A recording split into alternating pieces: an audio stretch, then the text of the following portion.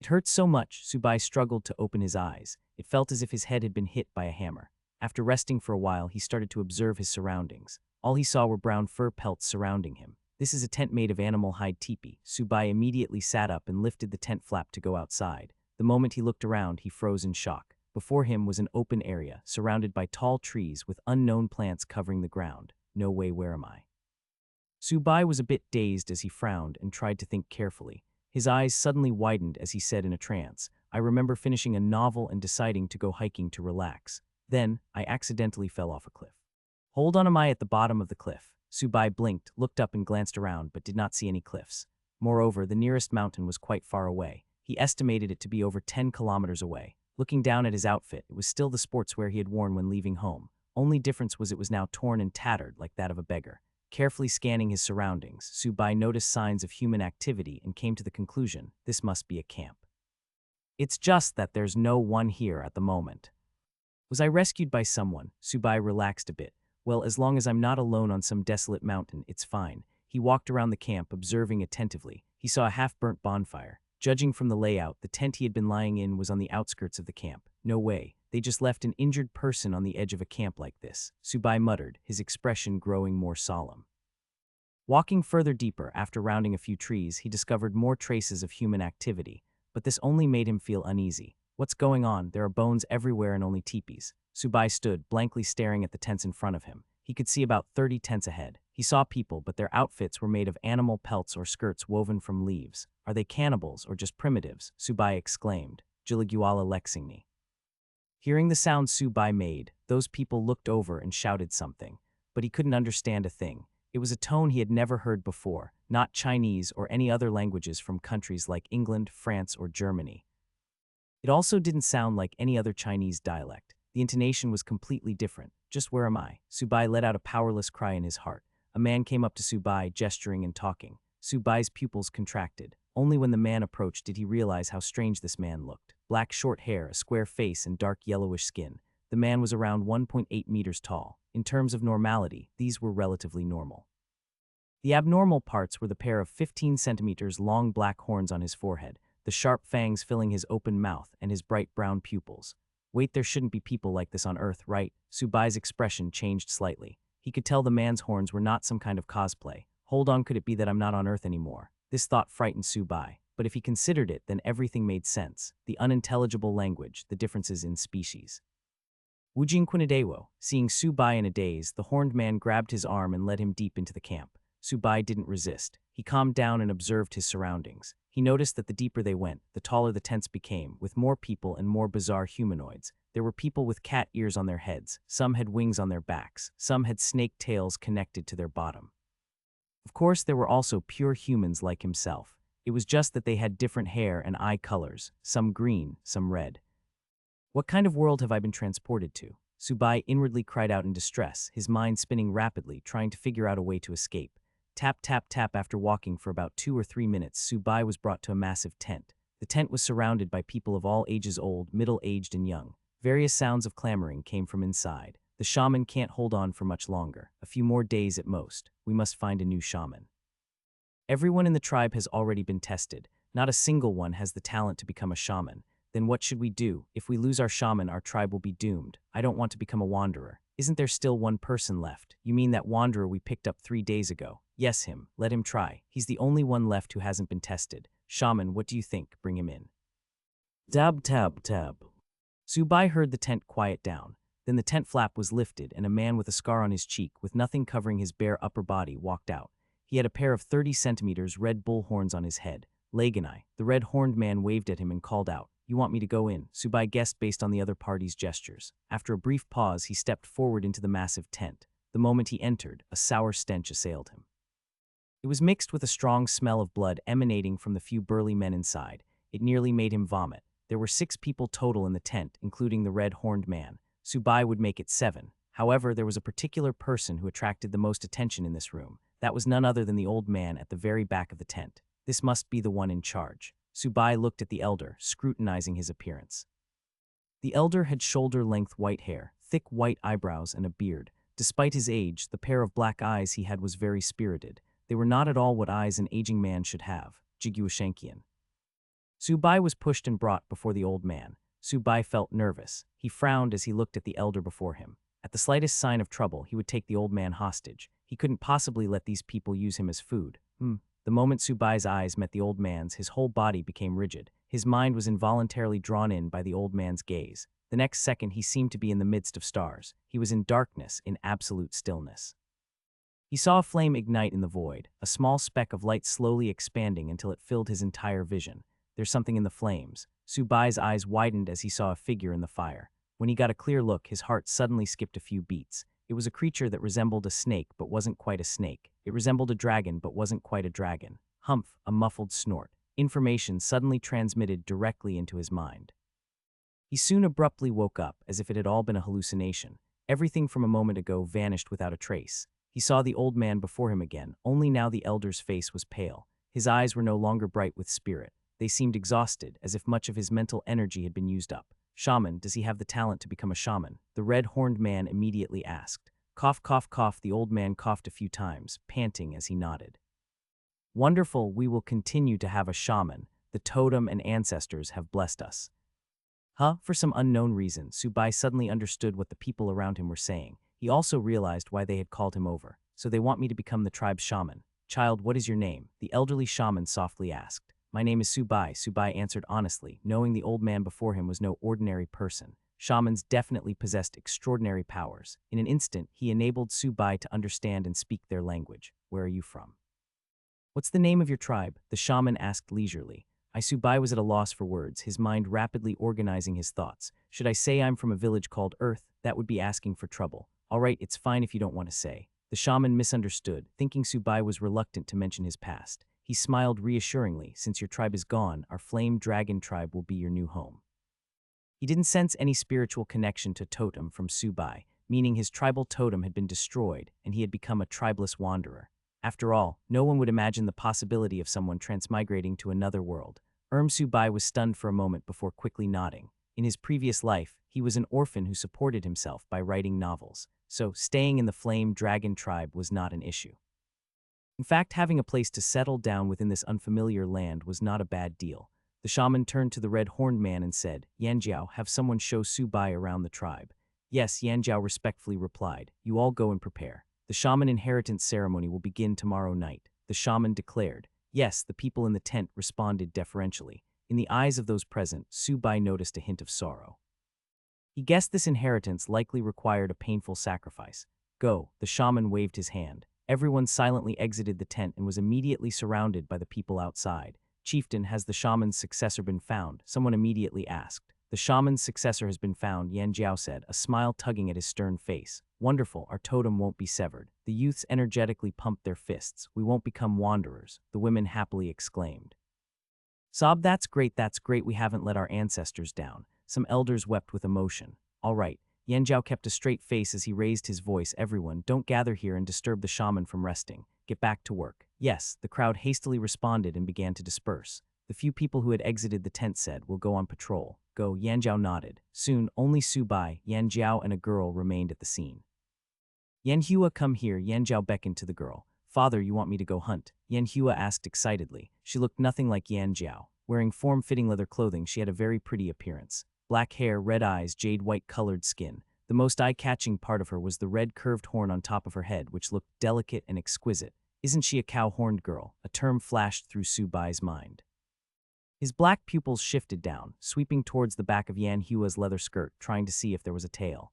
No, I need you to take the successor around and tour the tribe. Introduce him to the tribe's situation, Yan Jiao said with a stern expression. Okay. Yan Hua was stunned for a moment before quickly agreeing. Yan Jiao turned his head and politely said, Successor, if you have any requests, just tell Yan Hua. All right, Subai nodded. Call for me if anything comes up. Leaving those words, Yan Jiao turned around and returned to the big tent. He needed to discuss the tribe's future with the shaman, as well as the shaman inheritance ceremony. Successor, what's your name? Yan Hua glanced over and asked. My name is Subai, Subai said with a faint smile. What a strange name. Yan Hua raised a brow. She turned to walk ahead. She said in a clear voice, let me give you an overview of the tribe's situation. All right, Subai stepped forward to walk beside her. Our tribe is called the Flame Dragon Tribe, and our totem is the Flame Dragon. As for what it looks like, I can't really describe it well. Father will explain it to you when he has the time, Yan Hua said in a solemn tone. Okay, Subai thought of the dreamlike scene he saw earlier. Could the figure in the flames have been the flame dragon totem? In our flame dragon tribe, the current chieftain is my father. As Yan Hua said this, a sliver of resentment flashed through her red eyes. Her voice turned cold as she continued. Right now the tribe has a total of 72 people, with only 11 people left in the hunting team. But 15 days ago, our flame dragon tribe had 300 people and 32 in the hunting team. Her voice grew even more icy and filled with murderous intent, but the Black Snake tribe invaded our hunting grounds, ambushed our hunting team. They occupied our tribal ancestral land in the end. We had no choice but to relocate here. In other words, our enemy is the Black Snake tribe, Subai asked, slightly narrowing his eyes. He hadn't expected the Flame Dragon tribe to have such an enemy. That meant after he became the shaman, the Black Snake tribe would be his primary foe to deal with. Yes. Given the chance, we must take revenge and seize back our tribal ancestral land and all our hunting grounds, Yan Hua said through gritted teeth. Revenge will definitely be had, Subai calmly stated. Yan Hua turned her head in surprise to size up the man beside her. Her impression of Subai changed a bit, feeling a hint of satisfaction. After all, Subai was still a stranger in the tribe. He had only been with the Flame Dragon tribe for 3 days, much of which he had spent unconscious.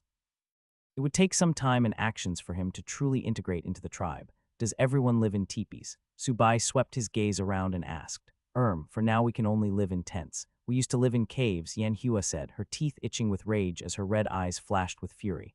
Subai was at a loss for words. Compared to the buildings on Earth, tents and caves didn't seem like very good dwellings places. As such a thought crossed his mind, a cold mechanical voice suddenly sounded, ding, integrating the Daily Assistance System 102070 ding. Daily Assistance System has been integrated successfully. As an author, he naturally knew of the fictional settings of a character having a system. It was precisely why he was so taken aback. Ding. Yes, the Daily Assistance System is at host service. Subai maintained his expression, glancing at the cow-horned girl beside him from the corner of his eye. He continued asking, what functions do you have? Ding. The Daily Assistance System currently only has a daily check-in function. Ding. Checking in each day grants a random assistance package, with a 1 chance of obtaining an intermediate-grade assistance package and a 0.1 chance of a high-grade assistance package. The system's cold mechanical voice rang out in succession in Subai's mind, ding. Checking in every month is guaranteed to yield an intermediate-grade assistance package, and checking in every year is guaranteed to yield a high-grade assistance package. Does the system only have low, intermediate, and high-grade assistance packages? Subai asked in his mind. Ding, higher-grade assistance packages will be unlocked 1 year after the host starts checking in. System, I want to check in, Subai ordered impatiently in his mind. Ding, check-in successful. Hearing this, a virtual calendar page popped up in Subai's view. It showed the first day's date already marked with the words, checked in.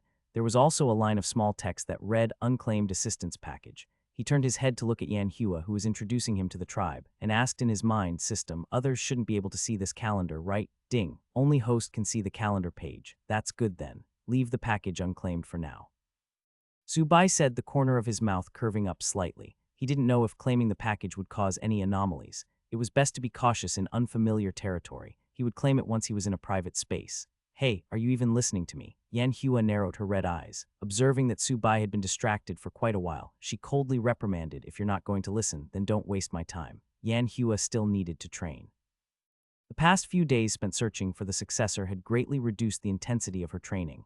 If this continued, it would be very difficult for her to become a totem warrior. Sorry, my head feels a bit dizzy. I had unintentionally zoned out, Subai apologized. I'll take you to rest. Yan Hua glanced at Subai's pale face. Remembering that he had been unconscious for 3 days, her icy expression immediately softened. All right, Subai's lips curled up slightly.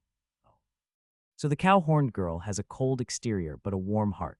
Let's go. Yan Hua strode towards the center of the camp, explaining, the shaman's tent and the chieftain's tent are in the middle of the tribe. She led Subai to the massive hide tent, then went around to the back. There were 2 tents here, with one smaller than the other. You'll stay in the left tent. The right one is my father's, Yan Hua said, pointing at the tents before them. Whose tent is this? Subai asked curiously.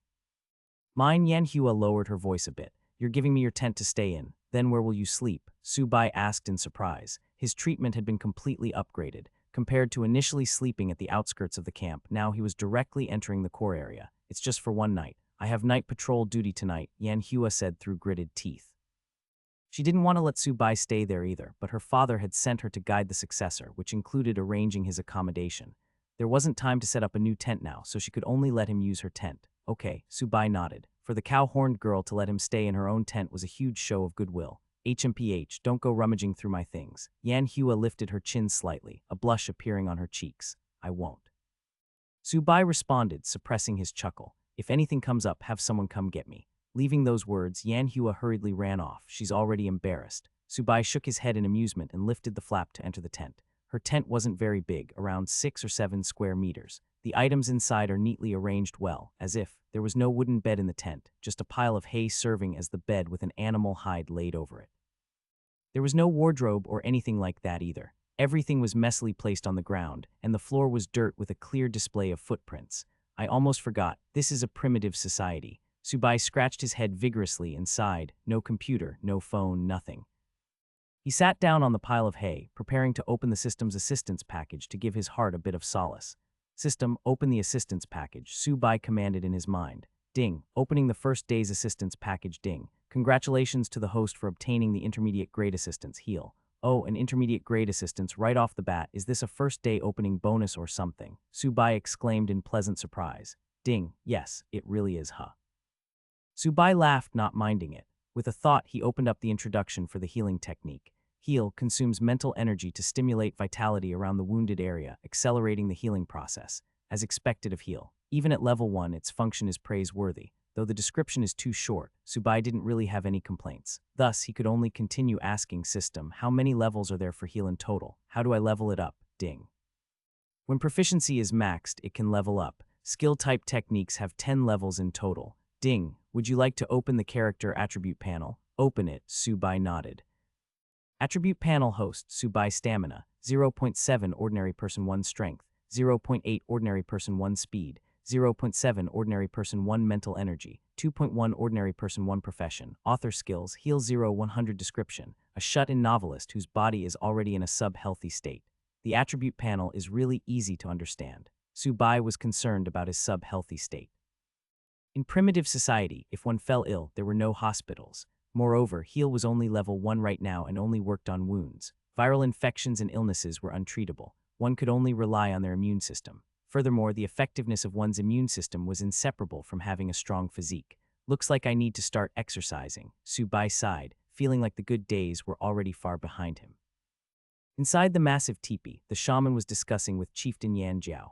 Shaman, can that child Subai really become the shaman? Yan Jiao asked with a solemn expression. The shaman was the mental and spiritual pillar of a tribe. A tribe could lack anyone but absolutely could not lack a shaman. And now the shaman position was to be handed to someone of unknown origins. For Yan Jiao, who had only assumed the chieftain role 15 days ago, the pressure was immense. The previous chieftain had already passed away, dying in the decisive battle against the Black Snake tribe 15 days prior. We have no time left. Children with the talent to become a shaman are too hard to find. The shaman shook his head and sighed. I can't hold on for much longer. If we don't quickly find a successor, there will be no one to perform the totem awakening ceremony. I won't be able to face our ancestors if that happens. Shaman, it's because of our lack of ability. Yan Jiao furrowed his brows tightly, his eyes reddening as he hoarsely spoke. We've made you exhaust yourself. If not for the shaman intervening in the battle against the Black Snake tribe 15 days ago, they wouldn't have had the chance to relocate the Flame Dragon tribe. It was precisely because of his intervention that the shaman had suffered serious injuries, damaging his vitality. At over 90 years old now, the shaman was unlikely to be able to hold on for much longer. Child, don't fret too much. How could I possibly just watch my own children go to battle? The shaman kindly raised a hand and patted Yan Jiao's arm. He looked up at the tent flap inside. We lost our tribal ancestral land. After I'm gone, the tribe will be relying on you all. We will definitely take back our tribal ancestral land, Yan Jiao said resolutely. First recuperate and multiply. You need to have more children. There are too few totem warriors. The shaman advised, you are the chieftain now, you can't be impulsive like before. You must think more for our people. I know I will change. Yan Jiao hastily promised. That child Subai is talented to be a shaman. He can even see the totem. As long as he is guided well, he can definitely awaken the totem in more people within our tribe. Our tribe will surely prosper. The shaman thought back to the test not long ago. To become a shaman, one had to have powerful mental energy and a sufficiently nimble mind to see the spiritual connection to the totem. Only then could one cultivate shaman powers. Yes, Yan Jiao said respectfully. At this time outside the tent, Yan Hua asked deferentially, Shaman, father, may I enter? Ah, Yan Hua, come in, the shaman said warmly. Yan Hua tidied her leather clothing before lifting the tent flap and entering. Upon seeing the shaman, she immediately bowed in salute. Yan Jiao asked, has Subai settled in? I've arranged for him to stay in my tent, Yan Hua obediently replied. Did you find out anything? Yan Zhao lowered his voice. No, there's a lot he's unwilling to say, Yan Hua said in distress. Just now when introducing the tribe to Subai, she had unintentionally asked some questions. However, they were all brushed aside with a change of topic. Shaman, could he be from the Black Snake tribe? Yan Zhao still felt uneasy. That child is not simple. Don't go prying into his past, the shaman warned. With age came wisdom. He could see from Subai's demeanor, attire, and complexion that his origins were extraordinary. The Black Snake tribe was unqualified to send someone like that to infiltrate their ranks, but Yan Zhao still wanted to say something. Investigating too much will make him feel alienated. What we need is a shaman. It is not to uncover his secrets. The shaman lightly waved his hand and softly continued. He doesn't give me the impression of being a bad person. That's more than enough. There was one point he didn't mention. Subai felt too pure. It was the kind of purity reflected in his bloodline, as if his whole lineage had never come in spiritual connection with a totem. Understood. Yan Zhao thought for a bit before promising, I will respect him the way I respect you. In the future you must protect Subai well. The tribe cannot be without a shaman, the shaman reminded again. I understand, Yan Zhao replied in a deep voice. If possible, have Subai marry and bear children early. Descendants of a shaman tend to be talented as well. That way we can cultivate more shamans. A hint of grief flashed in the shaman's eyes. His own son had also been a shaman, but he died decades ago in an assassination by an enemy tribe. Otherwise, the Flame Dragon tribe would have developed much more by now. I understand. I'll have Yan Hua interact with him more, Yan Zhao earnestly said. Huh. Yan Hua froze, her cheeks instantly flushing red. Raging with embarrassment, she cried out, Father, you said you'd let me decide my husband. Besides, I don't want to marry him. My other half has to be able to beat me in a fight. Among those your age in the tribe who can defeat you. Yan Zhao immediately put on a stern expression and chided with regret, you're already 19. If you don't find a husband soon, you'll be too old. Others your age already have children that are 3 or 4 years old. I don't want to get married, Yan Hua stubbornly declared. She didn't want some frail weakling as her husband. She wanted a man who could kill ferocious beasts with one punch. Only then would the children between their union be born strong, able to become totem warriors. Are you trying to anger me to death? Yan Zhao widened his eyes, a fiery red pattern surfacing on the skin over his heart. Father, I want to choose my own husband. Yan Hua refused to budge an inch. Even after seeing her father so mad that his totem mark appeared, she had no intention of yielding. Marrying you to the shaman is something many can only dream of. Why are you unwilling? Yan Zhao wanted to use his daughter to tie down Subai. That way the other party would truly become part of the tribe and he could really set his mind at ease. I don't want to. Yan Hua turned her head away, completely refusing. I'm not telling you to marry him now. I'm telling you to interact and get along with him. Yan Zhao began to reason. Father, don't try to trick me. Yan Hua pouted, thinking of what her friends had told her. What did interacting mean? As long as we interact, both parties' parents will forcibly marry us off and then chase us out to set up our own household. Yan Zhao's eyes twitched. His scheme had been seen through. The shaman interrupted the father-daughter dispute, laughing, all right, let the young handle their own matters. HMPH. Yan Zhao suppressed his rage and turned around to walk out. The future is really uncertain. Hey, the shaman shook his head, recalling his own youth. Back then, hadn't my proud wife also looked down on me? At dusk, as the sun set in the west, an excited howl resounded throughout the entire tribe. The hunting team is back. They sure run really fast. Hearing this, Subai lifted the tent flap to come out, only to see many people madly dashing towards the mountains. Yan Hua had at some point appeared beside him. She indifferently asked, how was your rest? Subai was startled. Seeing that it was the cow-horned girl, he quipped, do you not make any sound when you walk? Walking soundlessly is the most basic of skills for a warrior. The corner of Yan Hua's mouth curved. What are they all going to do? Subai changed the subject. After all, he hadn't started inheriting the shaman position yet. To welcome the hunting team's return. Do you want to go check it out? A hint of fanaticism flashed in Yan Hua's red eyes. Let's go take a look, Subai nodded. The two strode out of the camp. From afar, they could see a group of people gathered in front of a path, with shorter individuals tiptoeing to look. They're here, someone shouted. News of Subai being the successor had already spread throughout the tribe. Seeing him approach, everyone made way to open up a path. Yan Hua had an eyebrow raised as she quietly followed behind Subai as they came to the very front of the crowd. From a distance, Subai could see the trees shaking, as if being pushed by enormous creatures. The surrounding people widened their eyes, clenching their fists in anticipation. A few minutes later, 6 robust figures appeared in everyone's view. They were carrying beasts 2 to 3 times their size on their shoulders, looking like ants moving boulders. Wow, impressive, they hunted so much once again. The children cheered. Yay, those are red boars, right? The youths exclaimed in admiration. That's great. The kids won't have to go hungry. The women breathed sighs of relief. Fortunately, they all made it back safely. The elders set aside their worries. Subai quietly stood to the side, observing the reactions of those around him. Listening to everyone's discussions, he further understood the Flame Dragon tribe's circumstances. He turned his head and asked the cow-horned girl in a low voice, "Is the tribe very short on food?" Extremely. Yanhua nodded. Her red eyes were fixed fanatically on those massive beasts. She could already imagine the scene of returning from a hunt as a totem warrior. "You really want to go out and hunt?" Subai could see the longing in the cow-horned girl's eyes. "Of course, that represents glory to the tribe." Yanhua held her head up high. "Can you tell me about the tribe's food situation?" Subai rubbed his belly. He hadn't eaten anything all day. The tribe is severely lacking in food. Most of the meat is given to the totem warriors, with a small portion for the warrior trainees and children to eat. Yanhua's brows furrowed. She paused before continuing. "The women and elders occasionally eat meat, but they usually gather berries to eat. How many days will all this meat last?" Subai looked at the hunting team that had drawn near. "It won't all be eaten. Only half will be consumed. The rest will be dried into jerky and stored." Yanhua shook her head. "How many berries are gathered?" Subai asked. "Not many. They could only be picked from nearby. Places too far out are dangerous, so the women can't go there." Yanhua answered every question. Subai had a general understanding of the Flame Dragon tribe's food sources now. He followed up. "Do you know how to farm? Do you raise livestock? What is farming? Why raise animals? We already don't have enough to eat." Yanhua looked at the fair-skinned man before her in bafflement. How could he ask such silly questions? Heya Subai was at a loss for words, especially being amused by the cow-horned girl's gaze. "How can I explain? Do I need to raise a pig to show her? It would probably be killed and eaten in the middle of the night." Tap, tap, tap. A fishy stench assailed their faces as a muscular figure arrived before Subai and Yanhua. Subai frowned and looked over, seeing a dirty face that obscured the man's features. However, a pair of purple eyes was very eye-catching. He was at least 1.9 meters tall. Several pheasants with twisted necks hung from his waist. It was clear their heads had been wrung off. Boom. The man put down his prey and curiously asked, "Yanhua, who is he? Could it be your new husband?" "Horse not." Yanhua's face flushed red as she angrily retorted, "Uncle Kangxi, don't talk nonsense." "Oh, he's not." Kangxi blinked. He knew his niece Yanhua well. She wasn't someone easy to get along with. The boys her age had all been scared off by her beatings and didn't dare stand beside her. "His name is Subai. He's the shaman's successor." Yanhua rolled her eyes and hastily explained. Kangxi widened his eyes in pleasant surprise and loudly cheered, "That's great. We finally found a successor."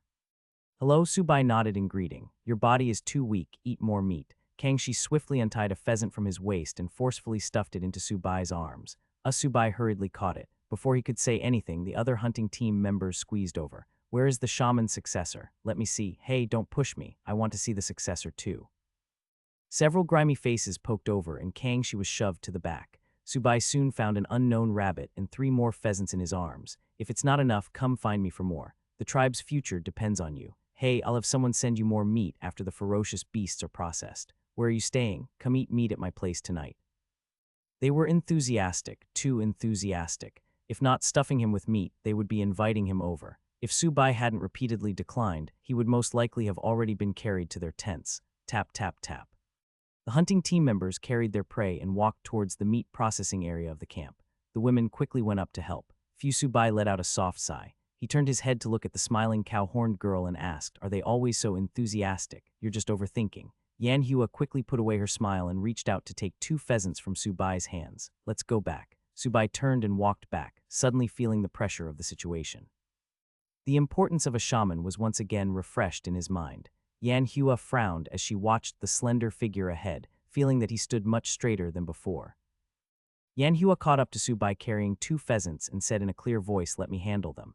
We'll dry any leftovers into jerky. No need, just leave me 1 pheasant. You can have the rest." Subai handed over the rest. "For me?" Yanhua was stunned. "Yes. In return, could you get me some seasonings?" Subai was really hungry. "Seasonings? Sure, I'll go get some for you." Yanhua furrowed her brows. She looked down at the pheasants and rabbits in her hands before turning around and quickly running off. "Hey," Subai called out as he watched her run off. He opened his mouth and sighed. "You didn't tell me where the kitchen is." Helpless, he could only bring the pheasant back to the teepee. The sun was already setting in the west. The teepee was dim and he could only fumble in the dark to look for a knife. Better light a fire first. After searching for a while, the sun completely disappeared and the teepee was pitch black. He had no choice but to give up looking for a knife. He lifted the door flap and saw bonfires everywhere in the tribe, many figures busily moving about, with the air permeating with the aroma of roasted meat. Wouldn't it be better to just borrow a fire and a knife from them instead of foolishly searching everywhere? Subai facepalmed and shook his head with a wry smile. "Looks like I need to change my lifestyle and quickly adapt to living here." He was used to living independently on Earth and rarely sought help from others, so his mind hadn't processed this new life. Subai went over to a bonfire and saw a group of people busy at work, using stone knives to process the wild game. Some people even threw unplucked pheasants directly into the fire to roast. This scene had a huge impact on him. It was wild, rough, and direct, vividly displaying how primitive they were. Do they only roast the meat? Subai scanned around and only saw roasting, no sign of anything boiled. Just as he was about to take a closer look, the 1.6-meter-tall bull-horned girl appeared, carrying a basin-sized stone pot. What's this? Subai was surprised by Yan Hua's strength. He peered into the stone pot and saw the prepared whole pheasants and rabbits quietly lying inside. This stone pot belongs to the shaman. He told me to bring it to you, Yan Hua said with pursed lips. For me? Subai asked in surprise. The shaman said that this thing would be given to you sooner or later, so giving it to you now is the same, Yan Hua said with a gloomy expression. All right then. Subai didn't refuse. You go back to your tent. I'll cook it and bring it to you, Yan Hua said in a clear voice as she carried the stone pot towards the bonfire. Subai paused for a moment, but followed behind the bull-horned girl and sat by the bonfire watching her bustle about. Yan Hua put the stone pot in the center of the bonfire, then got up and ran off. After a short while, she returned carrying a wooden bucket and poured some water into the pot. Nothing else happened. Yan Hua just obediently sat by the bonfire, blankly staring at the stone pot in the flames without any intention of doing anything else. What about the seasonings? Subai probed. As a reclusive orphan author, he was skilled in all manner of household chores, which included cooking. He naturally knew how to stew chickens and rabbits. Here, Yan Hua glanced around and carefully took out a finger-length wooden stick, or rather wooden tube, from her leather skirt pocket. It was plugged with a wooden stopper. What's this? Subai asked curiously. Salt. Yan Hua lowered her voice. Salt. Subai had a sudden realization. In this primitive society, salt was precious, unlike on Earth where one could buy a pack for 2 yuan at the supermarket. Take it. Yan Hua reluctantly handed over the salt, her red eyes stealing a couple glances. This salt wouldn't happen to be yours, would it? Subai frowned and asked. The tribe is already out of salt. Totem warriors can't be without salt. I can eat a bit less salt for now, it's fine. Yan Hua's voice was a bit low. As an author, Subai had to look up a lot of information and had researched the importance of salt. However, that was not for primitive societies. He initially thought everyone treated salt as seasoning. He now felt bad accepting it. After all, it was the bull-horned girl's cherished stash. You keep it. We won't use salt today. Subai handed the salt back. You don't want it. Yan Hua was stunned. Salt was in high demand. Even totem warriors treasured it. I don't want it. Subai shook his head and asked, where do you get your salt from? The hunting team trades for it from other tribes. Yan Hua tightly clutched the wooden tube and said in a clear voice, every 15 days, the spotted deer tribe hosts a market. Every surrounding tribe would go there to barter. How long until the next market? Subai's eyes lit up, thinking he could go take a look. Maybe he could find some familiar things. 10 more days, Yan Hua answered. Gurgle, gurgle, the water in the stone pot came to a boil and started bubbling. Wild game without seasonings is going to taste bad. Subai muttered to himself, eyes locked on the pheasants and rabbits rolling in the pot. Still, with his stomach about to rebel, if he didn't fill it with something soon, he was going to faint from hunger. It should be ready to eat. Yan Hua pulled out a palm-sized stone knife from her waist and gripped it with her small hand, preparing to stab the pheasants and rabbits in the pot. Let it simmer a bit longer. Subai quickly stopped her. It just started boiling and she wants to eat already. You're too impatient. It's not ready yet. Yan Hua turned her head and asked in confusion. Is this your first time cooking meat? Subai had an ominous feeling. Yeah, my mother always cooked it before. Yan Hua said matter-of-factly. The corner of Subai's mouth twitched. It's her first time cooking meat and she's this confident. Isn't meat supposed to be precious? This is how my mother cooks it. I can't be wrong. Yan Hua pouted. Let it cook for a while longer. The insides of the meat aren't done yet. Subai despaired. It's so hard to eat a meal here. With no seasonings, I don't know where to begin. Just like that, the two casually chatted. Over half an hour passed. During that time, Subai stopped the bull-horned girl 7 times from trying to fish out the meat to eat. Okay, it's ready to eat now. Subai poked the pheasants and rabbits with the stone knife and found the meat could be easily pierced through. You eat first. Yan Hua was being polite now. All right, Subai was starving. He cut off a chicken leg with the stone knife and skewered it on a prepared wooden stick. He handed the stone knife to the bull-horned girl before sitting down to eat the chicken leg. He blew on it, then impatiently took a bite. A light gamey flavor hit his taste buds, accompanied by the aroma and sweetness of the chicken. How is it? Is it good? Yan Hua squatted nervously beside him, red eyes staring at the chicken leg in Subai's hand. The taste is just as Subai was about to answer honestly, he saw Yan Hua's red eyes flickering with expectation. He was not a brick without emotions. He at least had some tact and was perceptive enough, so he changed his words. It's exceptionally delicious. The boiled meat has a subtle sweetness. Of course, it would be even better if some of the gaminess could be removed. Great, I knew I didn't cook it wrong. Yan Hua got the satisfactory answer and instantly straightened her back, feeling that cooking meat wasn't so difficult at all. Hurry and eat. Subai made a wry smile. Though this girl usually has an icy expression and looks to be quite mature, she actually has the temperament of a little girl that's a little too prideful. Then I'll eat. Yanhua first scanned the surroundings. Seeing no one was paying attention, she quickly went to the stone pot and used the stone knife to cut the meat. Subai finished a chicken leg in a few bites and watched the bull-horned girl's sneaky actions. He asked curiously, "You're really afraid of others finding out?" Yanhua hurriedly stuffed the meat in her hand into her mouth and glared with her red eyes, retorting, "I'm not afraid at all. After all, you were the one who told me to eat it." "Is it because of my identity?" Subai probed. Yanhua fell silent for a while before saying, "Everyone gave this meat for you to eat. I shouldn't be allowed to eat it." "It's fine, I told you to eat it." Subai waved his hand and looked at the meat in the stone pot, 2 pheasants and 1 rabbit. How could he possibly finish it all? Okay, that's what you said yourself. Yanhua ate the meat in big mouthfuls. Even when she got scalded, she was reluctant to spit it out. She slurped and exhaled. "It's so delicious. It's even tastier than what my mother cooks." 3 minutes passed. Subai was speechless, staring dumbfounded at the bull-horned girl. He turned his head to look at the 1 remaining pheasant in the stone pot. "Huh, why aren't you eating?" Yanhua's cheeks were bulging as she held rabbit meat in her hands, as if she hadn't eaten in 3 days. Subai cast aside his politeness and quickly stood up. Using a wooden stick, he fished out the remaining pheasant from the stone pot and started gnawing on it. He now understood that the restraint, courtesy, and yieldings he brought from Earth were useless in this primitive society. Politely declining would likely be taken seriously by others. It wasn't that he wanted to be rude, but that everyone was just that straightforward. 10 minutes later. Burp, Subai let out a full belch, his whole body feeling languid. With his stomach filled, he felt his strength had returned. Yanhua was picking her teeth and said disdainfully, "You eat so slow." Subai rolled his eyes, unable to refute. "Are you from a big tribe?" Yanhua suddenly asked. Subai was stunned for a moment, then shook his head in denial. "No, I come from a faraway place. If you don't want to say, then no need to." Yanhua got up and stretched lazily, her tone softening. "Go back and sleep. I'm going on patrol later." "Okay." Subai nodded, oddly glancing at the bull-horned girl. Why did it feel like she isn't as guarded against me as before? He took a half-burned stick from the bonfire, intending to make a small fire pit in the teepee. Otherwise, it would be pitch black and he probably wouldn't even be able to find the bed. "I'm leaving. Be careful on your patrol." Tap, tap, tap. Yanhua watched Subai's gradually receding back, the corners of her mouth slightly curling up. He eats meat so slowly. He must be from a big tribe that doesn't worry about food or clothing. Indeed, the attentive bull-horned girl sensed incongruity from Subai, as if he was from a different world than them. His behavior, tone, and such all felt out of place. So when she saw Subai eating meat in big mouthfuls, she felt a hint of affinity and less sense of unfamiliarity. Cracksizzle, the firewood under the bonfire, burned and snapped, causing the stone pot to suddenly flip over. Yanhua abruptly turned to look at the stone pot, staring blankly at it, then seeming to think of something. She looked down at the large pile of bones and scraps under her feet, glanced at the place Subai was sitting before, which only had a small pile of bones. She swallowed and hoarsely said, I seem to have eaten a bit too much. It's because he told me to eat. It's not my fault." Yanhua gave a guilty light cough and furtively glanced around. She quickly lifted her foot to sweep the bones into the bonfire, swiftly destroying the evidence. At this time, a shout came from the distance. "Yanhua, what are you doing? It's time to go on patrol." Coming. Yanhua responded guiltily. She lowered her head to see the bones had completely disappeared before feeling completely at ease.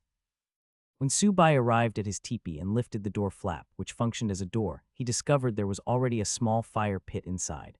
The pit was even surrounded by stones, and there was firewood not far away. He turned and exited the teepee, scanning the surroundings of the tribe. He noticed that a minority of teepees had fire inside. It seems only a small number of people get this treatment. Subai sighed. Class exists everywhere. It was just a matter of how obvious it was.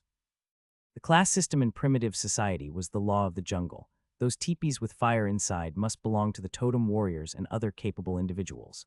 Subai entered the teepee and laid on the pile of hay. He tossed and turned. He found that he couldn't fall asleep. He laid on his side and stared at the fire pit. His mind wandered far away. "Tomorrow, I will receive the Shaman inheritance and become the tribe's shaman. This is basically making me the village chief."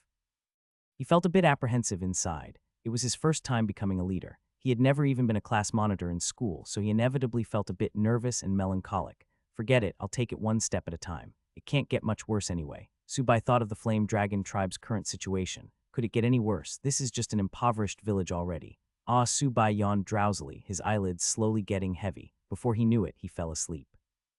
Over 10 minutes passed and the teepee door flap was suddenly lifted by someone. "He's asleep." Kangxi poked his head in to look, then stepped inside. His footsteps made no sound as they landed. Yan Zhao appeared outside the teepee at some unknown time and softly warned Kangxi, take the ferocious beast meat back. Don't disturb the successor.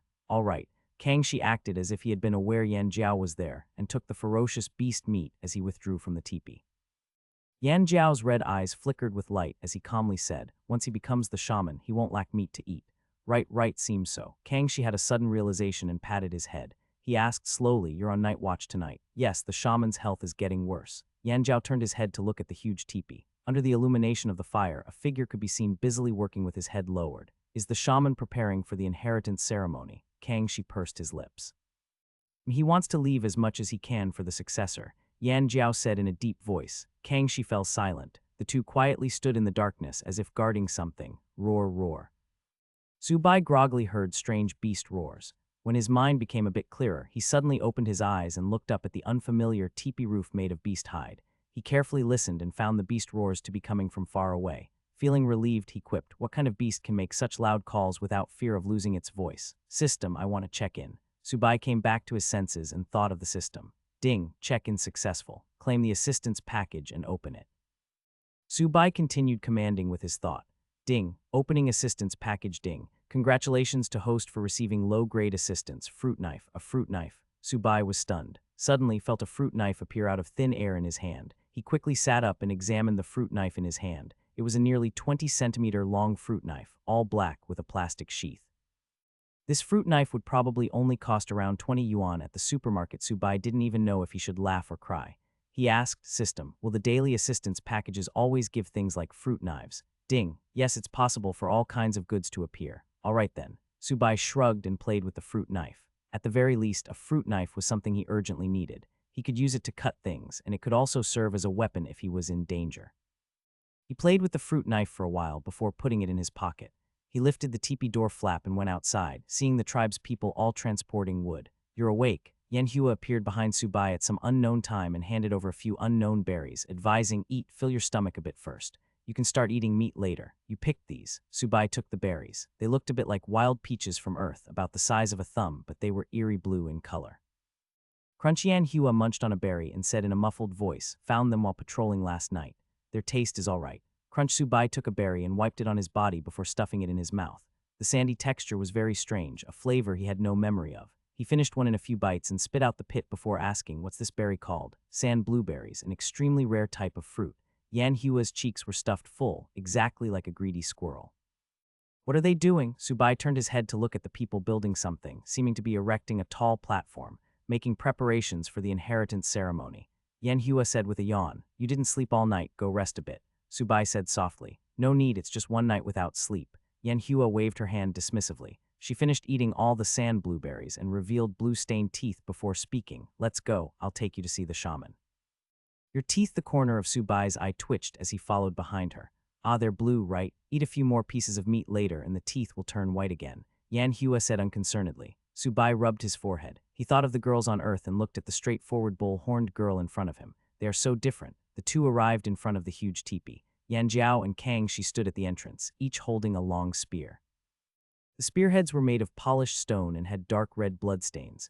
Go in, the shaman is waiting for you. Yan Zhao lifted the teepee door flap. All right. Zubai took a deep breath and stepped into the teepee. Entering the teepee, Zubai saw the shaman sitting on an animal hide, gazing at him with profound eyes. Sit, child. The shaman pointed to a spot in front of him. Shaman, Zubai politely called out and sat cross-legged on the animal hide. I know you have many questions. The shaman nodded, his aged voice continuing, I will tell you everything, then you can make your own decision. Okay, Zubai quietly nodded. You probably don't know what a shaman is, right? The shaman's slow pace made one involuntarily want to listen. Yeah, I don't. Zubai honestly shook his head. Then let me first tell you what a shaman is. The shaman straightened his back, stroked his beard, and said in a low voice, a shaman's duty is to protect the tribe, carry on the tribe's future, and point the way forward for the tribe. Shaman, how do you protect the tribe? Zubai asked. The power from the totem that is every tribe's foundation. The shaman said with a solemn expression, the shaman controls the totem inheritance. Only with a shaman can the totem mark on the totem warriors be activated. Shaman, what are totem warriors? Zubai directly asked what he had always wanted to know. Your elders didn't tell you what a totem is and what totem warriors are. The shaman was a bit surprised. No, they passed on when I was young. Zubai shook his head. From the time he could remember, he had grown up in an orphanage. Poor child, then let this old man bear the responsibility of your elders then. The shaman raised his hand and patted the back of Subai's hand, gently saying, "Totem warriors are the strongest people besides the shaman. The totems we believe in are all the essence of enlightenment passed down from our ancestors. Everyone possesses great potential. Their potential is tapped into with their chi. Totems are the manifestation of mobilizing their chi." The shaman slowly explained in an easy-to-understand way. Without a totem, people have no way to mobilize their chi, no way to bring out their potential. I understand. Subai instantly got it. To put it in a more understandable analogy, totems are akin to internal energy cultivation techniques. No matter how powerful someone was, without an internal energy cultivation technique, they were still just ordinary people. Shamans were the one who could pass down the internal energy cultivation technique. They were also the ones that guided the people on how to cultivate using said technique. That was why the shamans were so important. It's good that you understand. The shaman nodded in satisfaction, feeling reassured by Subai's flexibility and intelligence. "Shaman, can you tell me what exactly a shaman is?" Subai asked the question he had long wanted to know. "Don't be impatient, I will tell you everything." The shaman got up and walked inside the teepee, taking out a large chest from the corner. It was about 1 meter in length, width, and height. He placed the chest in front of Subai and slowly sat down, explaining, "This chest is now yours. Inside is part of the shaman inheritance. May I open it?" Subai politely asked. "Open it. It's a good opportunity to explain to you what a shaman is." The shaman waved his hand. Subai touched the chest and found it to be very smooth. Immediately after, he smelled the fragrance of wood, instantly feeling much more clear-headed. Just this chest alone was a treasure. It made him feel nervous, like when he checked for his college entrance exam scores. Click. Subai opened the chest lid with both hands, revealing a few items inside, with animal hide scrolls being the most numerous. These animal hides are written in shaman scripture, which only shamans can read. They contain secret techniques and more. These are all written by our flame dragon tribe's ancestors. The shaman said a bit reluctantly. "Shaman scripture." Subai doubtfully picked up a scroll and carefully unrolled it. He saw many marvelous patterns. Upon careful observation, he found the patterns to be moving. He furrowed his brows, trying hard to see clearly what these patterns depicted. After a good while, his mind felt very fatigued and his eyelids were about to close. "It's fine, you can't read the shaman scripture now." The shaman quickly stopped him. Subai took a deep breath and hurriedly rolled up the animal hide. Only then did his mind feel a bit clearer. Only after inheriting a shaman's power will you be able to understand the shaman scripture. The shaman shook his head and took out 3 palm-sized animal bone tiles from the chest. He introduced, "These are shaman bone tablets. Using your chi, blood, and shaman power, you can activate the shaman technique stored in these bone tablets. The production of these shaman bone tablets requires the use of shaman runes. Shaman runes are derived from variations of shaman scripture. Each type of shaman rune represents a kind of shaman technique. The shaman put down the shaman bone tablet and proudly said, "Our flame dragon tribe has 3 kinds of shaman runes, all passed down from our ancestors." "What are shaman techniques?" Subai widened his eyes, finally about to come into contact with this unknown power. "Shaman techniques are weird and mysterious." The shaman explained with a solemn expression, "There are many types of shamans. Poison shamans who specialize in using poison divination shamans, who can divine one's fortune healing shamans, who can treat injuries and illnesses and blessing shamans, who can increase the strength and speed of others." "Then what kind of shaman are you?" Subai asked curiously. "There are too many different types of shamans, and they are not fixed. It depends on what shaman techniques the shaman specializes in." The shaman shook his head, trying to explain clearly so Subai would not be misled. "I am more adept at healing shaman techniques and can also use some blessing shaman techniques." "I understand. I need to be wary of other shamans to avoid being schemed against." Subai said so thoughtfully. "Child, you are truly intelligent." The shaman admired, but also felt a tinge of regret that Subai had appeared so late. The next second he continued to explain, "The materials and production methods for making shaman bone tablets are all recorded on the animal hides. The origin of the materials and how to obtain them must be kept secret. This is the foundation of the tribe." With no time to teach him step by step, he could only share the key points, afraid that if Subai was misinformed and slightest careless, it would spell the doom of the entire flame dragon tribe. "I will remember it well," Subai responded earnestly. "Now that we've talked about shaman matters, let me share with you the tribe's situation." The shaman spoke without pause. "Our flame dragon tribe only has 72 people now. In the future, you need to have the tribe's people give birth to more babies. There are too few people in the tribe." As he spoke, his eyes reddened. Thinking of the tribe's children who had died, his voice became hoarse. "Our flame dragon tribe ancestral land has been taken by the black snake tribe. They are very powerful. If they track us here, immediately order the tribe to migrate. I won't rashly confront them head on. If there's a chance, I will definitely take back the tribe ancestral land." Subai nodded his head, making a vow to the kind old man before him. That's good. You are a smart child, not impulsive and slow-witted like Yan Jiao and Kangxi. The shaman happily grinned, revealing only 3 teeth left in his mouth. Cough, cough, cough. At this time, coughing fits came from outside the teepee. Clearly Yan Jiao and Kangxi had heard the conversation inside. Kangxi joked, "Hey Yan Jiao, the shaman said you are too impulsive." "Shut up," Yan Jiao angrily shouted. "Ignore them." The shaman shook his head helplessly and continued, "Yan Jiao is the tribe's chieftain. If anything comes up, you can ask him. As for Kangxi, he is the hunting team's leader. You would need to seek him out if you need to obtain some of the materials for the shaman bone tablets. Those of the hunting team are all totem warriors. They are the pillars of the flame dragon tribe. If you have any matters you can't decide on, you can consult them. Also, you're not young anymore. Find a wife and have a baby soon so the shaman inheritance has a successor." The shaman went more and more off topic as he spoke. "I think Yan Hua is quite good. She is the prettiest in our tribe and the strongest of the younger generation. You can have her be your shaman priestess to take care of your daily life." The corner of Subai's mouth twitched, but he didn't have the slightest bit of impatience. Instead, he felt it was very heartwarming.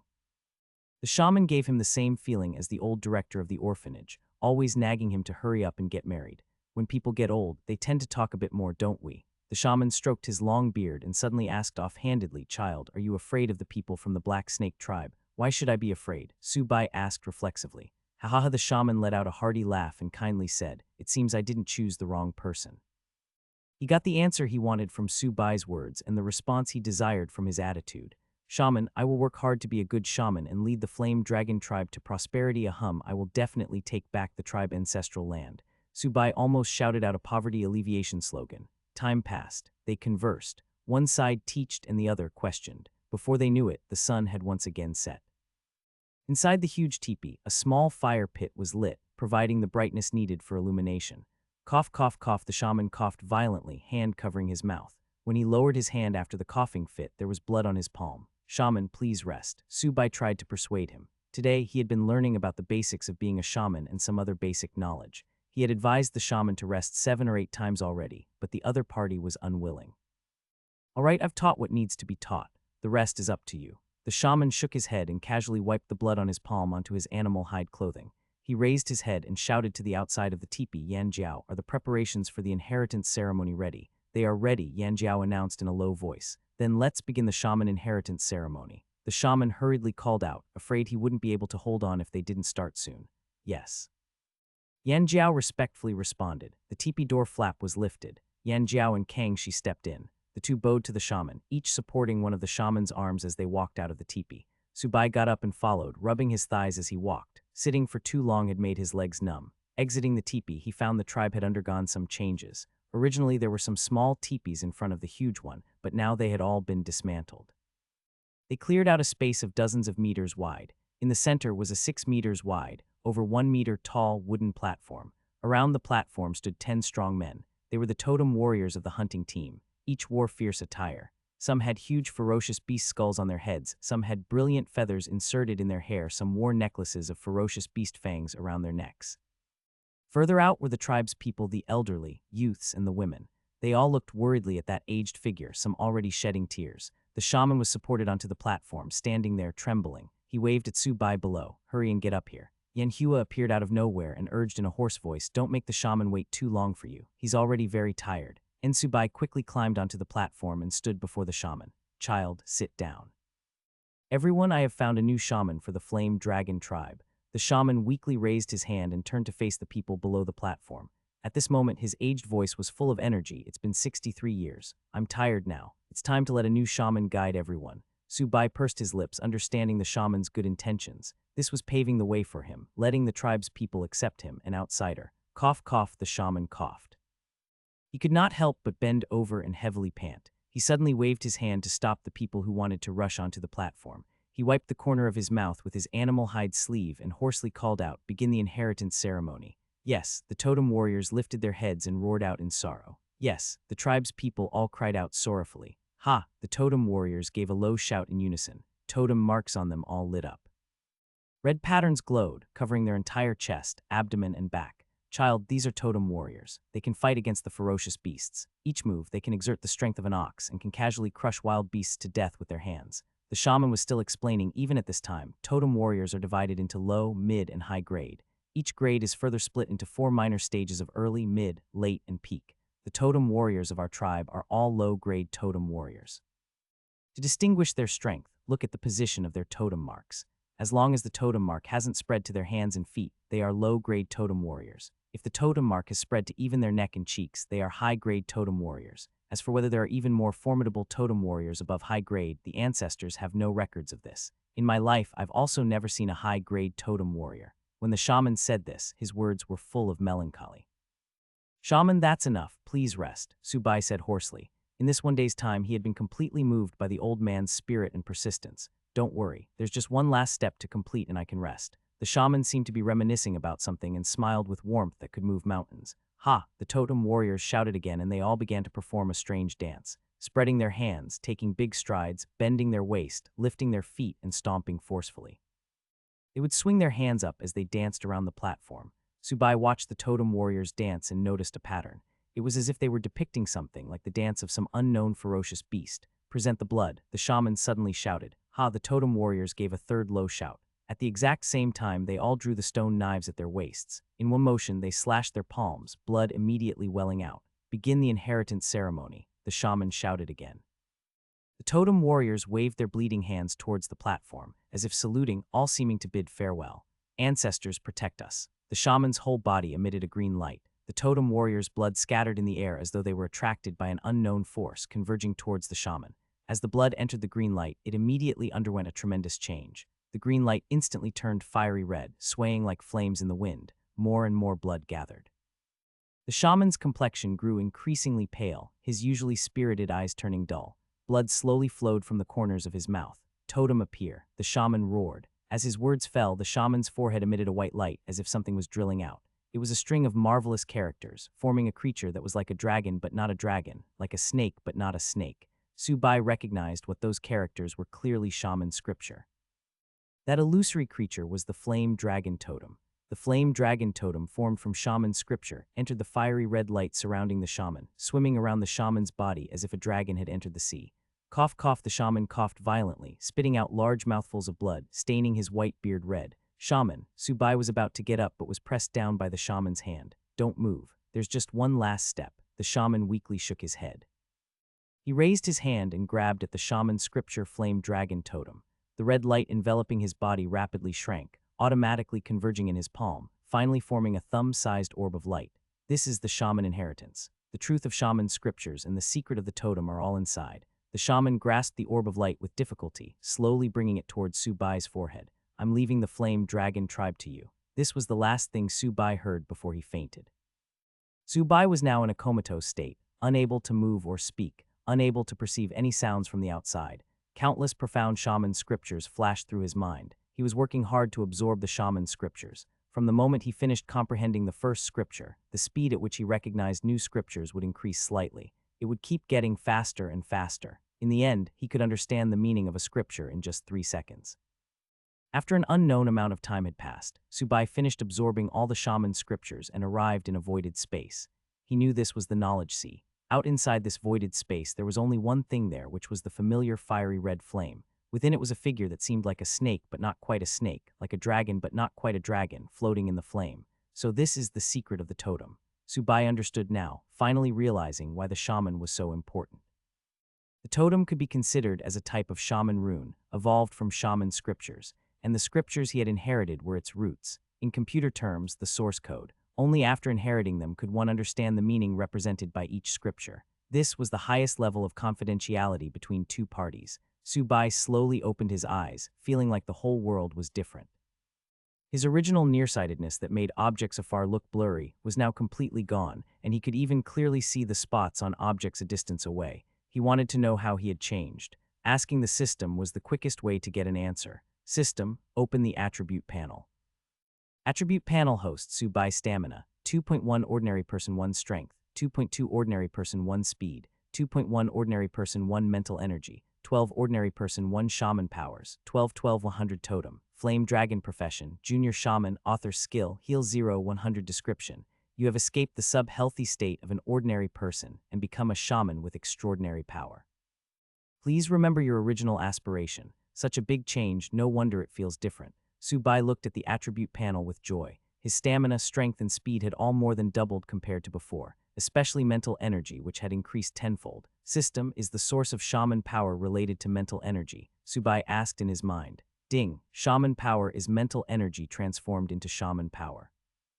The skills host activates from the system package also consumes mental energy. The system quickly gave an answer, so that's how it is. Subai understood. Shaman techniques use shaman powers while skills used mental energy. He had fainted that night and it was now the morning of the next day. In other words, he could check in again. System, check in and claim the assistance package. Subai said in his mind. Ding, check-in successful, obtained a daily assistance package. Open it. Ding. Congratulations, host, for obtaining the low-grade assistance, a book on linen weaving techniques. Oh, Subai immediately sat up and looked at the blue-covered book that appeared out of thin air in his hand. The cover had a few traditional Chinese characters, linen weaving techniques. He flipped open the book and immediately commented, "This book looks to be quite ancient, but it's written in modern, simplified Chinese. Still, this book had just arrived on time. The people of this tribe will have clothes to wear now." As Subai flipped through the book, he discovered the techniques were all ancient techniques, not needed modern technology. In short, a guide to completely handmade linen weaving. In the tribe, only a small number of people had animal hide clothing. Even the totem warriors only had animal hides wrapped around their lower bodies, while the women received a bit of animal hide to cover their upper bodies. They had to use dried grass to weave skirts for their lower body. As for the children, many were naked. Only those like Yan Hua, a future totem warrior, would receive a full set of animal hide clothing. Of course, Yan Jiao's status in the tribe likely played a factor. However, Subai felt most of the tribe's animal hides were probably used to make tents, resulting in a lack of clothing for the people. After all, a place to live was more important. "Successor, are you awake?" Suddenly a shout came from outside the tent. "I'm awake." Subai hurriedly rolled up the book and stuffed it into his pocket. Door flap was lifted open and Yan Jiao and Kangxi stepped in. "How is the shaman?" Subai quickly asked. Yan Jiao bit his lip and shook his head, saying he was tired, so the ancestors took him away.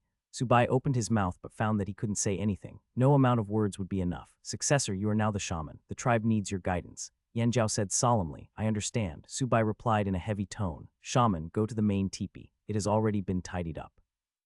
Yan Jiao said, stepping aside. "All right." Subai did not refuse. The tribe needed their leader in the main teepee to steady the people's hearts. He got up and stepped out of the tent, with Yan Jiao and Kangxi following behind him on the left and right, as if supporting him.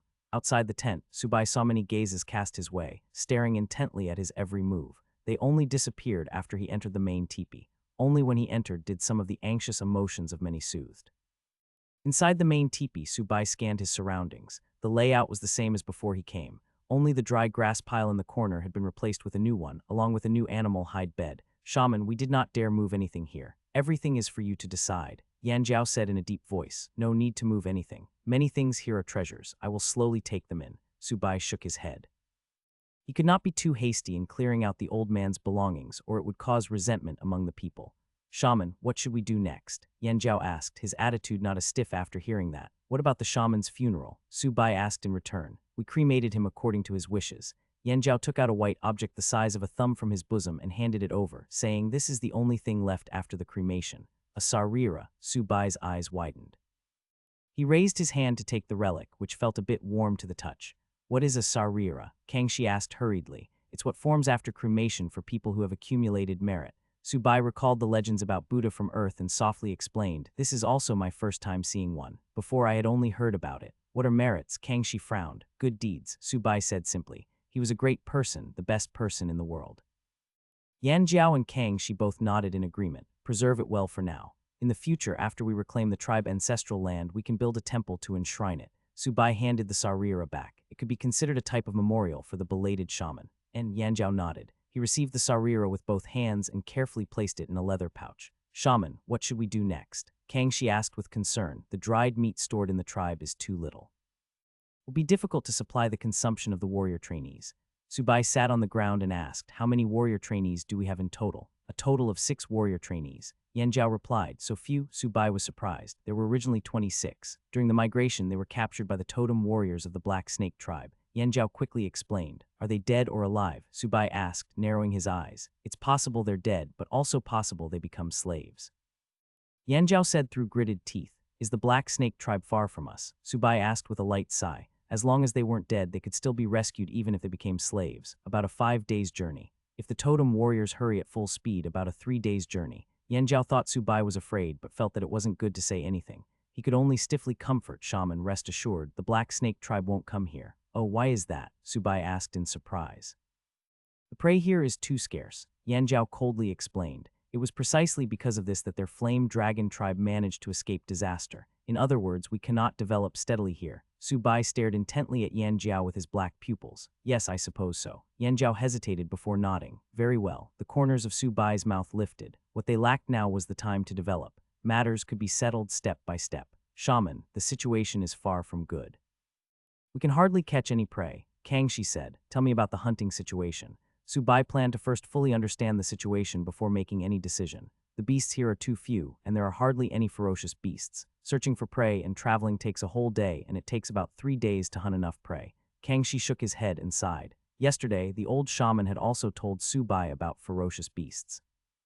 They were also divided into ranks: mixed blood ferocious beasts, pure blood ferocious beasts, ancient blood ferocious beasts, and king blood ferocious beasts. Things like wild chicken, wild rabbits, and wild boars all counted as normal beasts.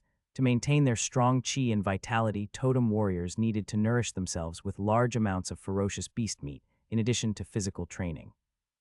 After thinking for a bit, Subai asked, the dried meat we have stored now, how long can it last our tribe? For everyone in the tribe? Yanjiao asked. Of course. In the future, I want everyone to be able to eat meat until they're full, Subai said very earnestly. Yanjiao and Kangxi both fell silent. They looked at their tribe's newly appointed shaman like he was a madman. How could he say such foolish words?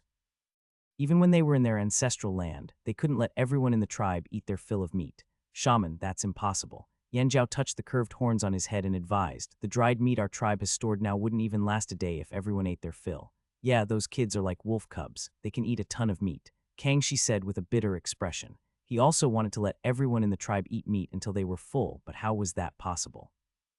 Just relying on their hunting team, consisting of only 6 totem warriors, they would die of exhaustion before accomplishing that. Relying on pure hunting alone definitely won't work. Subai shook his head. With the tribe's current number of totem warriors, even doubling that number might not make it possible to avoid the worries of food and clothing. Furthermore, it took too long to train a totem warrior, and required nourishing them with large amounts of ferocious beast meat and blood. Rapidly increasing their forces was impossible at this stage.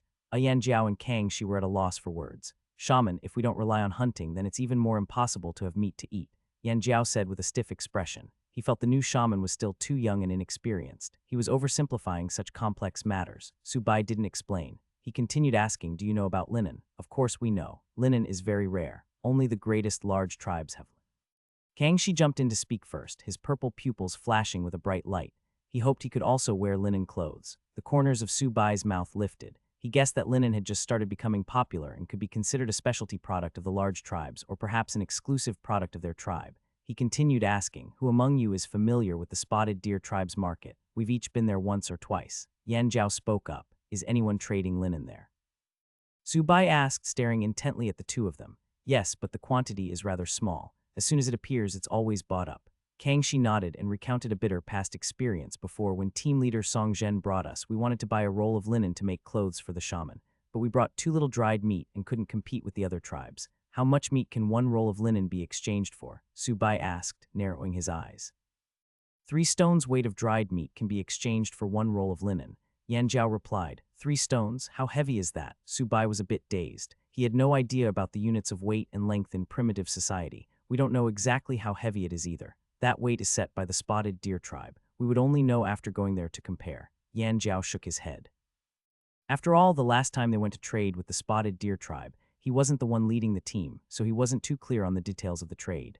Then what about the size of the stones? You should at least know how big they are, right? Subai pressed on. He had to understand the weights used in trade in order to calculate if it was worth trading and prepare the right quantities. 1 stone is about the size of Kangxi's body.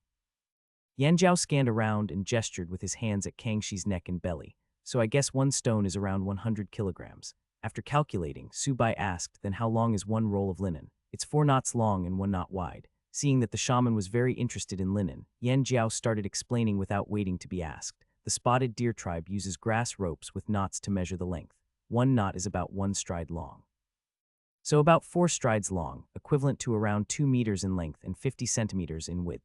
Now Subai fully understood. He was taken aback. 1 roll of linen of only 2 meters long could actually be exchanged for 300 kilograms of dried meat. Isn't this too much? I guess that just shows how profitable monopolies are. Looks like we'll have to make a fortune quietly without attracting the attention of the large tribes, Subai muttered to himself. The Flame Dragon tribe was still too weak. They could only strategically develop. They had to at least wait until they could contend against the large tribes before it would be the right time to reveal themselves. Shaman, what should we do next? Yan Jiao repeated this question. The totem warriors could not remain idle. They were waiting for the shaman's instructions on what to do next, whether to go hunting or to go look for materials to make shaman bone tablets. The dried meat we have left, how long can it last our tribe if we are conservative? Subai looked at the two with his deep black eyes. Yan Jiao felt a bit uncomfortable being stared at. It was as if his mind was being seen through. He lowered his head to think for a bit before opening his mouth. If we eat sparingly, it's enough for the tribe for 15 days. 15 days, that's enough. Subai breathed a sigh of relief and put on a solemn expression. Kangxi, just in case of any unexpected changes in the plan, take the hunting team out for another hunt. Yes, Kangxi felt relieved to have something to do. Yan Jiao's expression changed. He hurriedly asked Shaman, are you planning something? I know of a way to weave linen, Subai said calmly. How is that possible? Yan Jiao's eyes widened as he looked at the young shaman in disbelief, trying to see any change in his expression. A way to weave linen. Kangxi was a beat slower. His purple eyes slowly widened as he cried out, Shaman, you're not joking, right? Do I look like I'm joking? Subai rolled his eyes and impatiently stated, I don't have that much time to mess with you guys. Having just taken on the position of shaman, he had a ton of things to take care of, especially not understanding anything about the tribe. These were really headache-inducing matters. Shaman, you really know how to make linen. Yan Jiao stepped closer, his red eyes wide open. His breathing had got much heavier and his hands were even trembling. Yeah, it's not that hard. Subai nodded. Originally, the specialty product he planned to make was not linen.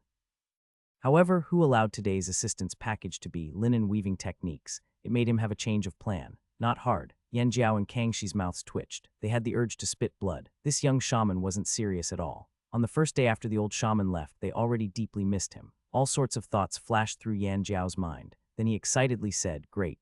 As long as we have linen, we can definitely develop into a large tribe like the Leafy Hemp tribe. Leafy Hemp tribe, linen is produced by that tribe. Subai asked curiously.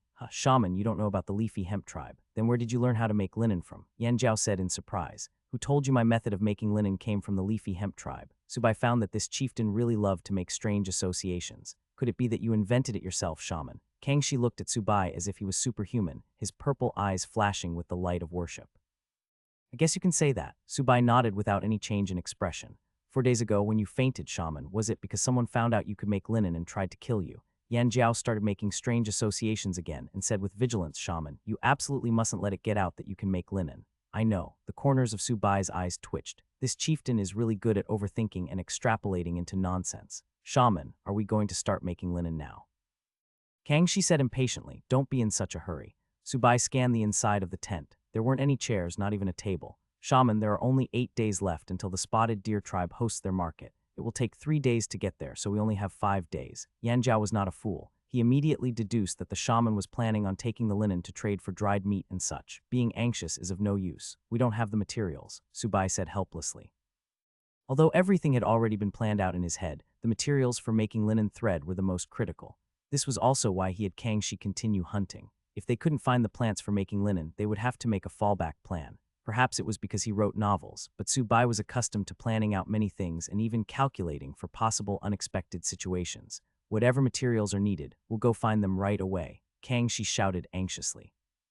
No need, you lead the hunting team to go hunt. Subai shook his head, but Kangxi still wanted to try to witness the birth of linen. Linen was really too mysterious. Kangxi, Yan Jiao interrupted in a low voice, the tribe still has me here. He remembered the old shaman's words well to respect the new shaman like he respected him. In that case, he had to uphold the shaman's instructions. Sorry, I got too excited. Kangxi lowered his head in embarrassment. Kangxi, while hunting, you can look for plants to make linen, Subai said in a placating tone. What kind of plant does it look like? Kangxi asked hurriedly. I don't know if there are such plants nearby. Subai frowned in thought and explained, I'll describe the plant's characteristics. You guys can find some plants and try them out. Please tell us. We'll remember. Yan Jiao and Kangxi focused all their attention in trying to remember. The stalks of the plant for making linen are not very thick, about the size of a thumb. The stalks can be easily torn into thread-like strips. The finer the better. Subai described the characteristics of linen fiber. He was afraid that the plant species in this primitive world might be different from Earth, so he didn't give them the name of plants like Rami from Earth. They would waste too much time searching for them. It It was better to just conduct a large search, with descriptions of the necessary conditions for the material. The stalks can be easily torn into thread-like strips. Yan Jiao and Kang Shi frowned in thought. Go. Only after finding the linen-making materials can we start making linen, Su Bai said helplessly. Even the greatest wife can't cook a meal without rice. Yes, Yan Jiao and Kang Shi turned and dashed out of the tent. Linen would be the key to the tribe's rise. Neither of them felt at ease in trusting this to anyone else. They could only lead their teams to keep an eye on it themselves. They sure are really driven. Su Bai laughed as he watched the swaying door flap. He turned his attention to the inside of the tent. He started tidying up the tent, sorting out the useful things by category. He even found a few wooden boxes made of ordinary wood. These things should be the shaman's normal collection. Su Bai opened a box. Inside were many strange and unusual items: stone fragments engraved with broken shaman runes, bone pieces from unknown ferocious beasts, and some high-quality animal hides. What's packed inside this? In the corner of one box, he discovered a wooden tube. He carefully took it out. After pulling out the wooden stopper, he found it contained a black liquid. Could this be ink? Su Bai guessed and was excited. However, since no one was there to tell it what it was, he could not be certain. He helplessly put the wooden tube away and sighed. Seriously, the shaman didn't even leave behind an assistant or a guide. Su Bai scanned the messily searched tent and decided he had to find an assistant. Ordinary trivial matters could be left to the assistant to deal with. He picked up a roll of animal hide and found a few pieces of charcoal. He soon stepped out of the tent to go find someone. You're here. After leaving the tent, Su Bai immediately spotted a girl with horns standing in the shadow of the tent. Being able to detect Yan Hua's figure in advance was impossible for him before. But after becoming a shaman, he could vaguely sense when someone was nearby. Yan Hua blanked for a moment. She had just been about to quietly approach, but was seen through by Su Bai. It had ruined her fun. She raised her head to look at the black-haired, black-eyed new shaman before her. Her red eyes met his black eyes and were involuntarily attracted by his deep black pupils. It felt as if her mind was about to be sucked in. What are you spacing out for? Su Bai waved his hand. Yan Hua was startled awake. She hurriedly lowered her head, her previous arrogance gone. She felt very surprised in her heart. The feeling Su Bai gave off was the same as the feeling the old shaman gave her, full of mystery and of unfathomable depth. Are you sick? Su Bai looked at how abnormal she was acting in bewilderment. He couldn't help but step closer and reach out to feel Yan Hua's forehead. Yan Hua was taken aback. Noticing the hand placed on her forehead, the cold sensation transmitted from the palm made her face instantly flush red. What are you doing? She retreated back, flustered, speech completely incoherent. I won't submit to you. Su Bai held up his hand and rolled his eyes. He impatiently asked, what nonsense are you spouting? Besides, I don't like forcing others. After saying that, Yan Hua didn't know how to respond. She felt lost and awkward. All right, I was looking for you because I have something to discuss. Su Bai didn't let her feel too embarrassed and gave her a way out. What is it? Yan Hua hurriedly composed herself and cheered on herself in her heart. You're someone who's going to become a totem warrior. You need to steady yourself. Right now, how many people are left in the tribe? Su Bai asked. Not many people are left. Father just took a lot of people into the forest, and Uncle Kang Shi also took the hunting team to go hunting. Yan Hua said with a frown. Then why didn't you go? Su Bai asked curiously. Yan Hua glanced at Su Bai and said in a small voice, Father had me guard outside the tent, so the shaman would have someone to order around. Oh, then who did the previous shaman used to order around? Su Bai's eyes lit up. Finding the person the previous shaman ordered around meant he would have a ready-made assistant. Dead, killed while escorting the shaman away during the battle against the Black Snake tribe. Yan Hua's red eyes dimmed. Is that so? Su Bai sighed. The Black Snake tribe had killed off 7 or 8 out of 10 of the Flame Dragon tribe's pillars. This is truly a blood feud. Shaman, do you have any orders for me? Yan Hua asked. She had still been too young before, but she had always wanted to be directly ordered by the old shaman to do things. Now she was taking on the job she wanted. Help me find a girl who's quick-witted and hardworking. Su Bai listed out the requirements for an assistant. Is the shaman looking for a shaman priestess? Yan Hua's expression turned unnatural. She recalled father pushing for her to become a shaman priestess before. What's a shaman priestess? Su Bai tilted his head and asked. It's a woman who tidies up the shaman's household, relaying instructions and such. Yan Hua's cheeks reddened. There was one thing she didn't say: if a shaman priestess gained the shaman's favor, she could even become his wife. Moreover, the shaman priestess's status in the tribe was very high. Besides the shaman, chieftain, and hunting team leader, there were few people with higher status than the shaman priestess. So that's what a shaman priestess is. Su Bai understood and said affirmatively. Then I want to find a shaman priestess to help. Do you see anyone suitable in the tribe? I know someone. Yan Hua stammered. If she couldn't become a totem warrior, she wouldn't be able to avenge her good friend, Sha Lan. If she passed on, Sha Lan would definitely mock her. Sha Lan, her good friend, was a girl whose strength wasn't much worse than hers. Her name came from the sand blueberries, her favorite fruit. Are you alright? Is that person hard to find? Subai could see that Yan Hua had something on her mind. Otherwise, she wouldn't be so conflicted. It was obviously written on her face. She would sometimes frown, sometimes pout, and after a while grit her teeth. No, she's not hard to find. That person is my good friend. Yan Hua's red eyes flashed before she finally tossed out her other close friend.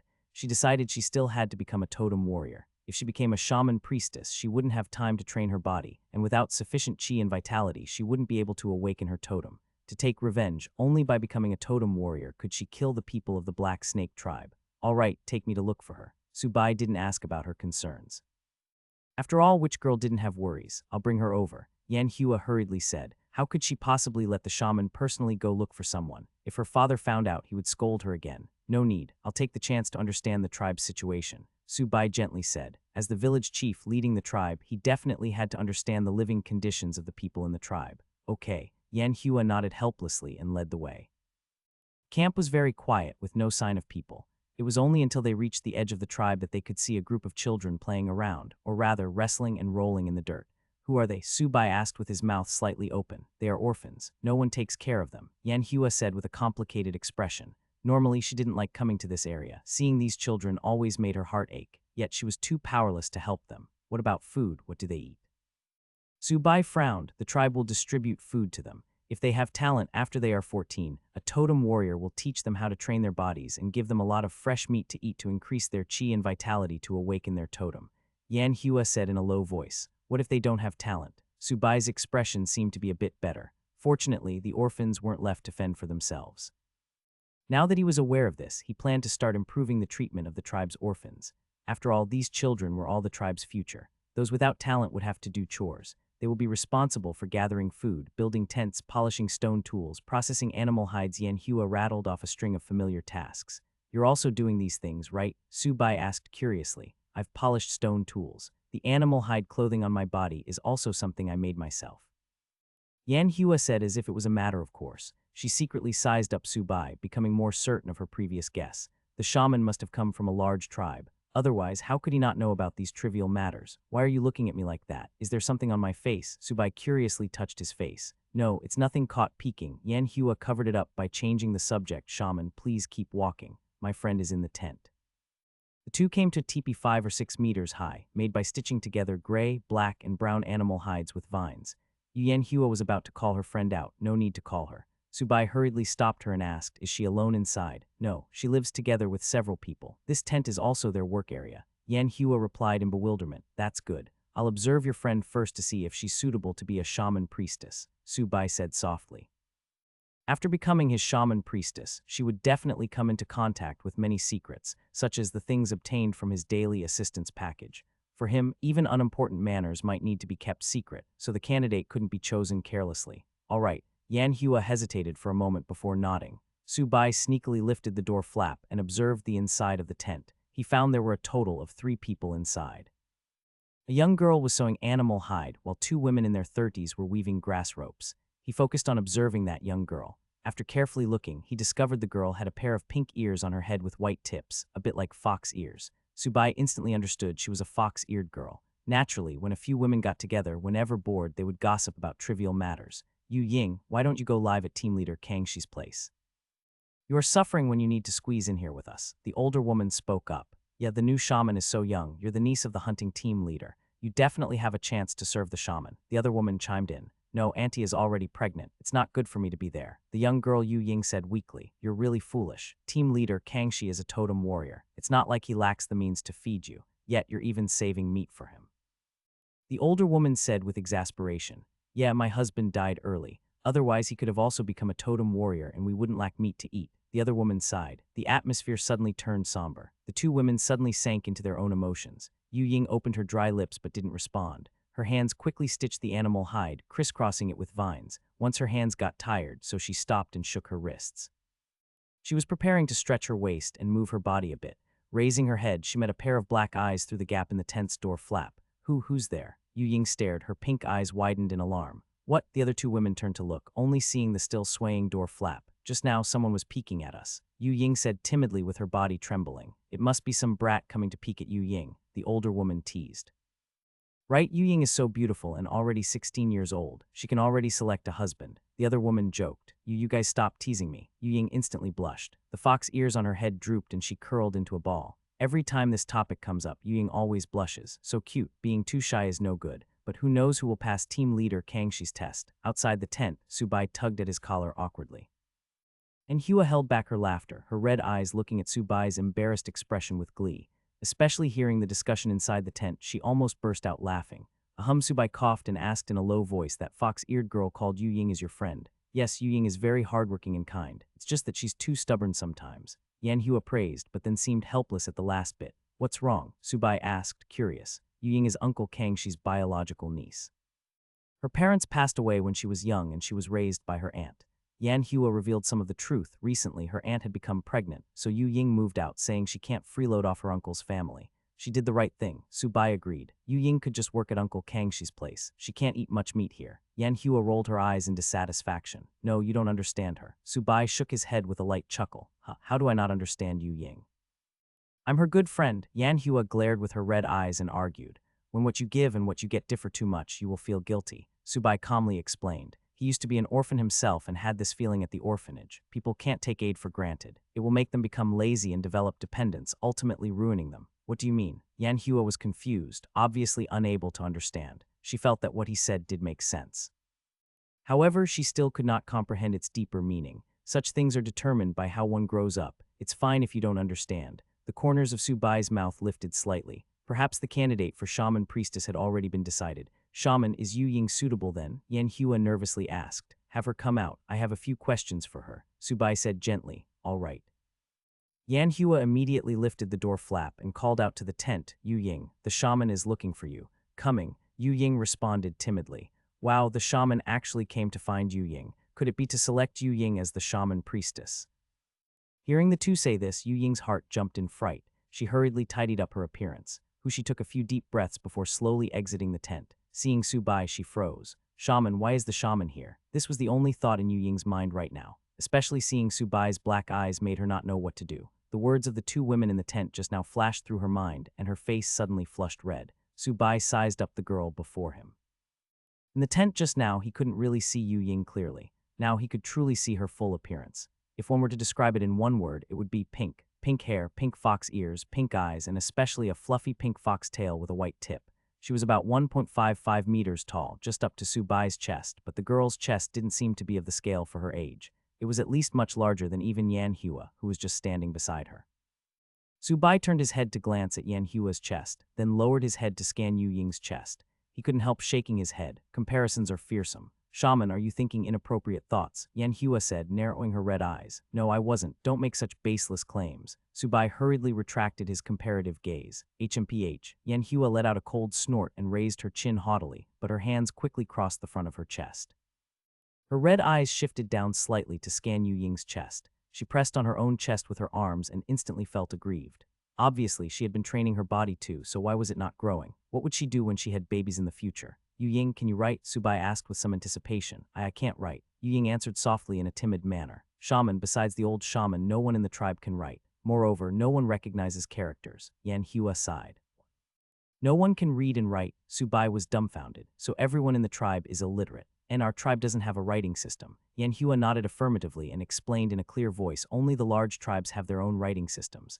We don't have anyone to teach us how to read and write. You mean the writing systems differ between each large tribe? Subai asked in a hoarse, exhausted voice. Yes, Yan Hua responded crisply. The corners of Subai's eyes twitched. Damn it.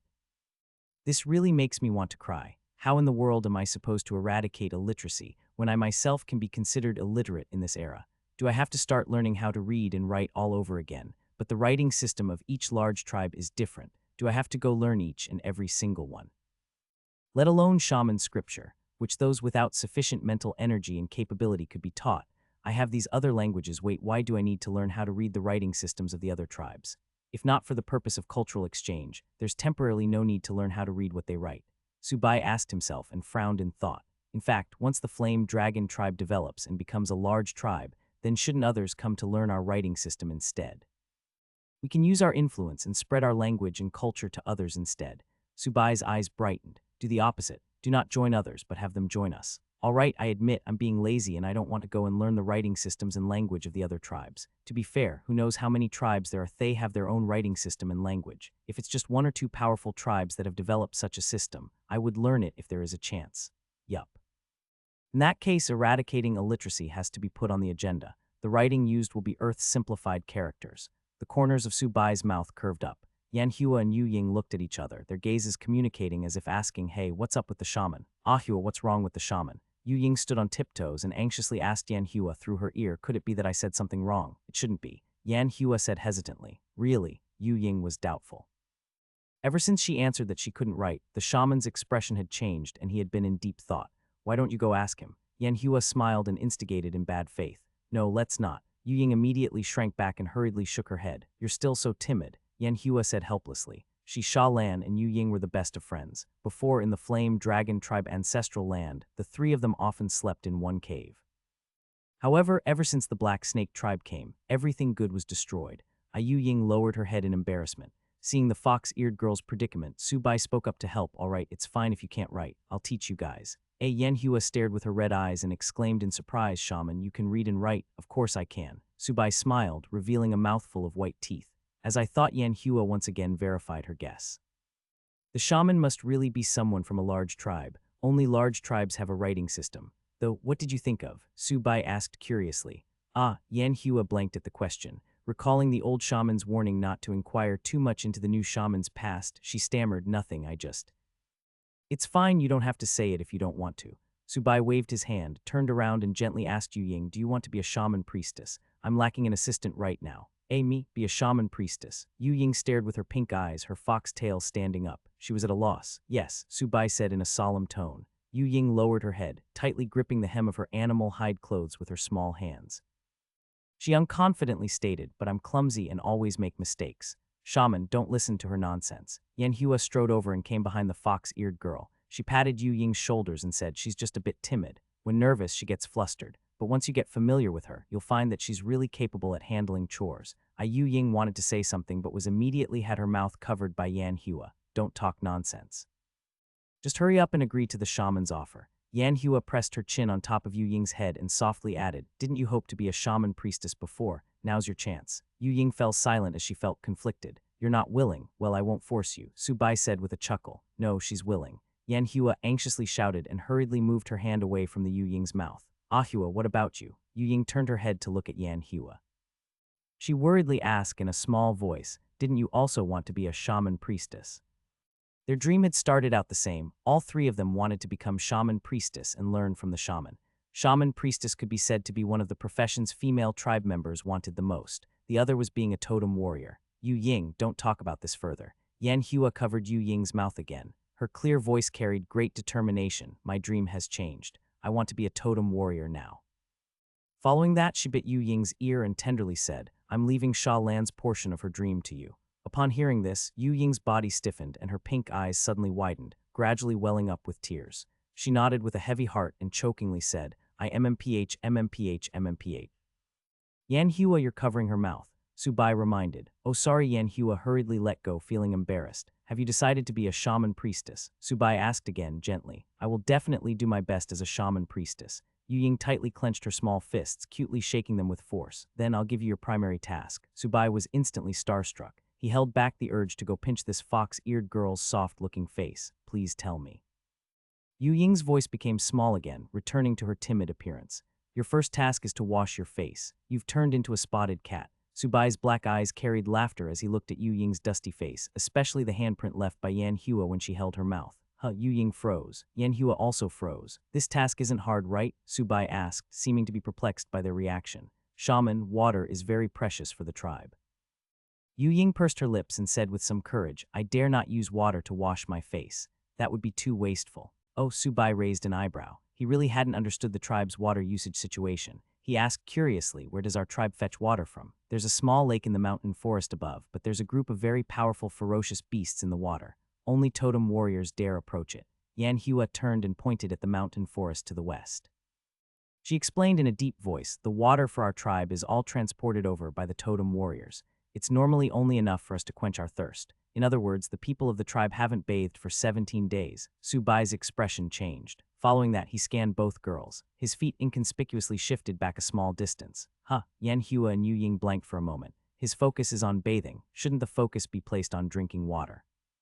After seeing Su Bai's disdainful expression and his retreat, Yu Ying was so angry she wanted to bite someone. HMPH, Yan Hua let out a cold snort expressing her displeasure. Su Bai coughed in awkwardness and hurriedly said, "Take me to see that small lake. I want to check if we can find a new method to fetch water. Water is of greatest importance. People couldn't go without water. The primary task now is to solve the water usage problem. At the very least, there has to be enough water for bathing. No, the shaman cannot leave the tribe," Yan Hua said with a serious expression. This was what her father had repeatedly instructed her before leaving. The shaman must not be allowed to leave the tribe under any circumstances. Chieftain Yan Jiao had acted on impulse and didn't think too much about what the shaman might want to do. In order to quickly find the linen-making materials, he took away all the totem warriors. Why can't I leave? Su Bai frowned. Many unpleasant guesses flashed through his mind. Is this a soft confinement? Are they afraid I would run away? This is for the shaman's safety. Seeing Su Bai's unhappy expression, Yan Hua advised in a clear voice, "Shaman, it's too dangerous outside. You are the pillar of our flame dragon tribe. What if something dangerous happens? What danger could there be? Aren't you here?" Su Bai's solemn expression relaxed. "As long as it isn't soft confinement, it's fine. Shaman, you just became the shaman and don't know some things. There are some wandering totem warriors who kidnap the shamans of small tribes and force them to perform the shaman inheritance ceremony to the kidnappers' tribesmen."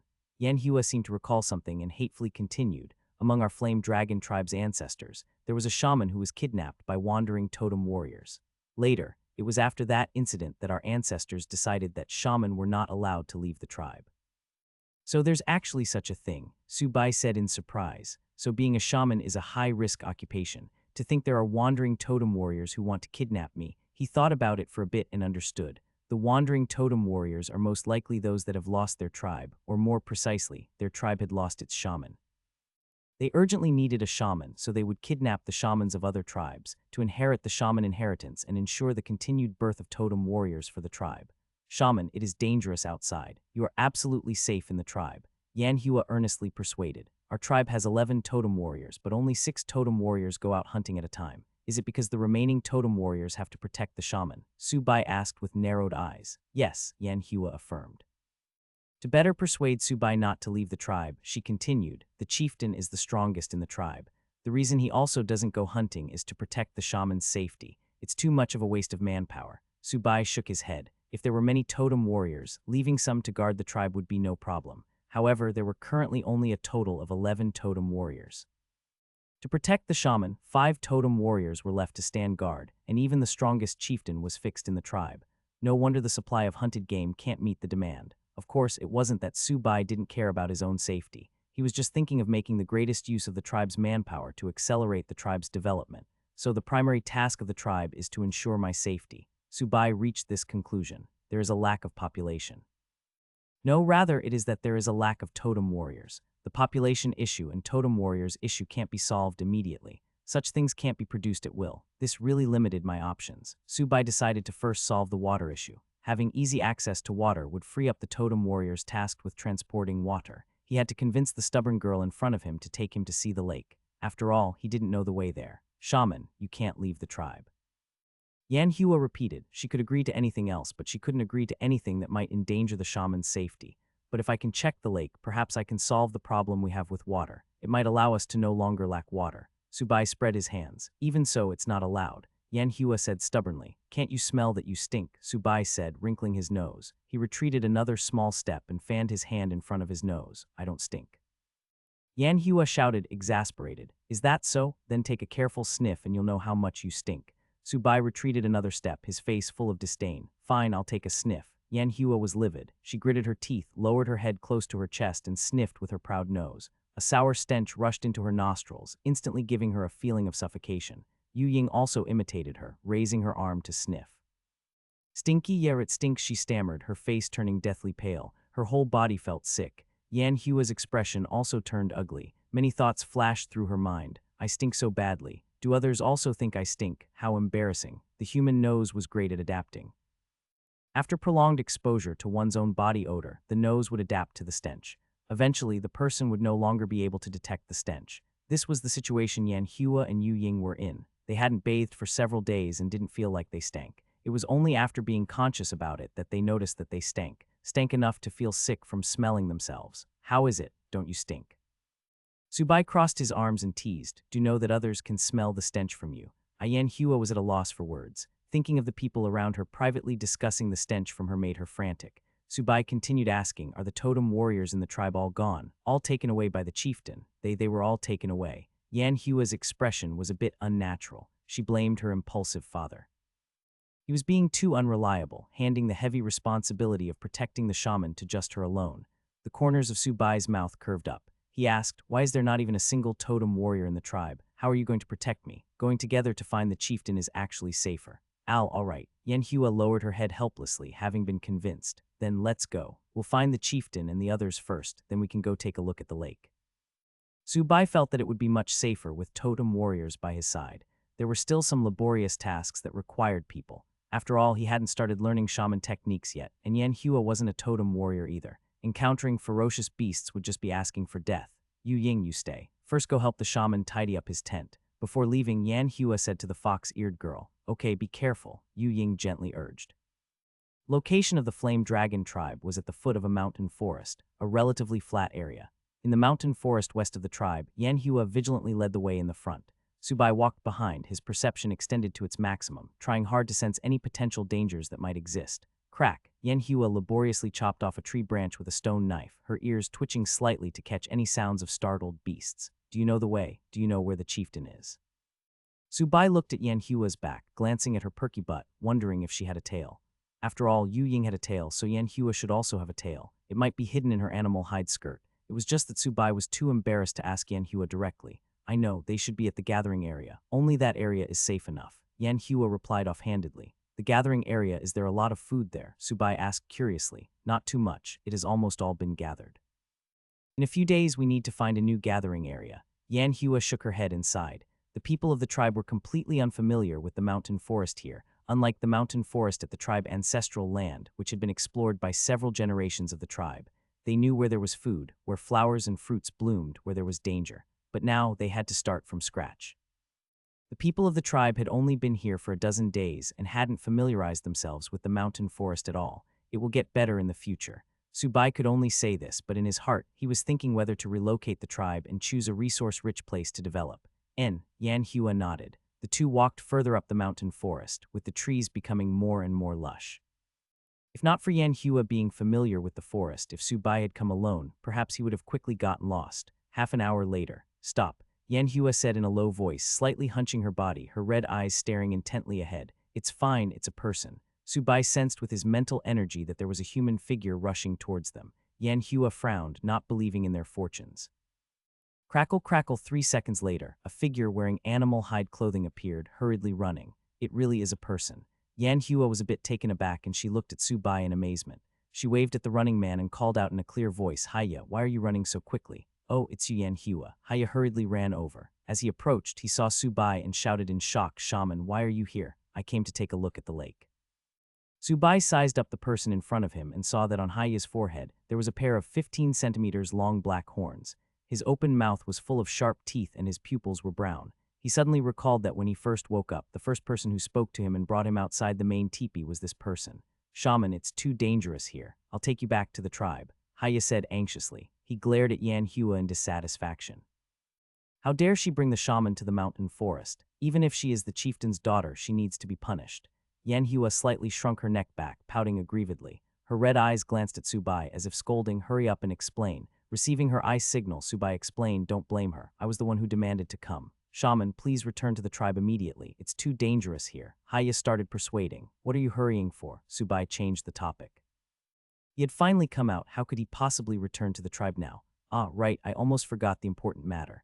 Hiya reacted and said anxiously, Shaman, did you bring a shaman bone tablet? A totem warrior got injured. I don't have a shaman bone tablet on me. Subai frowned and shook his head. I came out on a whim to go see the lake. Of course I wouldn't have brought a shaman bone tablet with me. Who was injured? Yan Hua asked urgently. It's my Mang. He was clawed by a ferocious beast. Hiya replied in a low voice. How severe is the injury? Is he far from us? Subai hurriedly asked. A totem warrior would only request to use a shaman bone tablet if it's a serious injury. If it was just a minor injury, they wouldn't dare ask. Very severe. His belly was cut open. They are rushing back to the tribe behind me, Hiya said anxiously. He wanted to carry the shaman and run back to the tribe, but he didn't dare be so disrespectful. Take me there. I know a healing shaman technique. Zubai ordered with a serious expression. Originally, there were already few totem warriors. If they were reduced further, that would be adding hail to snow. He hadn't practiced his heal skill yet. It just so happened that there was an injured person this time, perfect for testing the effects of his heal skill. Shaman, you learned a shaman technique already. Haya was stunned. Didn't the chieftain say that for the shaman to learn a shaman technique, it would take at least 30 days? He felt conflicted. Taking the shaman into the depths of the mountain forest was too dangerous. If something happened to the shaman, he would be an eternal sinner of the tribe. If we delay further, the one injured will be in greater danger. Zubai said impatiently. Why is everyone in primitive society all so stubborn, all so inflexible? All right, Haya responded through gritted teeth. Having made his decision, he quickly led the way. The tree branches blocking the path were chopped off with a stone knife in passing.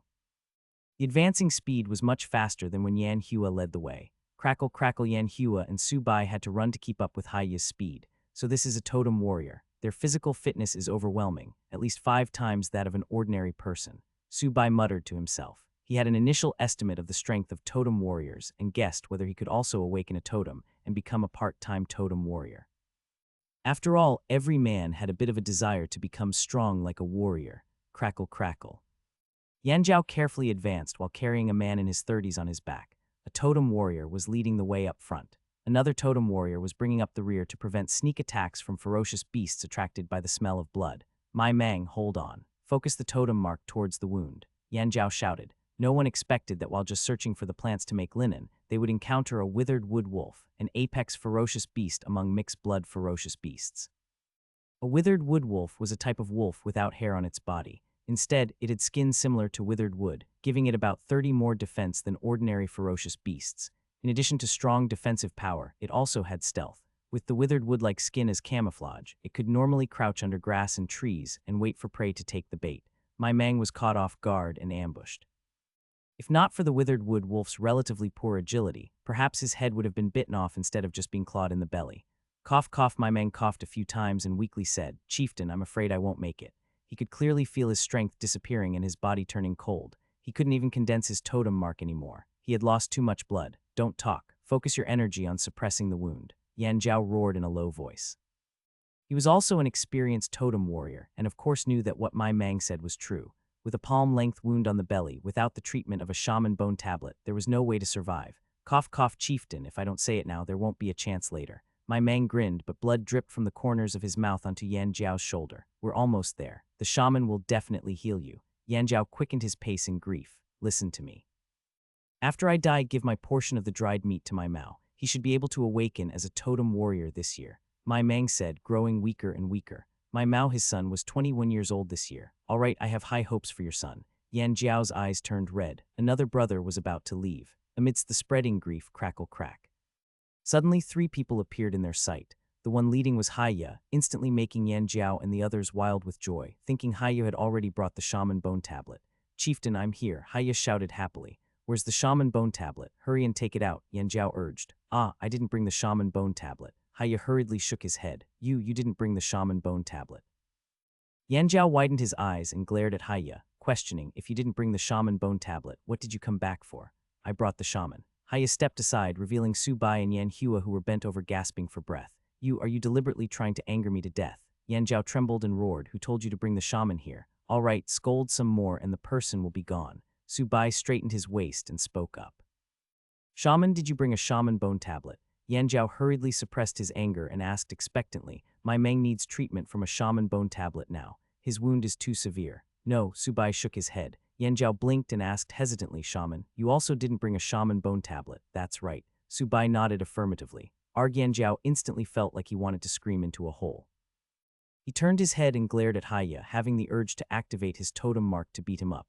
Put him down. I'll take a look at his wounds. Zubai shouted. Shaman, we need to hurry back to the tribe to get a shaman bone tablet now. With Mai Mang's wounds, it can't be delayed. Yan Zhao hoarsely replied. If you want to save him, hurry up and put him down. Zubai said, becoming even calmer. Without a shaman bone tablet, how can we save? Before Yan Zhao could say more, Haya had already rushed over and helped lay Mai Mang on the ground. It's really severe. Zubai looked at Mai Mang, who had already fainted. The animal hide wrapping his abdomen had already turned red, so one could imagine how much blood had flowed out. He reached out and felt Mai Mang's neck, feeling a faint pulse. This indicated the person wasn't dead yet. Take off the animal hide. Subai raised his head and instructed Yan Jiao, I'm going to start the treatment. Understood. Yan Jiao hurriedly squatted down. After hesitating for a moment, he tore open the animal hide on my Mang's abdomen. A hideous palm-length wound was displayed, oozing blood. One could vaguely see his intestines. Heal. Suppressing the urge to vomit, Subai spread open his palms towards the wound on my Mang's abdomen and activated his heal skill. Instantly his palms emitted a verdant light, enveloping the wound like spring rain, making one feel refreshed upon seeing it. This is a shaman technique. Yan Jiao widened his eyes, looking at the green light in disbelief. Wasn't it said that learning shaman techniques is very difficult, that it would take at least 30 days? Old shaman, you lied to me. Clearly it can be done in a day. Chieftain, you actually lied to me, even saying it would take the shaman at least 30 days to learn shaman techniques. Haya said resentfully. Cough cough. Yan Jiao coughed in embarrassment. So this is a shaman technique. Yan Hua's red eyes stared intently at the verdant light. She miraculously found that the wound on my Mang's abdomen was slowly healing. Although the speed was a bit slow, it was nevertheless still healing. 5 seconds later, the verdant light disappeared. Fu Subai looked at the wound on my Mang's abdomen. There was still half a palm size left. A single heal lasted only for 5 seconds, mainly because the wound was too large. If it was an ordinary wound, it would have healed long ago. He used heal again, and the verdant light appeared once more. My Mang's wound was once again slowly healing. Only after using heal 3 times in a row did my Mang's wound fully heal. During the treatment, Subai commanded in his mind system, open the attribute panel. Having just used the heal skill, he was eager to understand the skill proficiency situation. Attribute panel hosts Subai stamina, 2.1 ordinary person 1 strength, 2.2 ordinary person 1 speed, 2.1 ordinary person 1 mental energy, 12 ordinary person 1 shaman powers, 12 100 totem, flame dragon profession, junior shaman author skills, heal LV 100 description. You have overcome the sub-healthy state of an ordinary person and upgraded to become a shaman with supernatural powers. Please remember your original goals. Ding. Attribute panel expanding. A virtual panel appeared before Subai's eyes. He focused on the proficiency of his heal, which had only increased by 3 points. He asked the system in his mind, system, 1 point of proficiency for each use of the skill. Ding, yes. 100 proficiency points isn't difficult, but it consumes a lot of mental energy. I can at most increase my proficiency by 12 points each day. Subai calculated in his mind, then asked again. System, how do I recover my consumed mental energy? Ding, host, it will recover with sufficient rest. Eating food that can restore mental energy also works. The cold mechanical voice answered. Okay, close the attribute panel. Subai commanded with his mind. After the attribute panel disappeared, he looked up to see several pairs of eyes staring at him. Shaman, is it done? Yan Jiao asked carefully. It's fine now. Subai nodded and stood up to make room. Yan Jiao, Haya, and others immediately crowded forward, wiping away the blood from my Mang's abdomen to reveal a tender line of flesh, which was the newly healed and grown skin. That's amazing. So this is a shaman technique, Haya exclaimed. This is the first time I've seen a shaman use shaman technique. Shaman, when did you learn this shaman technique? Yan Jiao gazed at Subai with fervent eyes, his red pupils flickering with expectation. This shaman technique was given to me by the shaman inheritance. Subai narrowed his eyes and found an excuse.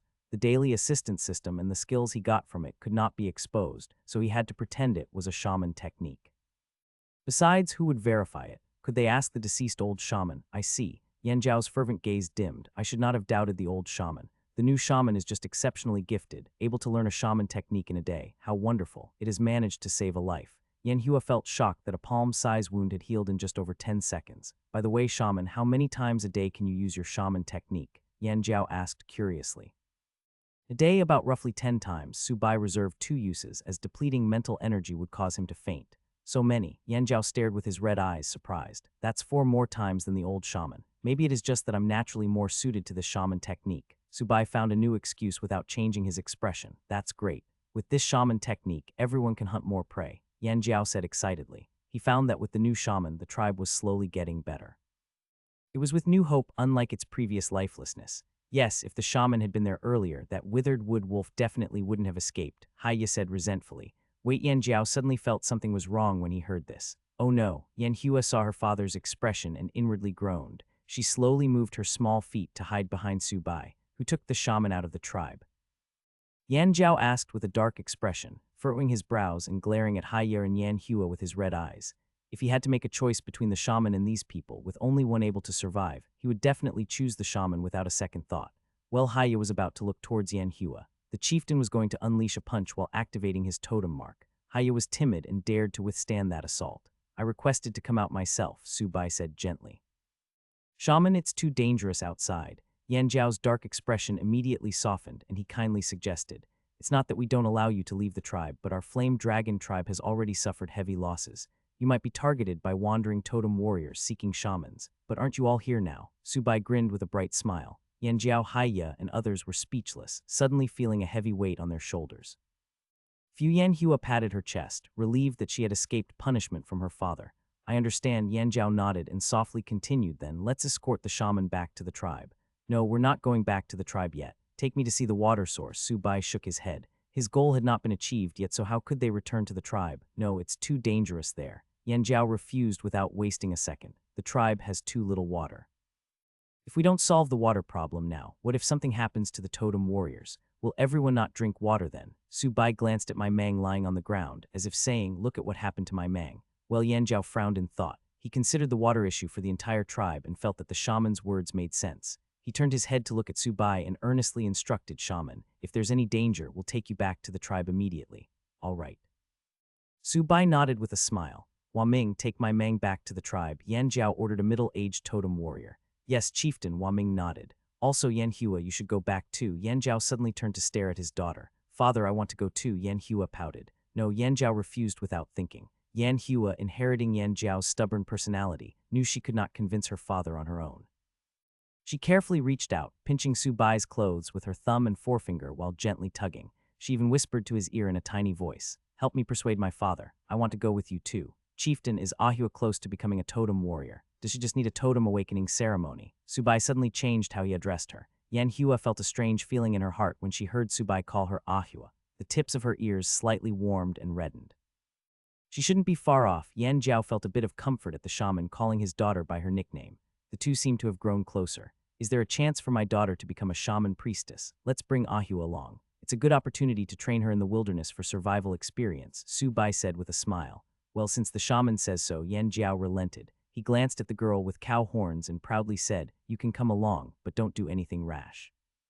Okay, Yan Hua beamed with joy. Subai, Yan Hua, Chieftain Yan Jiao, and Haya plus one totem warrior, a total of 5 people, advanced towards the small lake deeper inside the forest.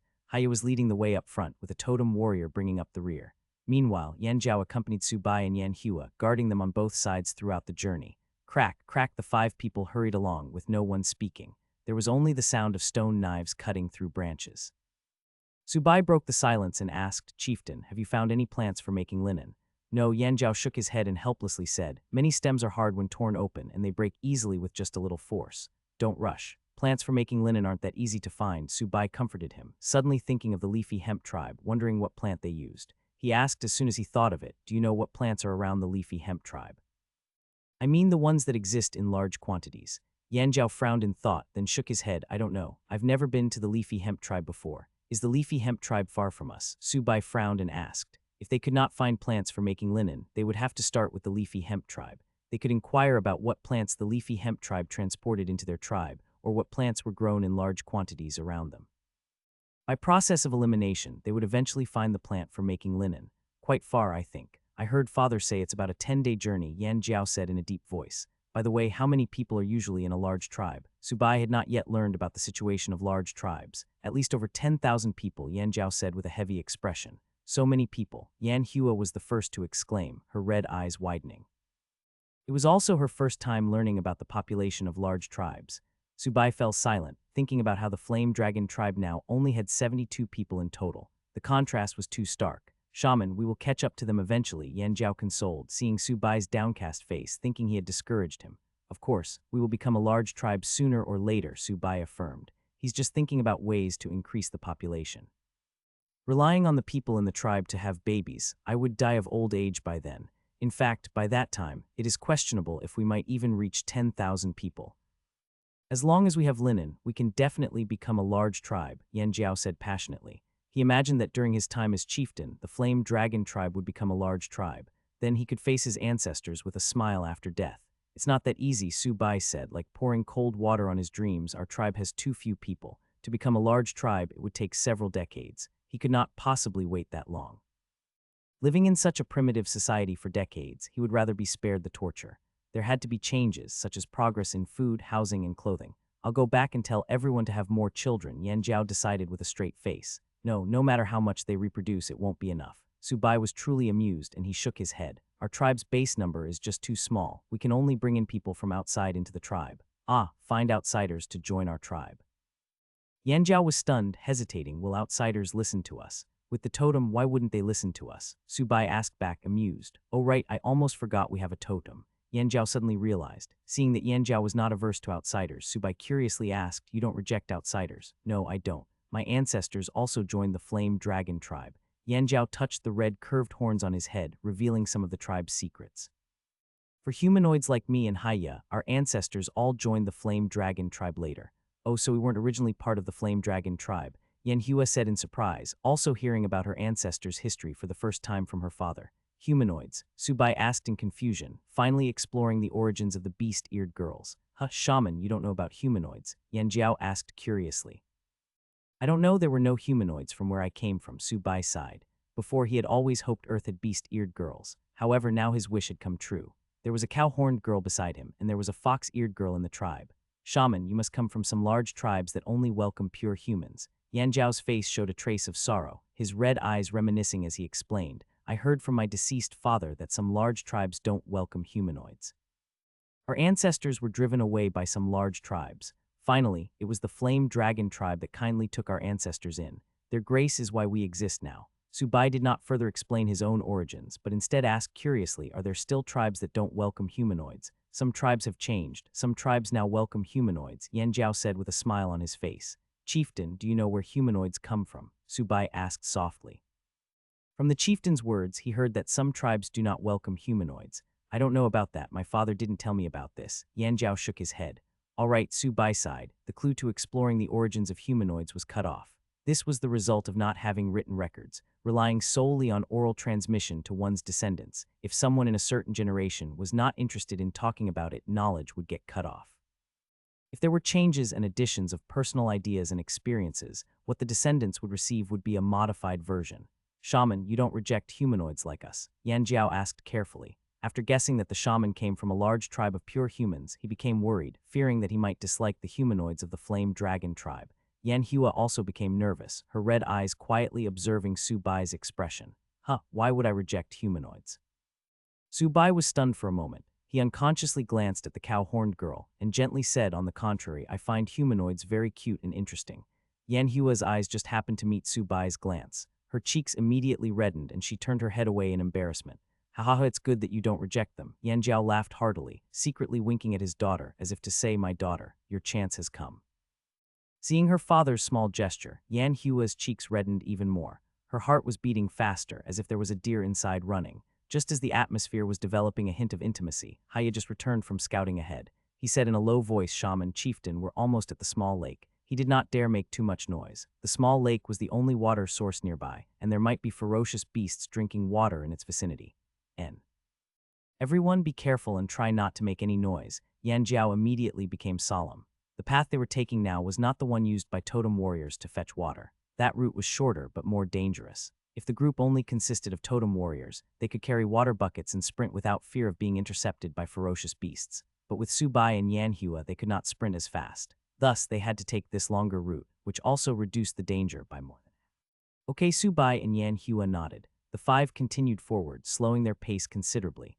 After walking for a few minutes, a dried-up stream appeared before them. Do you know when the stream has dried up? Subai asked in a hushed voice. The stream was already dry when we arrived, Yan Jiao also replied in a hushed voice. Then do you know when this stream will have water again? Subai did not know about the seasons in this world. It's the dry season now, so there isn't much rain.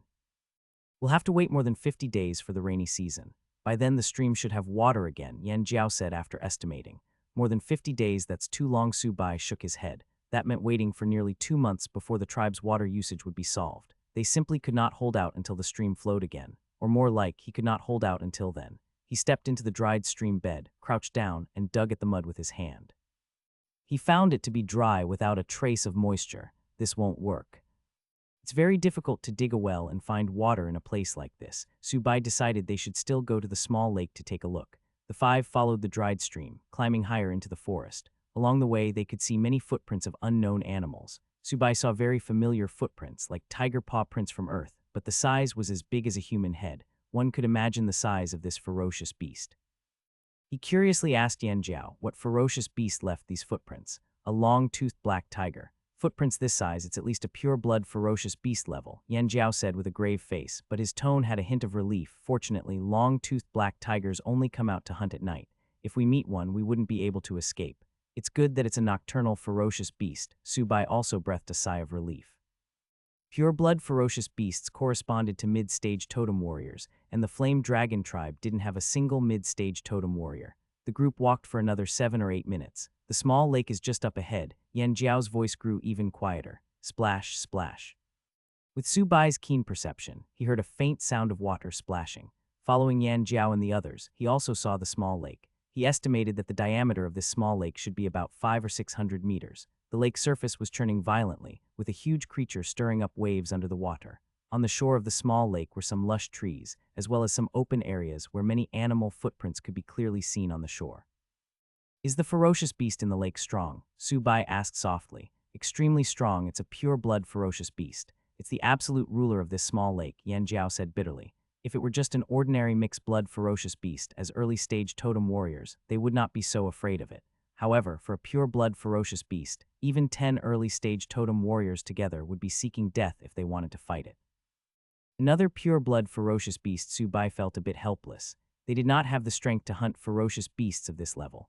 Shaman, this small lake isn't just about the pure-blood ferocious beast. Haya gently tugged at Subai's clothes, pointing towards the direction of the lake shore. Look at the ferocious beasts on the shore. There are at least a dozen or so stone-armored crocodiles like that in the small lake. Subai looked in the direction indicated and saw a familiar species, very much like the extinct Deinosuchus, also known as terror crocodiles from Earth, the only differences being their armor. The stone-armored crocodile's skin was stone-like and uneven. This stone-armored crocodile on the shore was 4 meters long, squinting its eyes as it sunbathed, or perhaps lying in wait for prey. Are these dozen or so all mixed-blood ferocious beasts? Subai asked with a grave expression. Yes, they're all ferocious beasts, Haya confirmed. Is that pure-blood ferocious beast, the ruler of the lake, also a stone-armored crocodile? Subai asked with a bitter smile. And Yan Jiao, Haya, and the others nodded in unison. To think it's a collective type of ferocious beast. This is too difficult, Subai complained, finally understanding why only totem warriors could fetch water. Shaman, let's go back. Leave the water fetching to us, Yan Jiao persuaded. Who would not want to occupy the small lake, but they truly did not have that capability to. If one was not careful when fetching water from the shore, the next second they could be ambushed by a stone-armored crocodile and dragged into the water. Once in the water, there was no way for them to escape. That's right, if we need more water, we'll just have to make more trips, Haya agreed. Usually they fetch water 4 times a day, twice in the morning and twice in the afternoon. All avoiding the active periods of the stone-armored crocodiles. Wait a moment, let me think. Subai raised his hand to demand silence. His black eyes scanned the surroundings of the small lake, paying special attention to the conditions on the shore. Since they could not take it by force, they could only take it by wit. There should be a way, right? Yan Hua murmured, her red eyes secretly observing Subai, hoping to find an easy way to fetch water so the tribe would no longer lack water.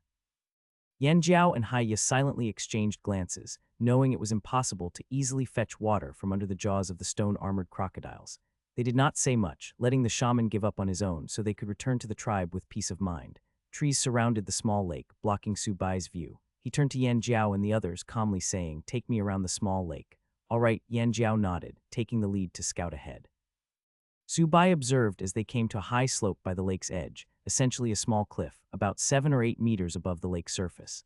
Standing at the cliff edge looking down, he muttered softly, "If we made some buckets to draw water from here, it seems like we would not need to go to the lake's edge for water." "That's right, why didn't I think of that?" Yan Jiao's eyes lit up upon hearing this, thinking it was an excellent idea. Haya revealed a mouthful of sharp teeth, saying, "I'll go back later and have people gather more vines." No, the efficiency is still too low. It only reduces the danger level, but it doesn't solve the situation of totem warriors needing to go back and forth to fetch water. Subai shook his head, rejecting this idea. Yan Jiao, Haya, and the others were dumbfounded. How is this not feasible? Let's keep walking. Subai did not bother to explain. All right.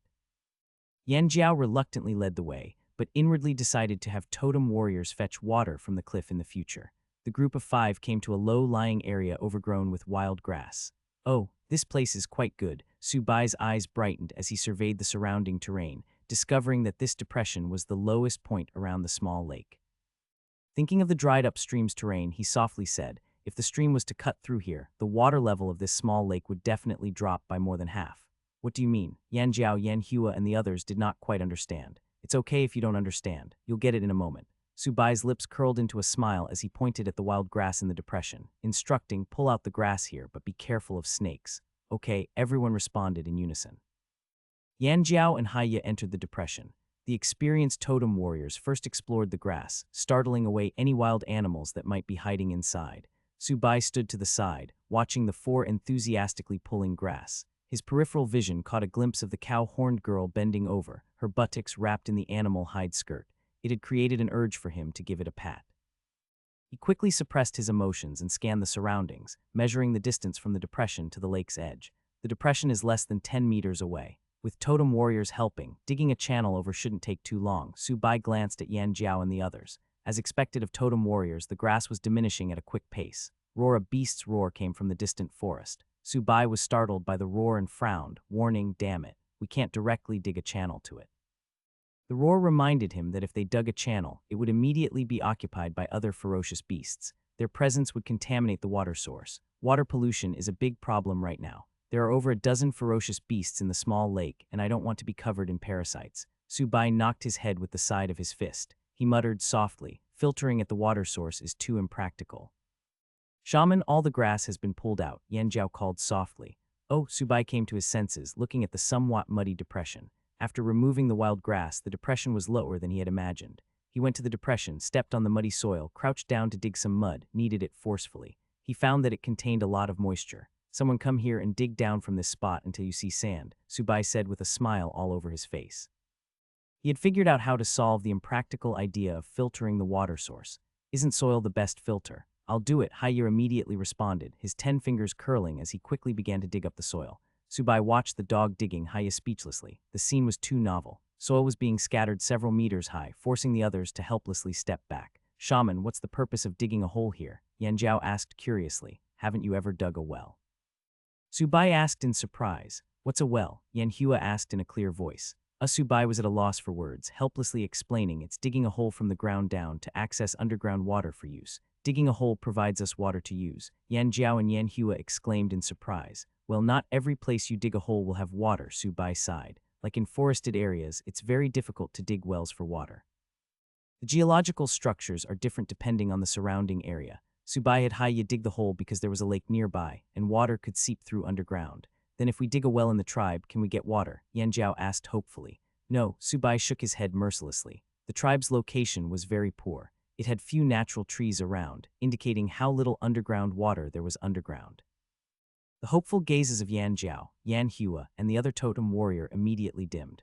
By the way, do you know of any plants that are hollow in the middle? Su Bai asked expectantly. He did not know if bamboo existed in this primitive society. If not, he would temporarily abandon the idea of transporting water to the tribe.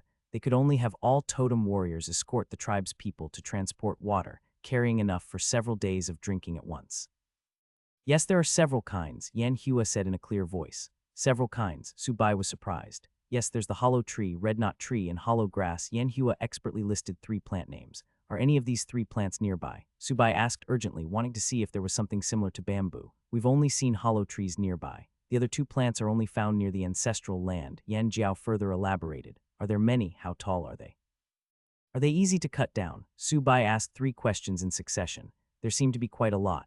They're about 20 or so knots tall. Yan Jiao frowned in thought, then continued, they're very easy to cut down. I can break a hollow tree with just a few punches. 20-some knots, that's equivalent to about 10 meters long. That's great, Su Bai felt as if a weight had been lifted off his shoulders. Unexpectedly, they had indeed found a plant that could substitute for bamboo.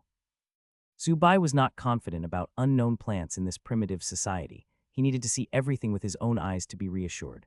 After all, this concerned the tribe's water source. He said to Yan Jiao, get me a hollow tree to check.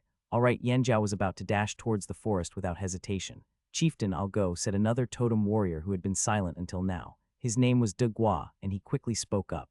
The strongest person should stay here to protect the shaman. Yan Jiao realized only then that the shaman was the most important. Tusk, Yan Hua glanced at her embarrassed father, unable to help but click her tongue. He still can't change his impulsive nature. Seeing his daughter's contemptuous look, Yanjiao glared and shouted, "Don't be lazy, quickly go help dig the hole." Right, the cow horn girl made a dissatisfied sound, but seeing her father about to get angry, she quickly ran to dig the hole. HMPH. Yanjiao snorted coldly, then turned to see Subai's amused expression. He also sheepishly ran to dig as well. "What a straightforward chieftain," Subai commented in his heart. He turned his gaze towards the small lake, paying special attention to the stone-armored crocodiles on the shore. He was thinking about how to hunt one to eat. On Earth, many crocodiles were farmed and had already been served on dining tables. Crocodile's skin is useful, not to mention these stone-armored crocodiles.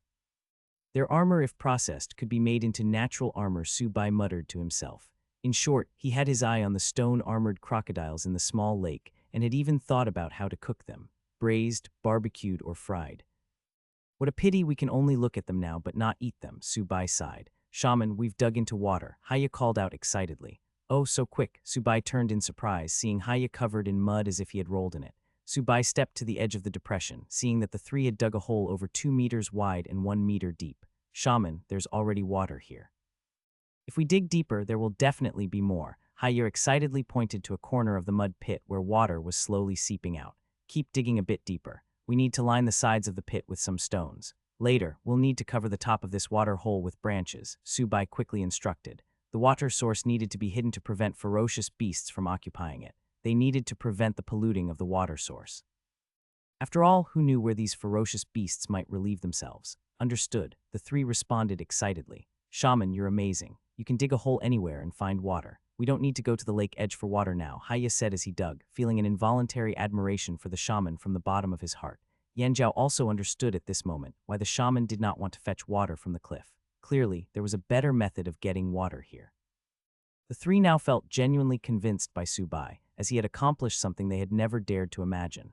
Crack, crack, the sound of tree branches scraping came from the forest, immediately making everyone tense. "Shaman, step back." Yanjiao immediately appeared in front of Subai. "What kind of ferocious beast could it be?" Haya said in a low voice, his figure closely following on the left. Yan Hua was about to move to the right when Subai pulled her behind the two men.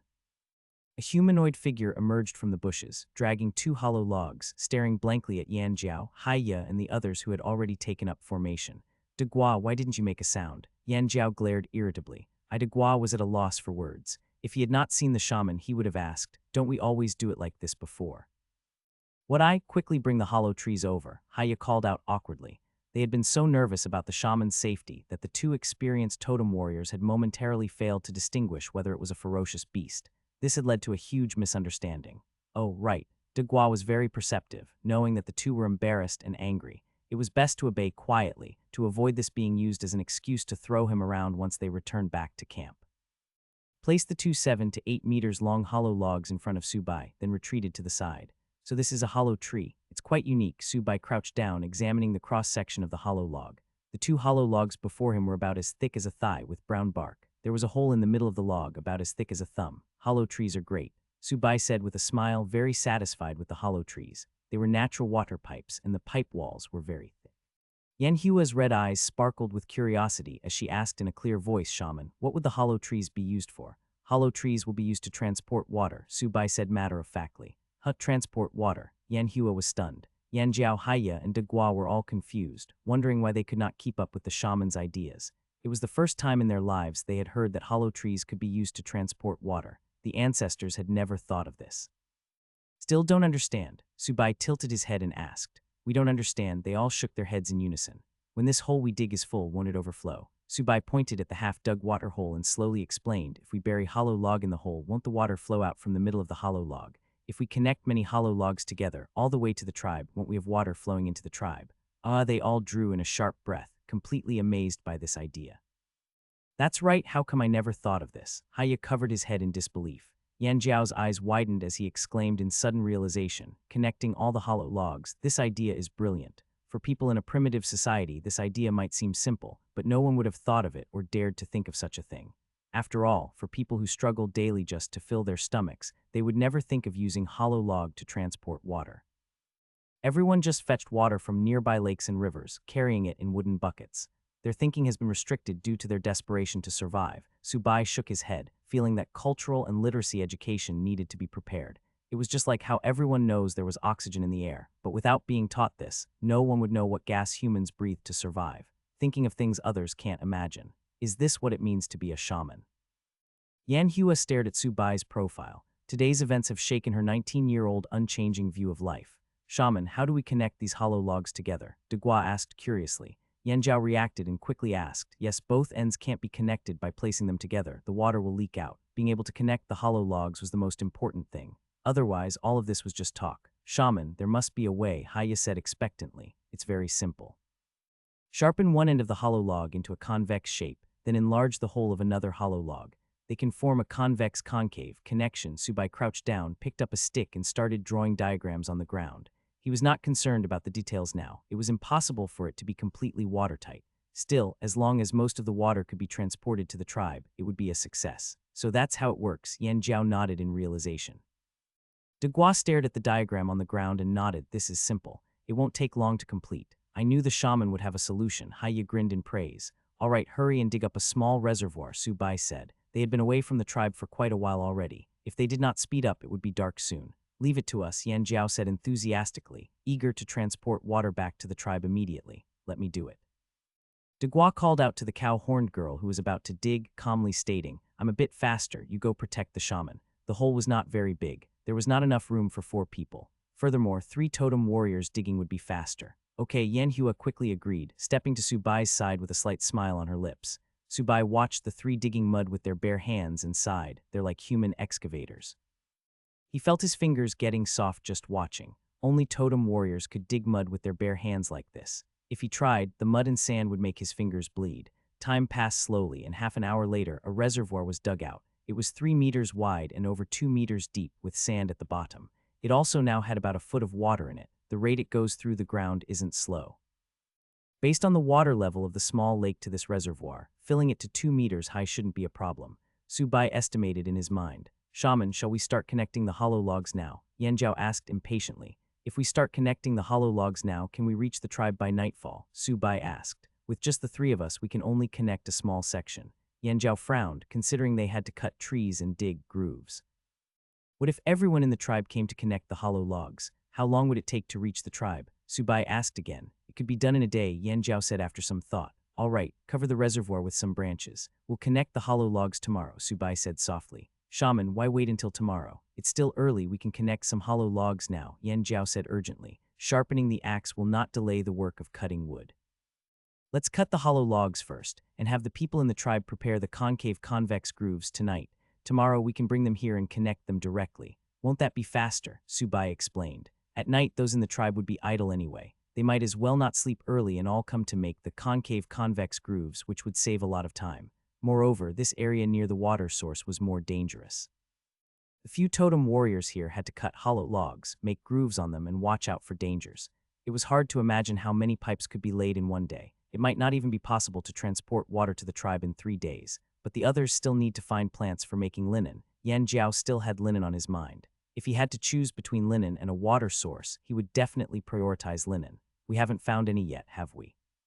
Taking a day off won't hurt, Subai shook his head. All right, Yan Jiao reluctantly agreed. The route for connecting the hollow logs from here all the way to the tribe must be sloping downwards, even if it means taking a detour. Subai seriously instructed, especially the section near the water source. There must not be any section of hollow log higher than the one before it, since the water pressure is not enough to send water to the tribe.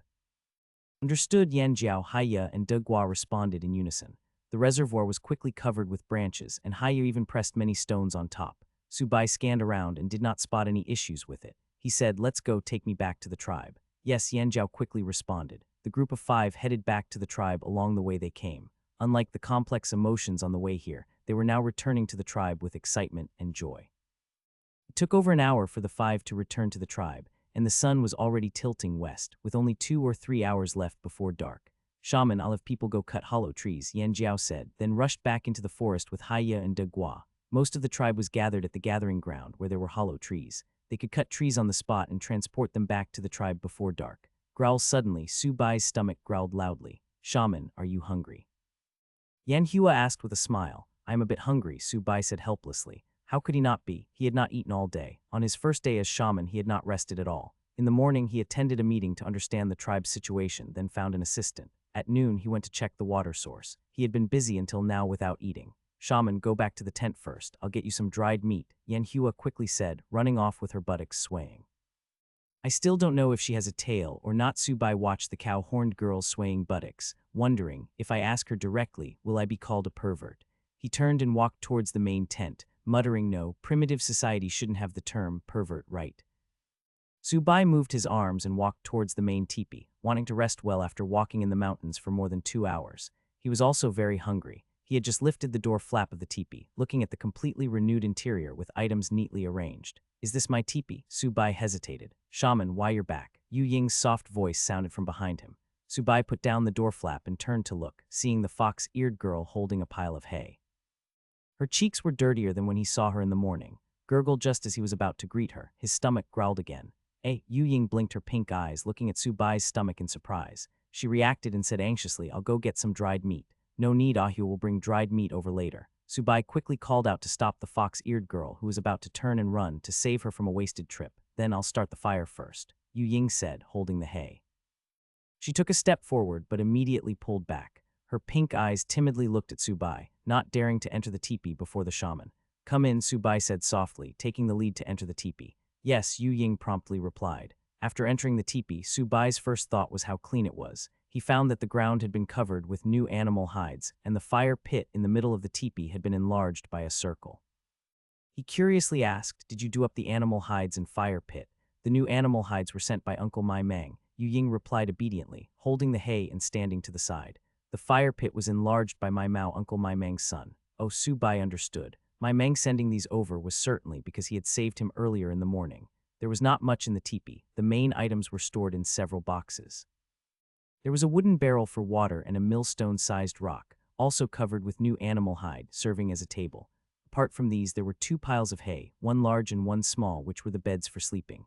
Why is there an extra pile of hay? Subai asked in surprise. Is it not allowed? I'll move it out right away. Yu Ying heard this and hurriedly tried to carry the hay out, thinking the shaman disliked the extra pile of hay in the teepee.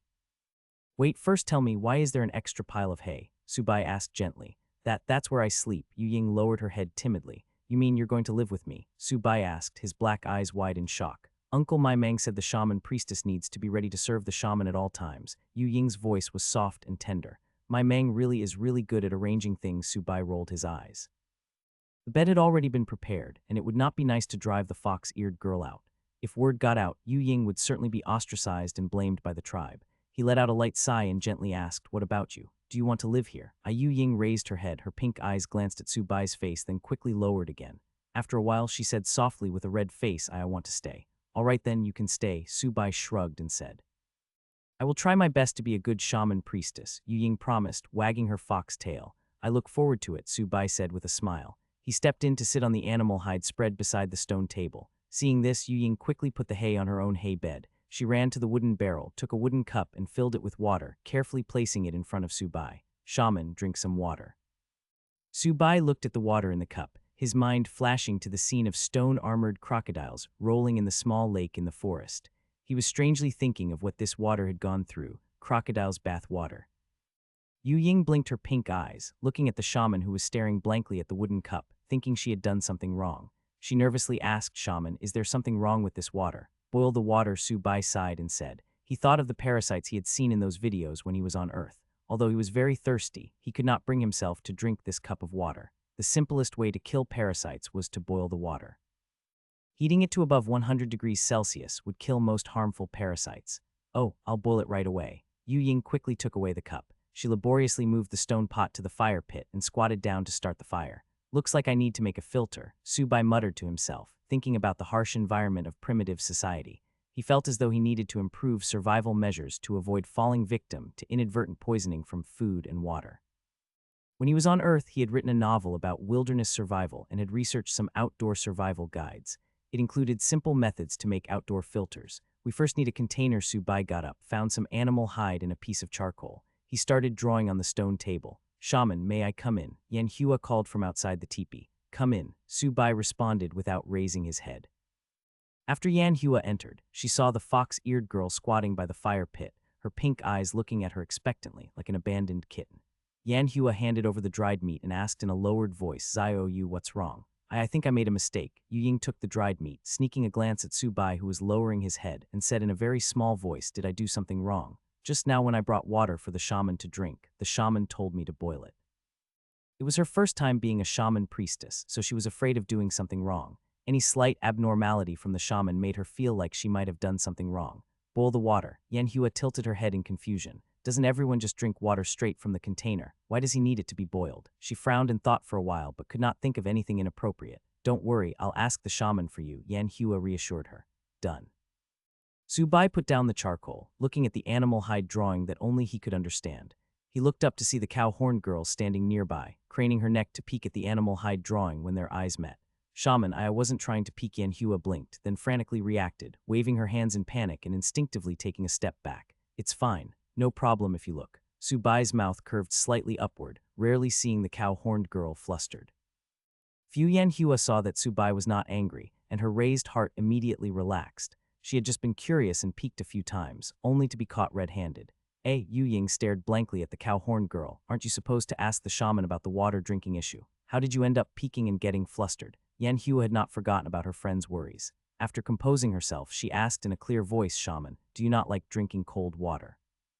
I do like it, Su Bai replied without thinking much. Drinking a cup of cold water on a hot day can cool you down. Yu Ying pursed her lips, her mood dropping. I see. Yanhua's tone was a bit unnatural. She secretly glanced at her dejected friend and mustered up the courage to ask, if the shaman likes drinking cold water, why do you still want to boil it?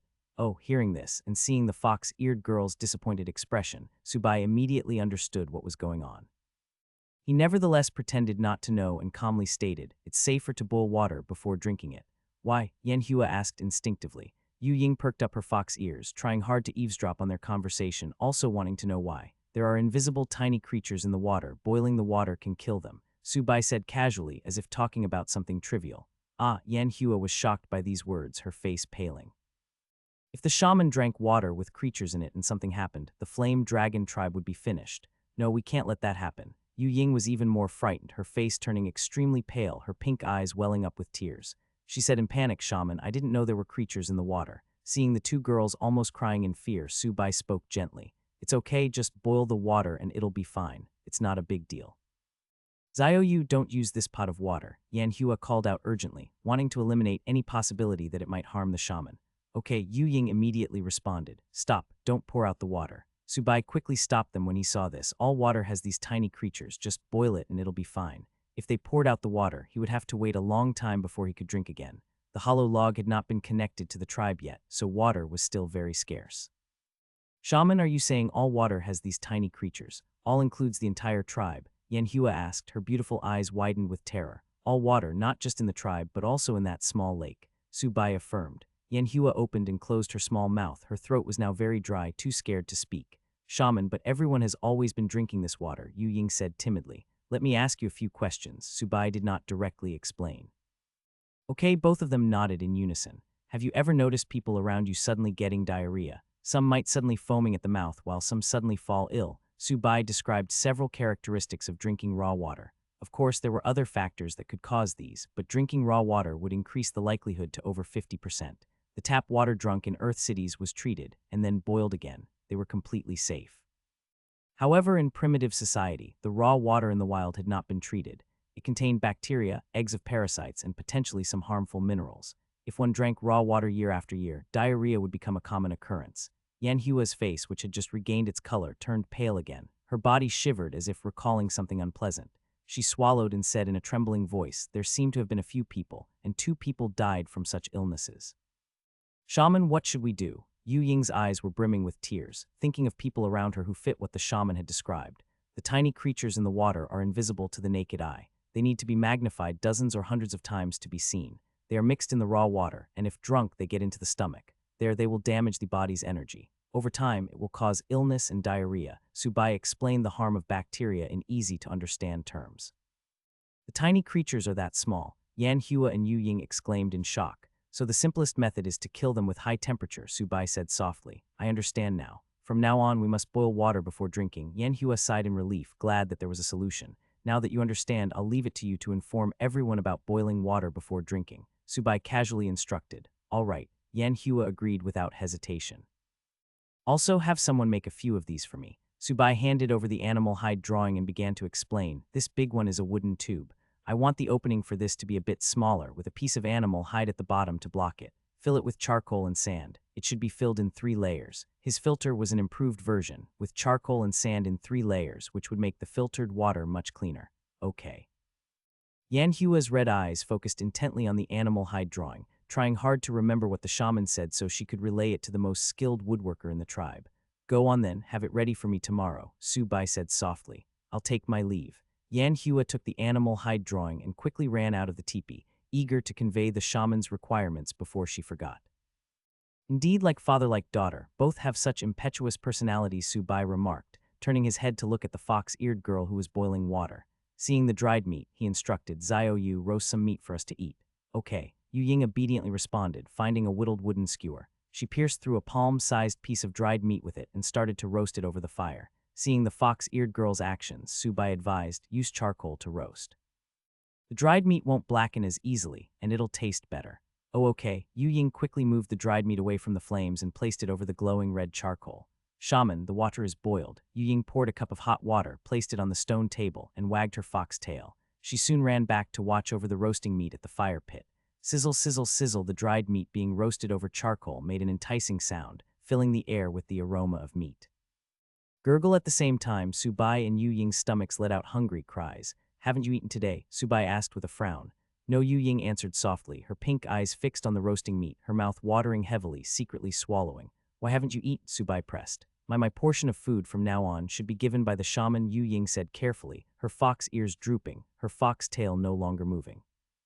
If you're hungry, you can go get some meat to eat yourself, Subai gently said. He believed that given the shaman's status in the tribe, as his shaman priestess, she should be able to get a portion of meat to eat without anyone stopping her.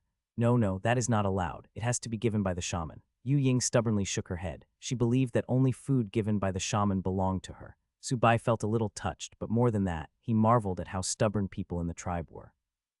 They were all sticking rigidly to their beliefs. Stubborn people are reassuring. They are the kind who I like to be around. Since you say so, let's eat together then. Subai got up and came to the fire pit. He sat down cross-legged, took a whittled wooden skewer nearby, pierced a piece of dried meat, and started roasting. Yu Ying was stunned, then anxiously said, Shaman, leave the meat roasting to me. You should go rest. I am resting right now, Subai said with a light chuckle. But I've already roasted the meat. Yu Ying waved the roasted meat in her hand. The palm-sized dried meat had been roasted to a brown color, without a single black spot, showing how carefully the fox-eared girl had been turning it. Then give it to me. Subai took the roasted meat without ceremony, blew on it, and started eating. After chewing for a bit, he found the meat to be a bit tough. However, it was very fragrant. The only downside was that it was too bland with a bit of gamey taste. Yu Ying clasped her hands tightly together, her pink eyes fixed on Subai's face. There was a hint of expectation hidden in her eyes. It's very good, Subai swallowed the meat in his mouth and praised. You're the best meat roaster I've seen in this world. He was not lying. Since coming to this world, the fox-eared girl was the first person to roast meat for him. That's good, Yu Ying smiled brightly, finally able to completely relax. She was very happy. Having her roasted meat recognized by the shaman was even more pleasing than being praised by people in the tribe. You should roast some for yourself too. Subai looked at the excited fox-eared girl. The shaman should eat first. I'll roast for you. Yu Ying again skewered a piece of dried meat, roasting it with a serious expression. However, her twitching nose and the occasional sound of her secretly swallowing saliva all indicated how much she wanted to eat right now. Then half each, Subai handed over the half-eaten roasted meat. For me, Yu Ying asked with a blank expression, not expecting this. Eat quickly. You need energy to roast meat. Subai stuffed the roasted meat into the fox-eared girl's hand. Can I really eat it? Yu Ying asked again in a soft voice. She looked down at the roasted meat in her hand, clearly seeing the teeth marks on it, however, felt no disgust in her heart. Instead, she felt deeply touched. Of course you can eat it, Subai nodded affirmatively. Yu Ying opened her mouth, making an adorable sound. She revealed her small fangs and stuffed the half-palm-sized roasted meat into her mouth with one bite. She even skillfully pulled out the wooden skewer and chewed vigorously. Should I say, as expected of a beast-eared girl? This thought flashed through Subai's mind. He watched the fox-eared girl's puffed-out cheeks. She was like a little squirrel with its mouth full of food, working hard to chew. The two quietly roasted meat. It would be even better with some salt, Subai mused as he turned the roasting meat, thinking of the various spices back on Earth. After all, he was now eating bland roasted meat. Yu Ying's fox ears twitched and she quickly said, Shaman, I'll go get salt. No need. Subai hurriedly grabbed the fox-eared girl who was about to run out. He had learned how to act now. He needed to be proactive in advance to stop the tribe people, who act as soon as they speak. Yu Ying obediently returned to sit down, not asking why he wanted salt, but then stopped her from getting it. For salt, let's leave it for those warrior trainees, Su Bai softly said. As the shaman of the tribe, a parent figure for the tribe, he should be able to resist a little gluttonous desire. The young warrior trainees needed the salt more. They needed to build up their strength and replenish their body's salt level.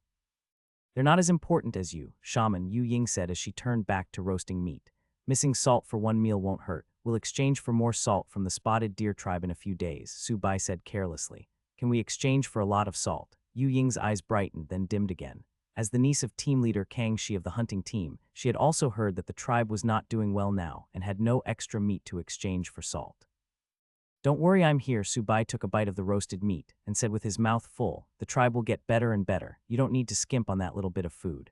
Yu Ying's small hand trembled a bit, as if some secret had been seen through by Su Bai. Eat quickly, you need to be full to help me with work, Su Bai said softly. From the way the fox-eared girl ate meat, naturally able to eat half a palm-sized piece in one bite, there was a high probability she was a big eater. Yu Ying pursed her lips and said with difficulty, then I'll eat one more piece. I'll give you 3 more pieces of meat and don't you dare refuse. Otherwise I won't let you sleep here tonight, Su Bai sternly warned. He knew just how considerate people were too hard on themselves. I won't refuse, Yu Ying said hurriedly, a trace of gratitude flashing in her pink eyes. As the sun set in the west, it was once again dusk.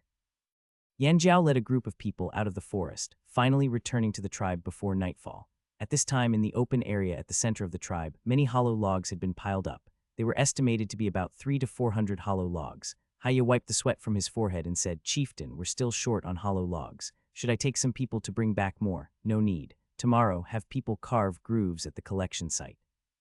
It'll be closer to transport them to the water source from there. Yan Jiao shook his head and said, there were still some hollow logs piled up at the collection site. Moreover, entering the forest right now at night was too dangerous. If they accidentally encountered a pure-blood ferocious beast, it would be disastrous. All right, we'll set out earlier tomorrow then, Haya said seriously. Chieftain, I think we should leave a totem warrior in the tribe, De Gua reminded. The shaman is still in the tribe. It's too dangerous without a totem warrior's protection.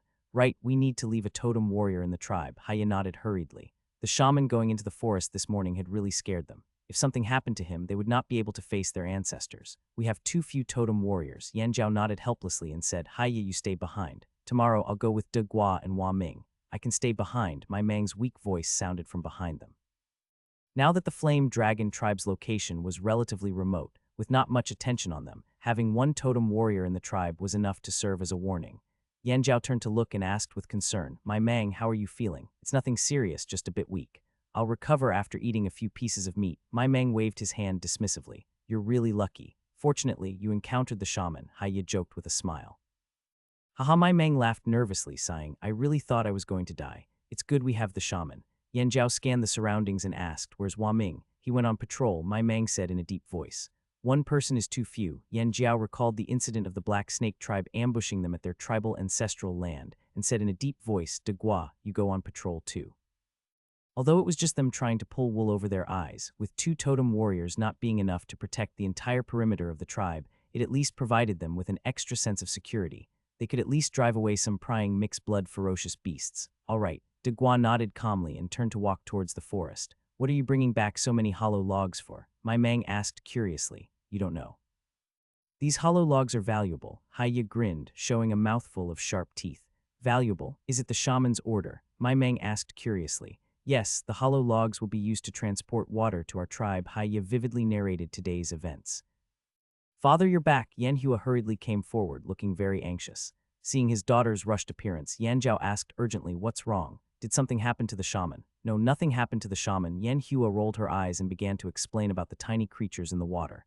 Yan Jiao was stunned after listening, his expression beginning to change. He gritted his teeth and said, Damn, my Hua must have been killed by those tiny creatures. Yan Jiao's first child, had died of illness at the age of 3, which had always been a heavy scar on his heart. My Mang and Haya also heard the cow-horned girl's explanation. There are actually invisible tiny creatures in the water. How can there be such a bizarre thing? Haya said hoarsely, his hand unconsciously touching his stomach. My wife, could it be that she also? My Mang's eyes reddened, remembering how 7 years ago, on one night, his wife suddenly foamed at the mouth and died. Huff Yan Jiao took several deep breaths, suppressing the sorrow in his heart. He looked at the people gathered around. He suddenly stepped forward, stood on a pile of hollow logs, and called out with a grave expression, "People of the tribe, from today on, all water must be boiled before drinking.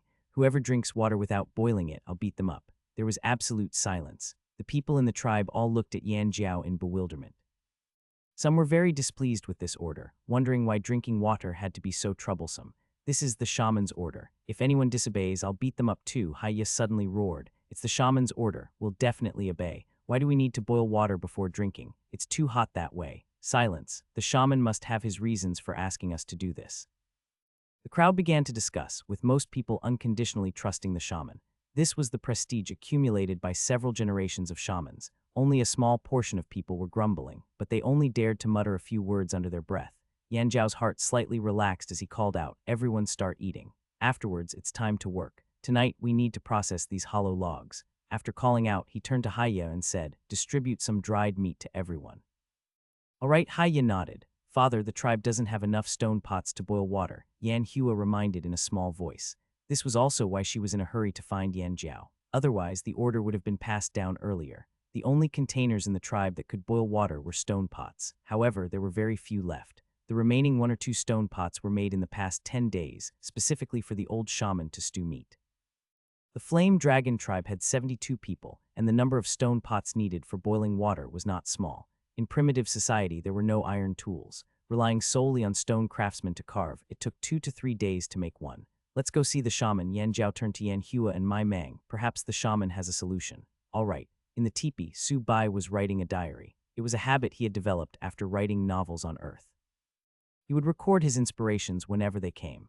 Now that he had become a shaman, managing 72 people as the village chief of a tribe, he had even more responsibilities. If he did not write a diary, he might forget many things. It was also the way of reviewing the old to learn the new. However, Su Bai would not write any secrets in his diary, such as being a transmigrator, possessing a system, things produced by the system, and so on. These secrets could reveal his identity, which was why he would never write them in his diary. He kept them completely to himself. He swore to never speak of such things until his death. Education and culture should be put on the agenda. In terms of Chinese characters, how can I make it easier for the tribe people to remember them? Su Bai wrote in his diary, stopping the charcoal in his hand in frustration. He looked down at the words on the animal hide. The writing using charcoal was a bit blurry, and animal hide was not really good material to write on. "It seems like I need to produce paper too, and find a good substitute for ink." Su Bai flicked the charcoal dust off his fingers. The diary he was writing was meant to be a family heirloom. The experiences and thoughts in the diary were to be passed down to future generations. For example, future records might say, Su Bai was a thinker of primitive society, an educational pioneer, the founder of the Su family's writing system. Could also be many readers would revere him as Sage Su, the supreme sage, the supreme teacher. After all, in a primitive society where culture had barely begun to develop, being able to leave an important mark in history seemed very interesting to Su Bai, though it was of dark taste to desire such titles. "I'm fantasizing too far," Su Bai suddenly laughed. It was his way of finding joy in hardship. Primitive society was truly boring. Yu Ying sat by the fire pit, sewing animal hides, occasionally looking up to steal a glance at Su Bai. She saw the shaman stop writing, looking a bit troubled, then suddenly laughing. The shaman must be working very hard. He must have just solved a difficult problem for the tribe, that's why he's laughing so happily. "Shaman, may I come in?" Suddenly, a voice called from outside the teepee, startling the fox-eared girl. She quickly stood up and looked at the shaman. "Let them in," Su Bai nodded and said. With an assistant, he did not need to shout anymore. Yes, Yu Ying walked to the door flap, lifted it, and saw Yan Jiao, Yan Hua, and Mai Mang. "Oh, Yu Ying, why are you in the shaman's teepee?" Yan Jiao asked in surprise. "The shaman said you can come in," Yu Ying softly said. She then added in a small voice, "Uncle Yan Jiao, I'm here to serve the shaman." "What?" Yan Jiao exclaimed in shock. He turned to look at his daughter behind him, his red eyes emitting a sharp yet loving gaze as if reprimanding what is going on. "How could you let someone else take the position of shaman priestess? It's over." 2 words flashed through Yan Hua's mind. Seeing her father's expression, she knew she was definitely going to be scolded. "Chieftain, let's not keep the shaman waiting," Mai Mang intervened. HMPH. Yan Jiao made a dissatisfied snort, turned around and forced a smile at the fox-eared girl before stepping into the teepee. How could he not be angry? He had thought his daughter would become the shaman priestess. If she became one, she would not have the chance to become a totem warrior or go out hunting, allowing him to put his worries to rest. But now, the position of shaman priestess had been taken by Yu Ying. If Yan Jiao knew that the candidate for shaman priestess had been recommended to the shaman by his own daughter, he would cough up blood from anger. the group entered the teepee. Yanjiao saw the extra pile of hay in the teepee and instantly understood what it was for. He inwardly fumed. Who taught Yu Ying to come live in the shaman's teepee? Could it be that Kangxi taught her in advance? When that bastard Kangxi returns, I'll find an excuse to beat him up to vent my anger. Yanjiao never suspected that Yu Ying had requested to come here herself. Everyone in the tribe knew the fox-eared girl was very timid and would never do such a bold thing. Ahem, my man coughed lightly with a hint of guilt. Seeing the chieftain's expression, as someone who grew up with him, he naturally understood what kind of person Yanjiao was and what he was thinking. He must be thinking about beating up whoever encouraged Yu Ying to sleep in the shaman's teepee. And that person was him, my Mang. To thank the shaman, he had encouraged Yu Ying to live in the main teepee, just to make it convenient to take care of her. It was nothing more than that. Are you all right now? Subai asked in a kind tone. I'm fine now, I'll completely recover in 2 more days, my Mang said hurriedly. That's good, Subai nodded slightly, looking at the stern-faced Yanjiao and the troubled-looking cow-horned girl. He asked curiously, Chieftain, has something happened? Hu Yanjiao let out a long breath, put aside his personal emotions, and asked in a solemn voice, Shaman, the tribe doesn't have enough containers to boil water. Do you have any solutions? For now, use wooden barrels as a substitute. Subai had already thought about this problem. Ah, wooden barrels, everyone present was stunned. But wooden barrels can't be used to boil water over fire, Yanjiao said with a pained expression, looking as if he was saying, Shaman, please don't joke around. We're not putting the wooden barrels directly over the fire. Subai patted his forehead, blaming himself for not explaining clearly. He explained gently, heat rocks in fire, then put them into the wooden barrels filled with water. That will boil the water. That works too? Yan Hua found this to be extremely surprising. Can it kill the tiny creatures? My Mang asked in a low voice. Of course it can, Subai said confidently. This method couldn't be used for long though. It was just a temporary substitute for boiling water. When he had the time, he would try to move on to making pottery. That way they could promote methods of cooking like stewing meat and making soup, instead of just monotonously roasting meat. That's great, I'll go tell everyone right away, Yan Jiao said hurriedly. As night deepened, the people of the tribe had long finished their work on the grooves and had all gone to rest. In the main teepee, where the fire in the fire pit was burning brightly, Yu Ying was dozing off. The animal hide garment she was sewing had slipped from her legs to the ground. Her head was nodding off, and her fox ears were drooping with sleepiness. I finally finished drawing. Subai looked at the animal hide drawing on the stone table and stretched. He had drawn out what needed to be done tomorrow in advance. He turned his head towards the fire pit and saw the fox-eared girl dozing off. He shook his head with amusement and stood up to walk towards the fire pit. Subai came to Yu Ying's side, gently took away the half-sewn animal hide garment, placed one hand on the fox-eared girl's shoulder and the other under her bent legs. With a little effort, he lifted Yu Ying up, walked carefully to the hay bed, and slowly bent down to lay the fox-eared girl down. Subai turned his head to glance at Yu Ying. He noticed her long eyelashes trembling and her fox ears standing up. He knew she was already awake. To avoid awkwardness, he did not expose her. He casually pulled over a nearby animal hide to cover Yu Ying's belly, preventing her from catching a cold this late at night. It should be around 11 o'clock now, right? Subai muttered to himself as he walked to his own hay bed and leisurely lay down. Yu Ying's breathing became a bit rapid. She slightly opened her eyes to a slit, and only when she saw no one did she relax a bit. She gently turned her head, her pink eyes fully open. She looked towards the interior of the teepee. Only when she saw Subai lying on his hay bed did she completely relax. The shaman just carried me, Yu Ying thought shyly, her cheeks flushing red. She had woken up when the shaman put her on the hay bed. She was stunned at that time, not daring to move at all. Thus, she could only pretend to be asleep. The shaman is so gentle, Yu Ying covered her face with both hands, rolling back and forth on the hay bed.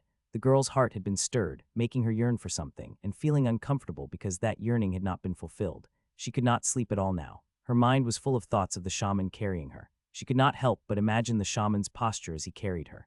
She now regretted falling asleep, wondering if the shaman would think she was not a qualified shaman priestess. The sentiments of a tribe girl are hard to explain. Sometimes a single action, a word, or even a glance can set her imagination running wild. Subai, as an author who was used to staying up late to write novels on Earth, could not possibly go to sleep so early. Moreover, with his heightened senses now, he could clearly hear the fox-eared girl rolling around. He narrowed his eyes slightly, smiling as he thought, seems my actions earlier have troubled her. How cute.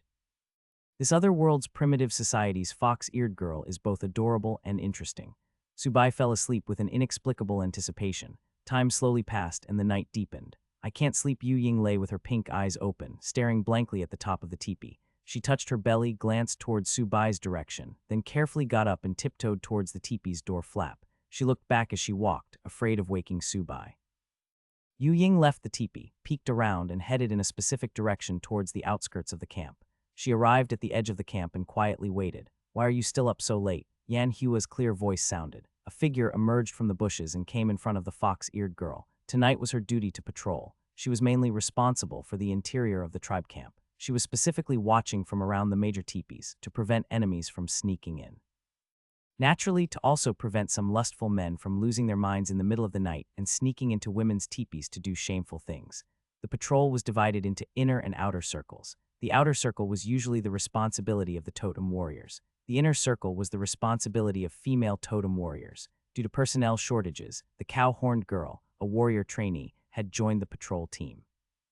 "I woke up needing to relieve myself," Yu Ying stammered with a red face. "Go ahead, I'll keep watch for you." Yan Hua rolled her eyes, knowing the fox-eared girl was lying. She normally would not stammer when facing her at night for something like this. And Yu Ying went behind a tree and slowly squatted down. "How does it feel your first day as a shaman priestess?" Yan Hua leaned against the tree, looking up at the star-filled night sky. "Shhhhhh. Today was very fulfilling," Yu Ying said in a soft voice. "Did the shaman scold you?" Yan Hua crossed her arms, thinking of her father's angry look not long ago, feeling inexplicably upset. "Damn it, what's wrong with not being a shaman priestess? I just want to be a totem warrior." Yu Ying pouted, dissatisfied. "The shaman never scolded me. He's very kind to me." "Is that so?" Yan Hua said while softly biting her lips. She did not know why she felt a bit irritated. "Yes."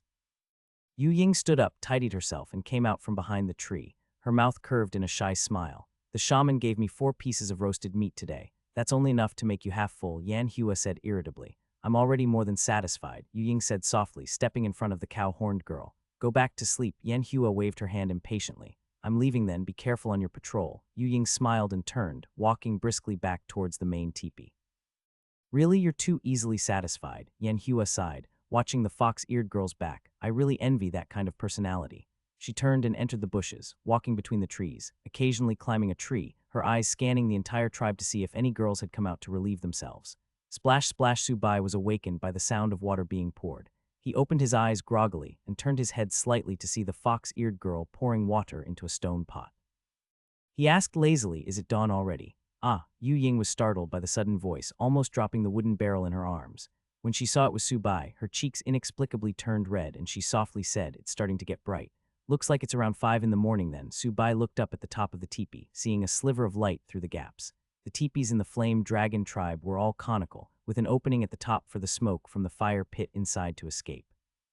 "Shaman, did I wake you?" Yu Ying asked timidly. "It's fine." Subai waved his hand and softly said, "I'll sleep a bit more." "Okay," Yu Ying quickly responded, lightening her movements considerably like a small cat about to steal food. "System check-in." Subai closed his eyes and gave the command with his thoughts. "Ding, check-in successful. Open assistance package." "Ding, congratulations, host has received low-grade assistance, 1 pack of chili seeds."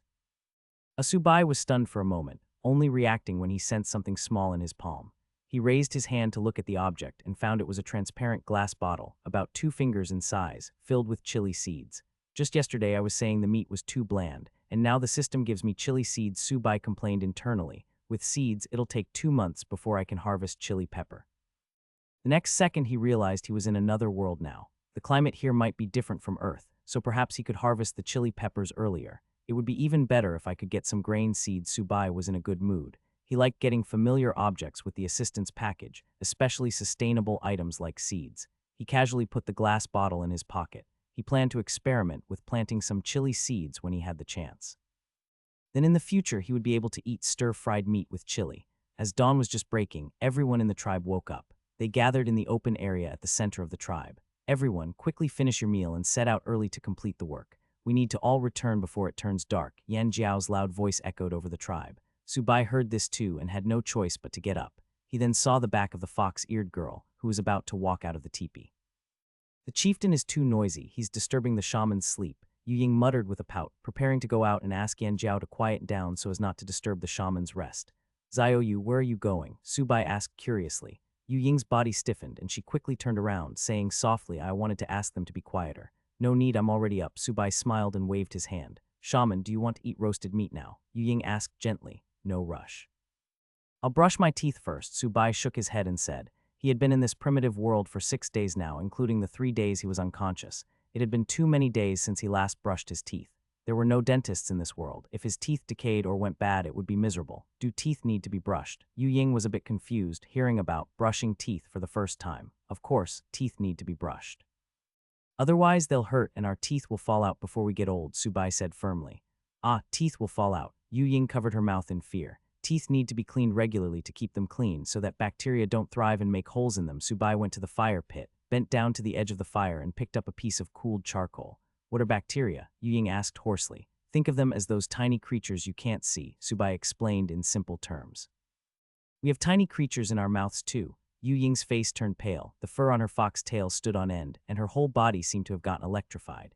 This news made her feel very uncomfortable. Don't worry, these tiny creatures are different from those in raw water. They won't harm your life. Subai could not explain too much, so he could only make up some reassuring words for the fox-eared girl.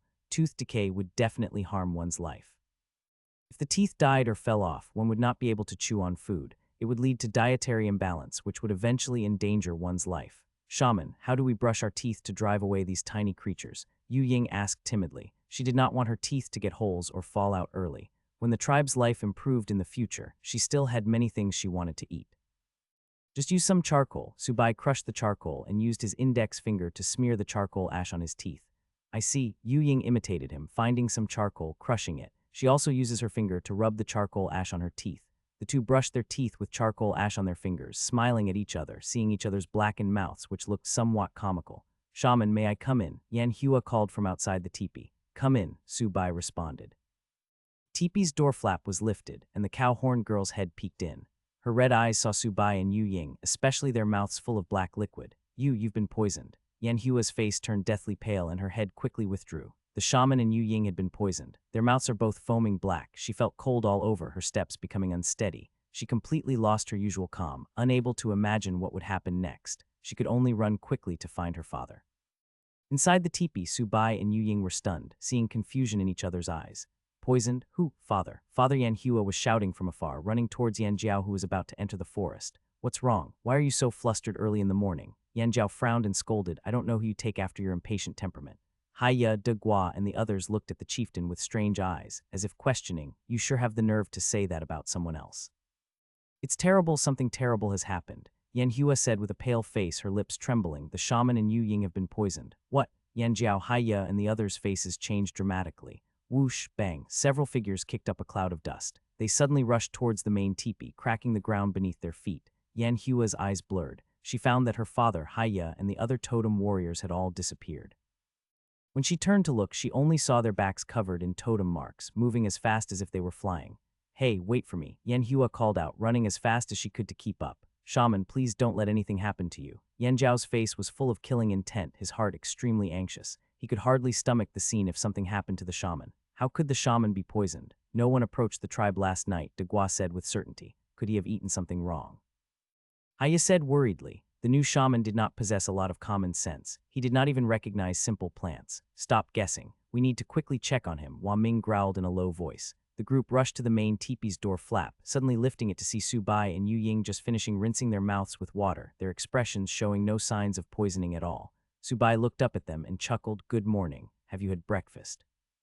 More morning, Yan Zhao responded in a daze. Shaman, are you all right? Haiya asked straightforwardly. What could be wrong with me? Subai shrugged. He knew it must have been the cow-horned girl's misunderstanding earlier that brought these anxious people. You're not poisoned, De Gua blinked and asked. I'm fine, how could I possibly be poisoned? Subai rolled his eyes. Huff huff huff, Yan Hua panted heavily, finally arriving outside the main teepee. Then why did Ahua say Yan Zhao suddenly could not continue? He abruptly turned to look at the bewildered cow-horned girl, his face becoming increasingly benevolent. Father, how is the shaman? Yan Hua asked anxiously. See for yourself, Yan Zhao said through gritted teeth, moving aside to reveal Subai behind him. How come nothing's wrong? Yan Hua was shocked, turning her head to look at the timid fox-eared girl, who was also full of energy, showing no signs of poisoning at all. What? Were you hoping something had happened to the shaman? Yan Zhao narrowed his eyes, his hand itching to give his daughter a loving fatherly knuckle on the head. This daughter of mine needs a beating. How dare she trick us? It had been 10 years since I last beat her. Now I suddenly felt like giving her a beating. How could that be? Yan Hua instantly understood that she must have misunderstood something. I just remembered, haha. I need to go on patrol, she said with a laugh. Seeing the unfriendly looks from her uncles, she ran away at full speed. She's driving me crazy. Who on earth does she take after? Yan Zhao cursed under his breath. Hihi Haya de Gua and Hua Ming all looked at Yan Jiao with cold smiles. What are you looking at? She's definitely not like me. Yan Jiao glared at them angrily, his eye twitching as he turned and left. Ahua's temperament is quite similar to the chieftain when he was young. Haya calmly added salt to the wound. Stop talking. Let's get going, Hua Ming hurriedly said. Shaman were going to connect the hollow logs. De Gua bowed and said, Be careful. Subai earnestly prayed for their well-being. Yes, they all responded. Haha, that was really funny, Subai laughed. Shaman, will Sister Yan Hua be all right? Yu Ying asked worriedly. Subai tilted his head and said uncertainty. She should be fine, right? Whoosh. The teepee's door flap was suddenly lifted, and the cow-horned girl's resentful red eyes looked at the two of them. Sister Yan Hua, didn't you go on patrol? Yu Ying asked with a blank expression. Haha, Subai was amused again. Yu Ying, you two have got me into trouble, Yan Hua said with a dejected expression. Yu Ying blinked, asking innocently, will Uncle Yan Jiao hit your head again? Definitely. I need to hide here tonight. Otherwise, father will definitely punish me, Yan Hua said dejectedly. She thought about how she had just embarrassed her father. With his unreasonable personality, a scolding was inevitable. Yu Ying secretly glanced at Subai, not knowing how to respond. If it were before, when the cow-horned girl knew she was going to be scolded, she would come to hide at Yu Ying's place. But now Yu Ying was living with the shaman. She had no right to shelter Yan Hua. Yan Hua realized she had misspoken as soon as she finished and was about to take back her words. It's fine. We share some responsibility for you getting scolded, Subai said softly. Really? Yan Hua's red eyes widened. She was about to say she was just joking to brush it off. She did not expect the shaman to actually agree to her request, and Subai nodded, not thinking it to be a big deal. It was not like they would be sleeping together. That's great. Yu Ying was elated, happy that the cow-horned girl could escape her undeserved punishment. Yeah, Yan Hua suddenly felt a bit embarrassed thinking about sleeping in the same teepee as the shaman tonight. Let's prepare breakfast. We need to start working, Subai instructed.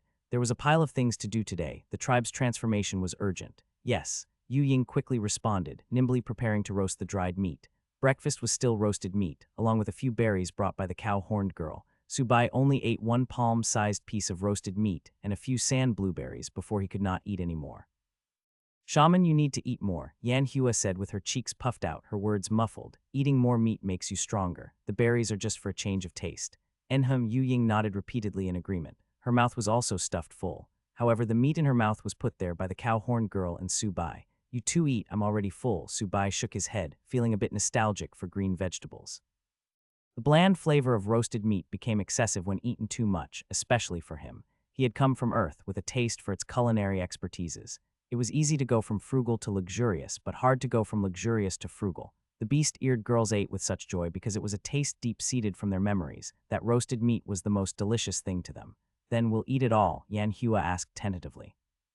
When she saw Subai nod, she immediately divided the 2 skewers of meat that were still roasting. I don't want MMPH, Yu Ying was about to refuse, but as soon as she opened her mouth, a skewer of meat was stuffed in, and she instinctively started chewing.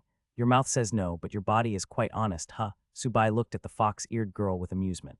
MMPH, Yu Ying lowered her head in embarrassment at being seen, chewing the meat even faster. How many people are left in the tribe right now? Subai asked softly.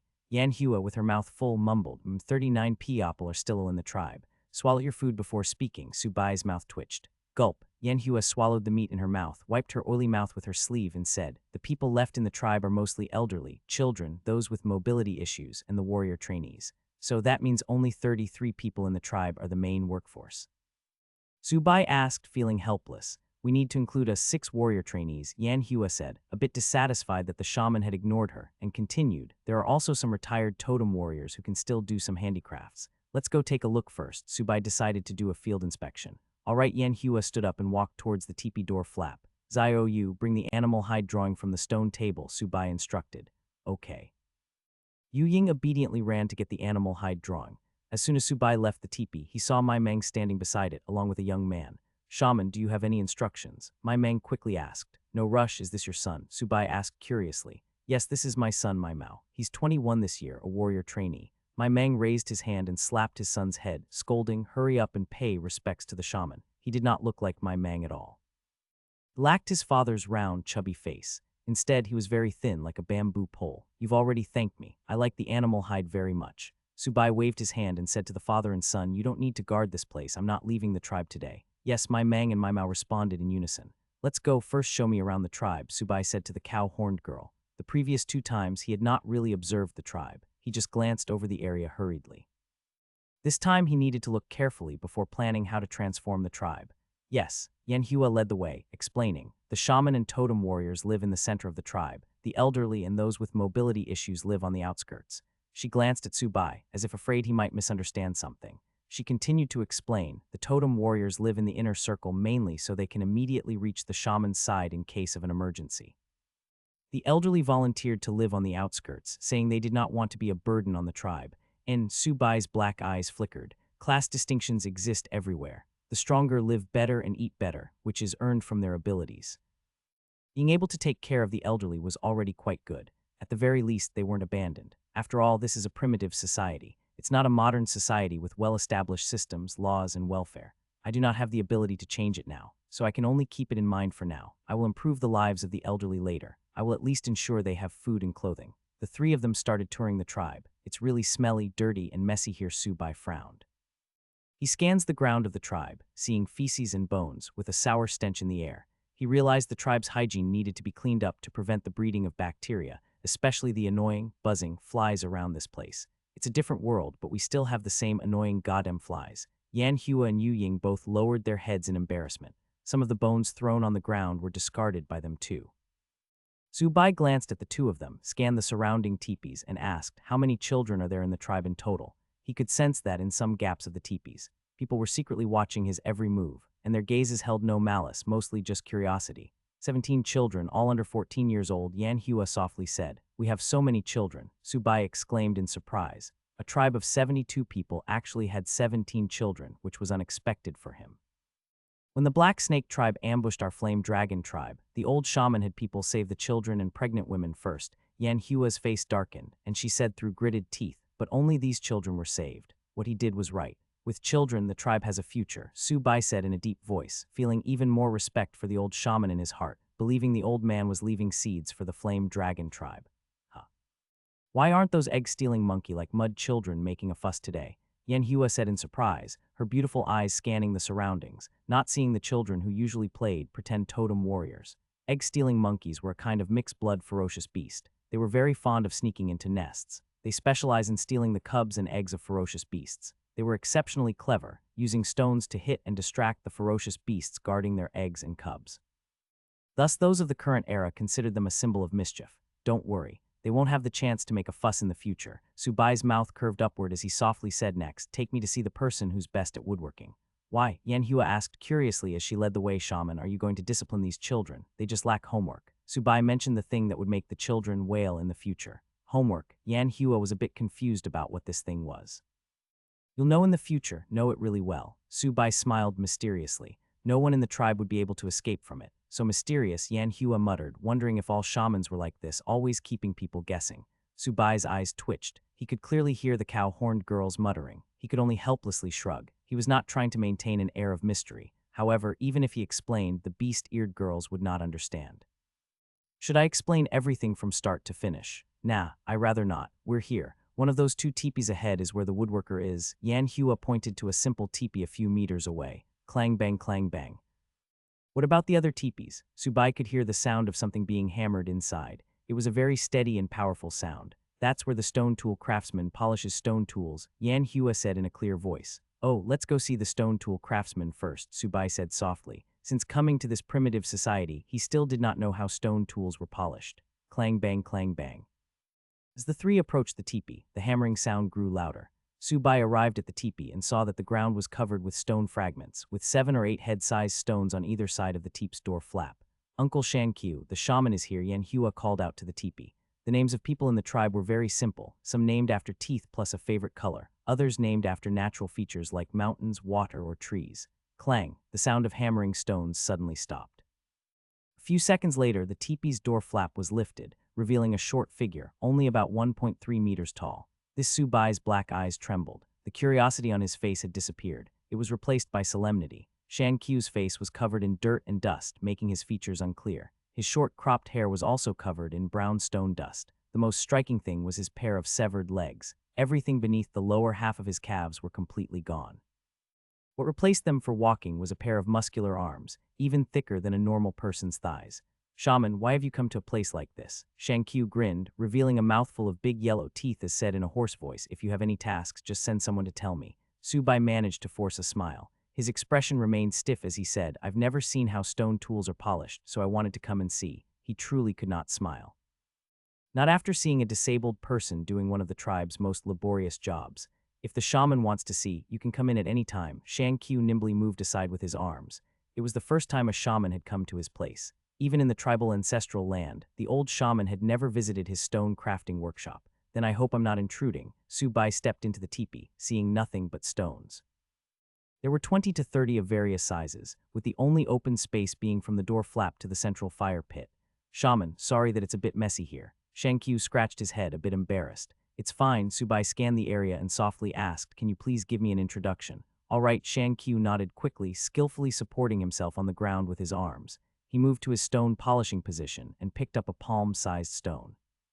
He spoke seriously and attentively. "A stone of this size can be polished into a spearhead or used for throwing."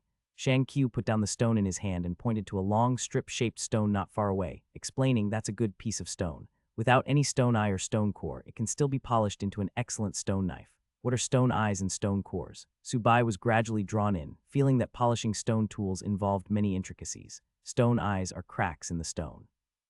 Stone cores are like hidden blemishes in the stone. Some stone cores are harder than the stone itself, while others are more brittle, greatly affecting the integrity of a stone." Shan Qiu spoke knowledgeably about stone tools. "The most troublesome are stone cores. If a piece of stone material has a core and it's not durable, it will break after just a few impacts. In primitive society, without iron tools, only stones served as weapons. Naturally, a unique culture had developed around them." "How many days would it take to polish that stone into a knife?" Subai asked curiously. "Probably about 2 days. Stones that already have that kind of texture are relatively easy to find, so it's not very difficult to polish," Shan Qiu said confidently. "That long?" Subai was surprised. It took longer than he had imagined. "Shaman, that's not long at all." Yan Hua, having spent time with Subai, knew the shaman lacked common sense in many areas. She explained in her clear voice, "To polish a good stone knife takes a lot of time. It sometimes takes 3 to 4 days. Only someone with Uncle Shan Qiu's skills can polish a good stone knife in 2 days. I'm not as good as what Hua is saying. It depends on how easy the stone material is to polish," Shan Qiu said, a bit embarrassed by the praise. The rest of the time passed in questions and answers, with Subai specifically watching Shan Qiu polish stone tools for a while. "All right, I won't keep you from your work any longer," Subai said softly, as he still needed to visit the woodworker. Shan Qiu supported himself on his arms, preparing to see the shaman off. Seeing Subai at the door flap, he suddenly spoke up. "Shaman, is there any stone tool you'd like me to polish?" "I can also polish bone tools," Shan Qiu added. Subai turned his head to look at Shan Qiu's expectant eyes, his mouth curving upward as he said, "Then I'd like a stone knife, using the best stone material."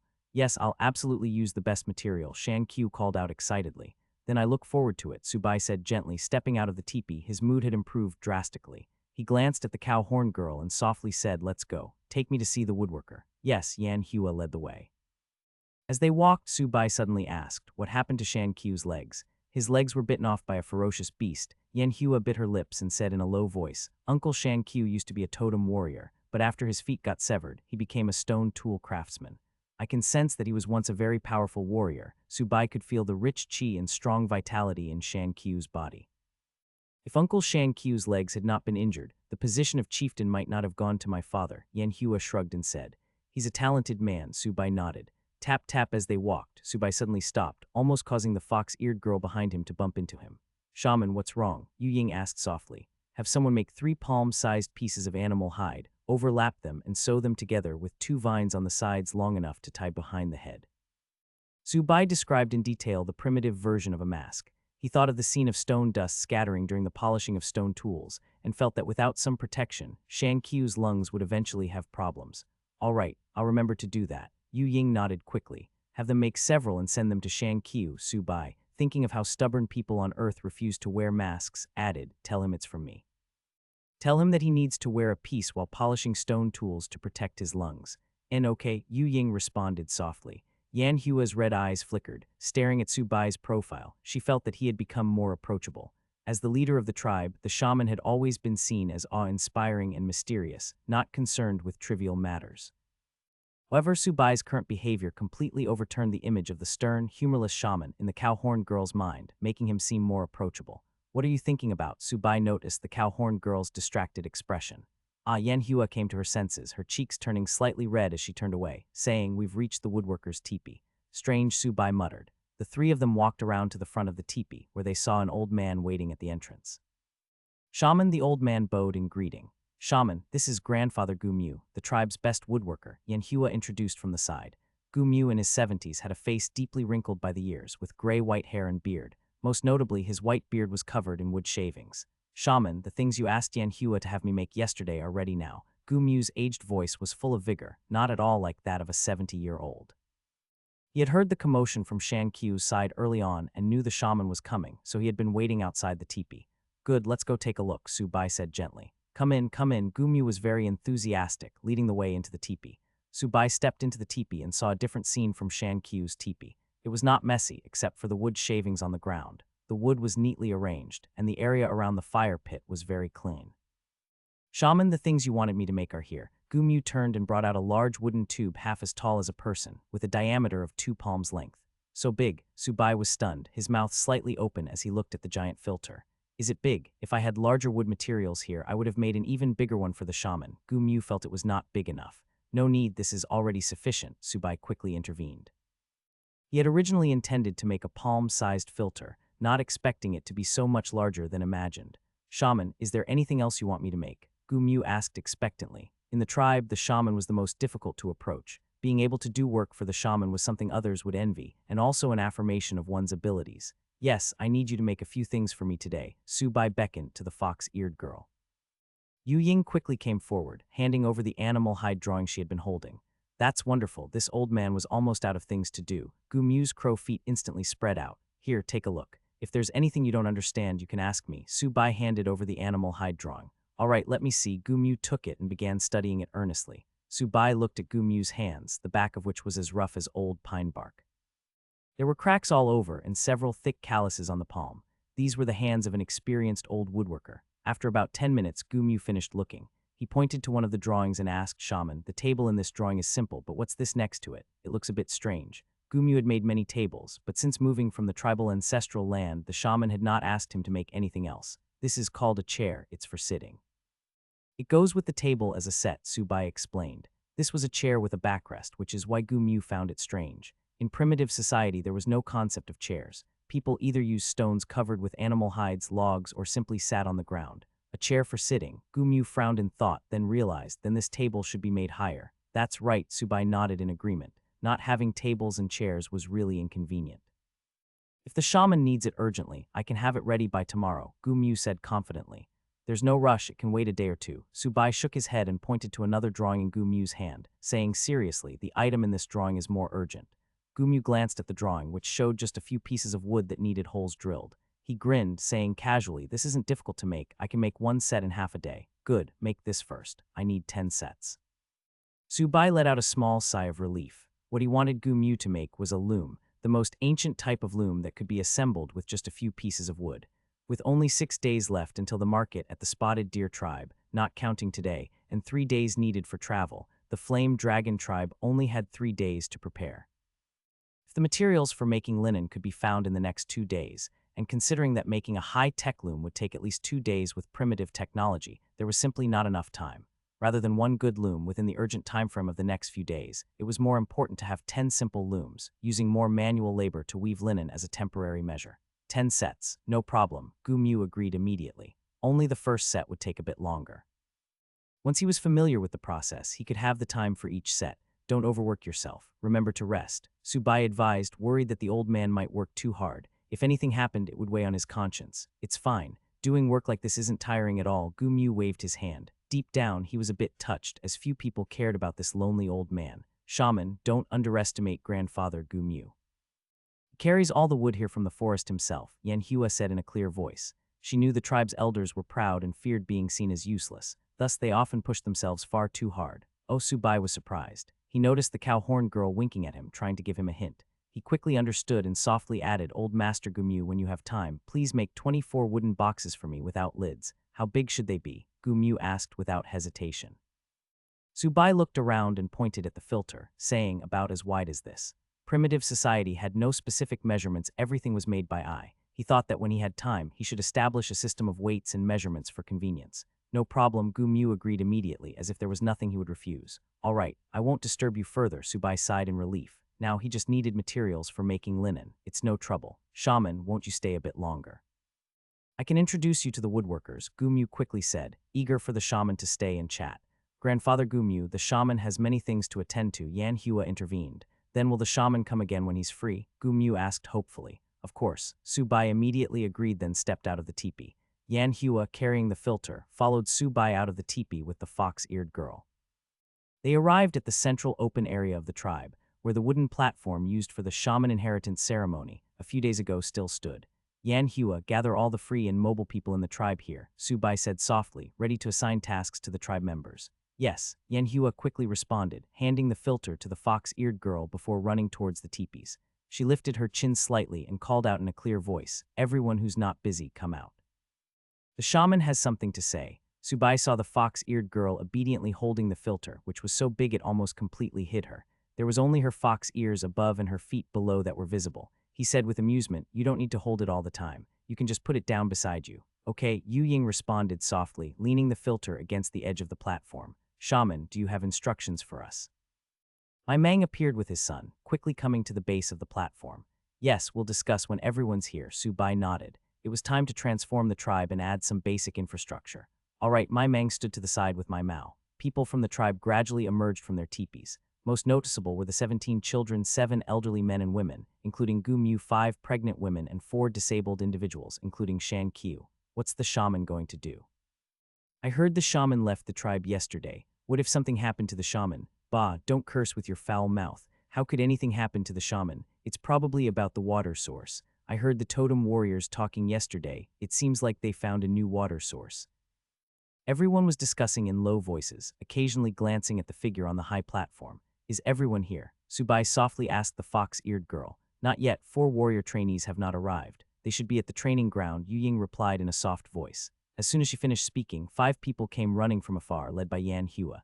Subai observed the 4 people, 3 young men in their 20s and a girl about the same age as the cow-horned girl. Shaman, everyone's here now. Yan Hua said, slightly out of breath, and Subai nodded, with the cow-horned girl obediently standing beside him. He scanned the crowd, his expression gradually becoming solemn. The people below the platform fell silent. Everyone, our tribe has long been troubled by the lack of water. We can't even bathe properly, and we all smell so sour that even ferocious beasts would faint from the smell, Subai began with a humorous sentence. How the tribe members laughed, looking at each other and stepping back slightly in mocking disgust. Now we have solved the water problem. Subai looked at the slightly stirring crowd below and said in a deeper voice, the hollow logs we had everyone process last night were for transporting water to our tribe. That's impossible. How can water be so obedient as to come to us with just logs? If the shaman says water will come to the tribe, then water will come to the tribe. Exactly, the shaman has never lied to us. Those who had just started to doubt were immediately refuted by those around them, especially the young children who looked at the shaman with admiration and longing. At the earliest, water will reach the tribe today. At the latest, it will be tomorrow. Subai had not gone to connect the hollow logs himself. Thus, he did not want to make absolute promises by saying it would be done today. That could damage his prestige, especially since he had just taken on the position of shaman. That's great, we can bathe like we used to. Finally, we don't have to ration our drinking water. The shaman is so amazing. He just went into the forest yesterday and today he's solved the water problem. Indeed, that's our shaman for you. The crowd started praising Subai and there was a new glimmer of recognition in their eyes. Subai stood on the high platform, looking at the crowd's gaze. Are those eyes that contain recognition? Perhaps, but not for me specifically. They are only recognizing my status just because I'm the shaman. I'm not being not recognized as Subai myself. To put it bluntly, if an idiot were to sit in the shaman's position, the people below would blindly give them the same recognition.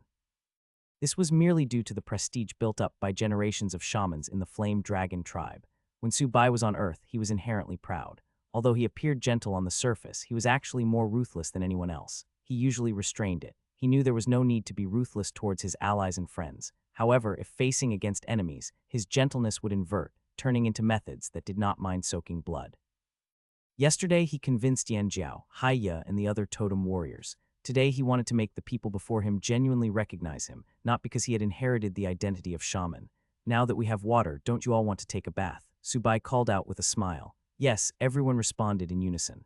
Then before bathing, shouldn't we clean up the tribe's garbage?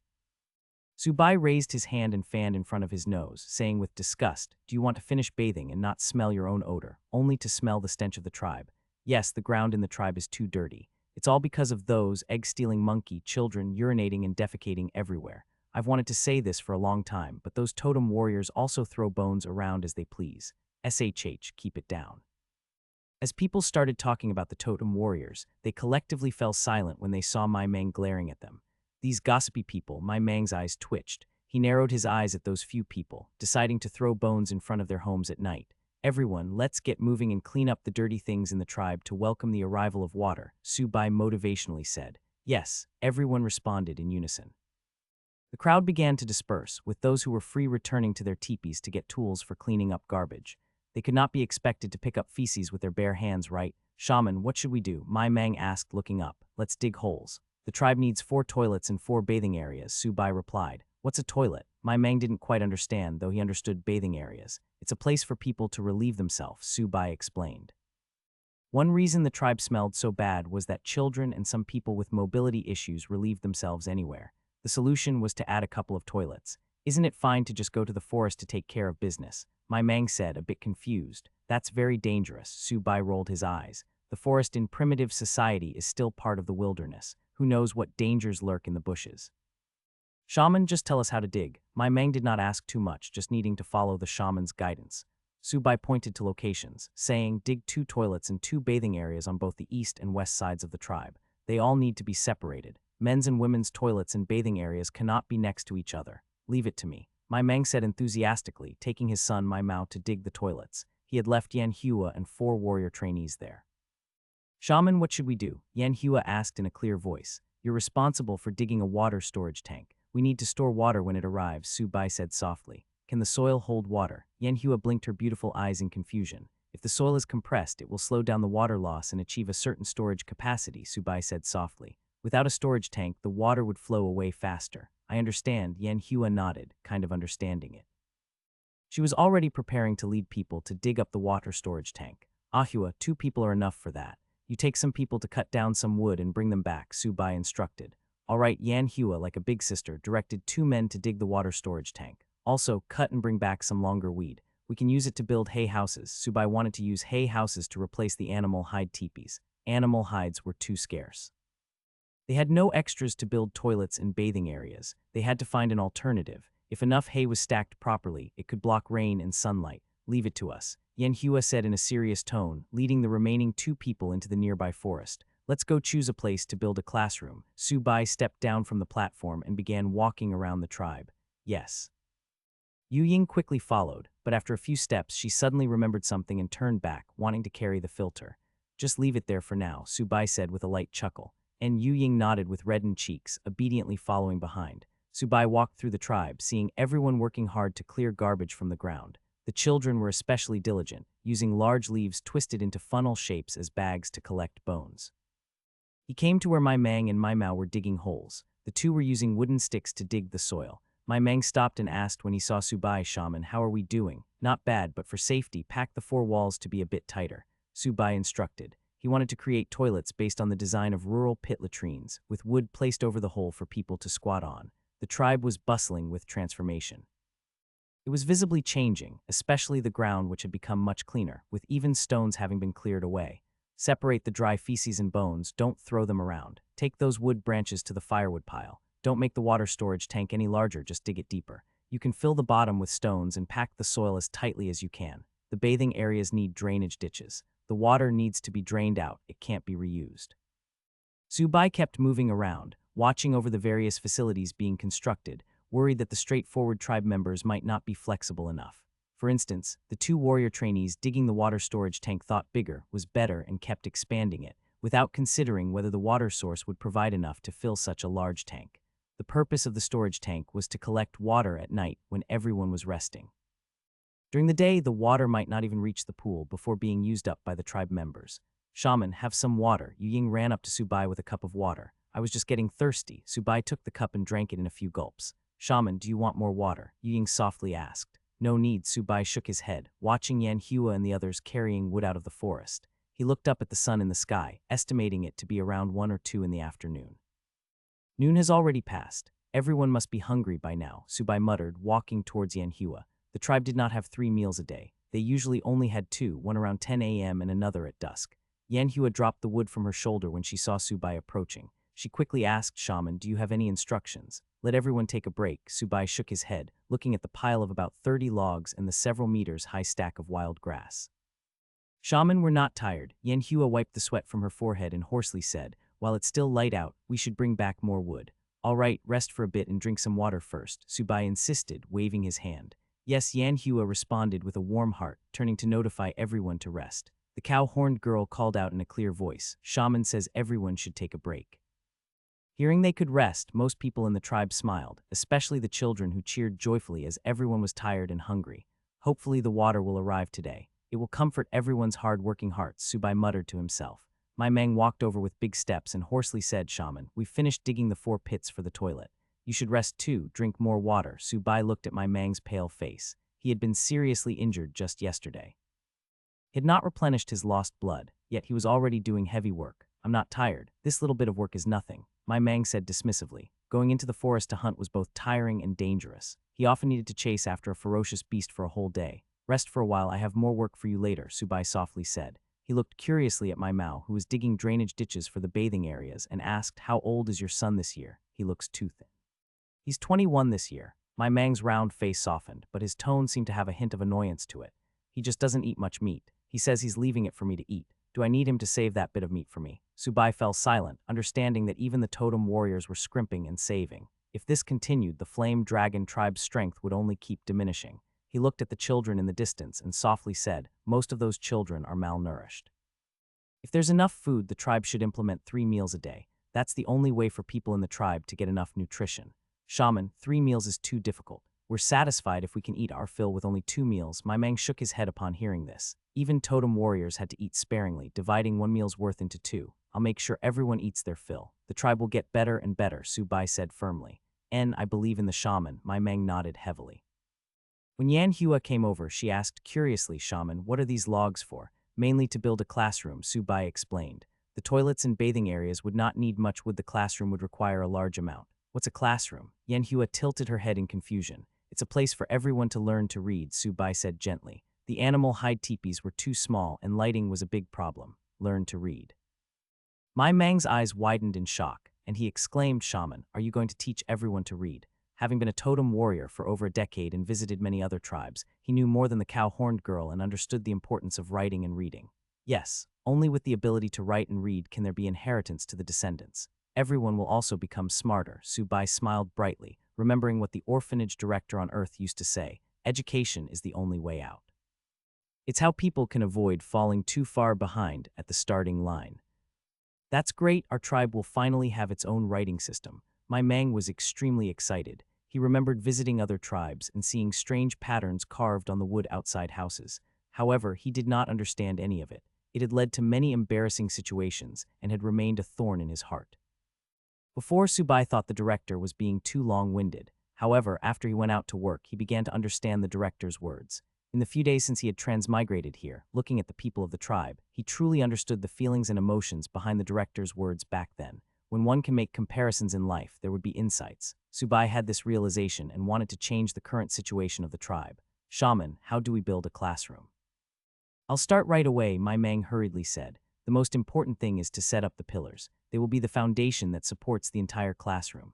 Subai crouched down, broke off a tree branch and began drawing on the ground. "Set up a wooden pillar every 4 steps, 5 pillars on each side. The most important part is the roof of the classroom. Use more grass ropes to make an A-shaped roof supported with wood. You can cover it with wild grass once the structure is set."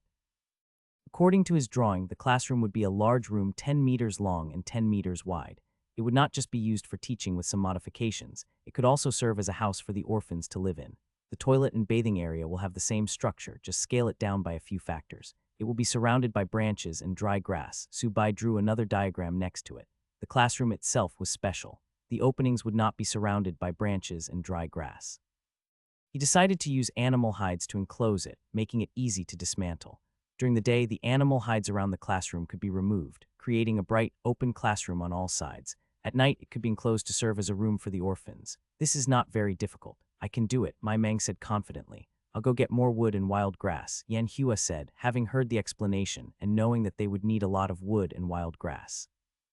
"Then let's begin," Subai softly said. All right, my man got up and walked towards the pile of wood. He picked up a log as thick as a thigh, pulled out the stone knife from behind his waist, and quickly sharpened the wood. Ha! He let out a low shout, and the totem mark on his chest appeared. The veins in his arms bulged. After building up strength for 3 seconds, he hugged the log and thrust it into the ground. Bang!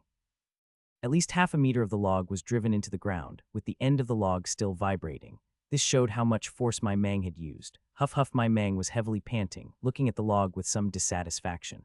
The length he had driven into the ground was still too short. Subai looked at my mang with a forehead full of black lines. What kind of brute operation is this? Does he think he is a human pile driver?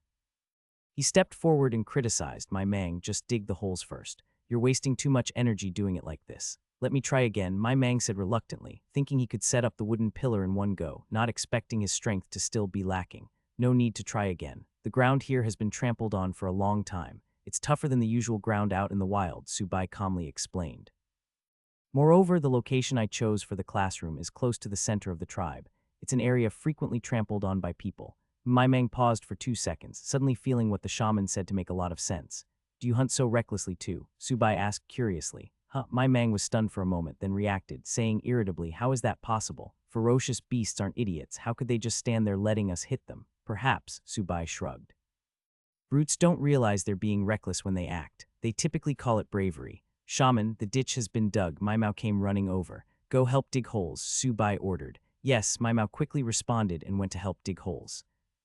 Time slowly passed, the sun gradually tilted towards the west, and the changes in the tribe became more and more apparent.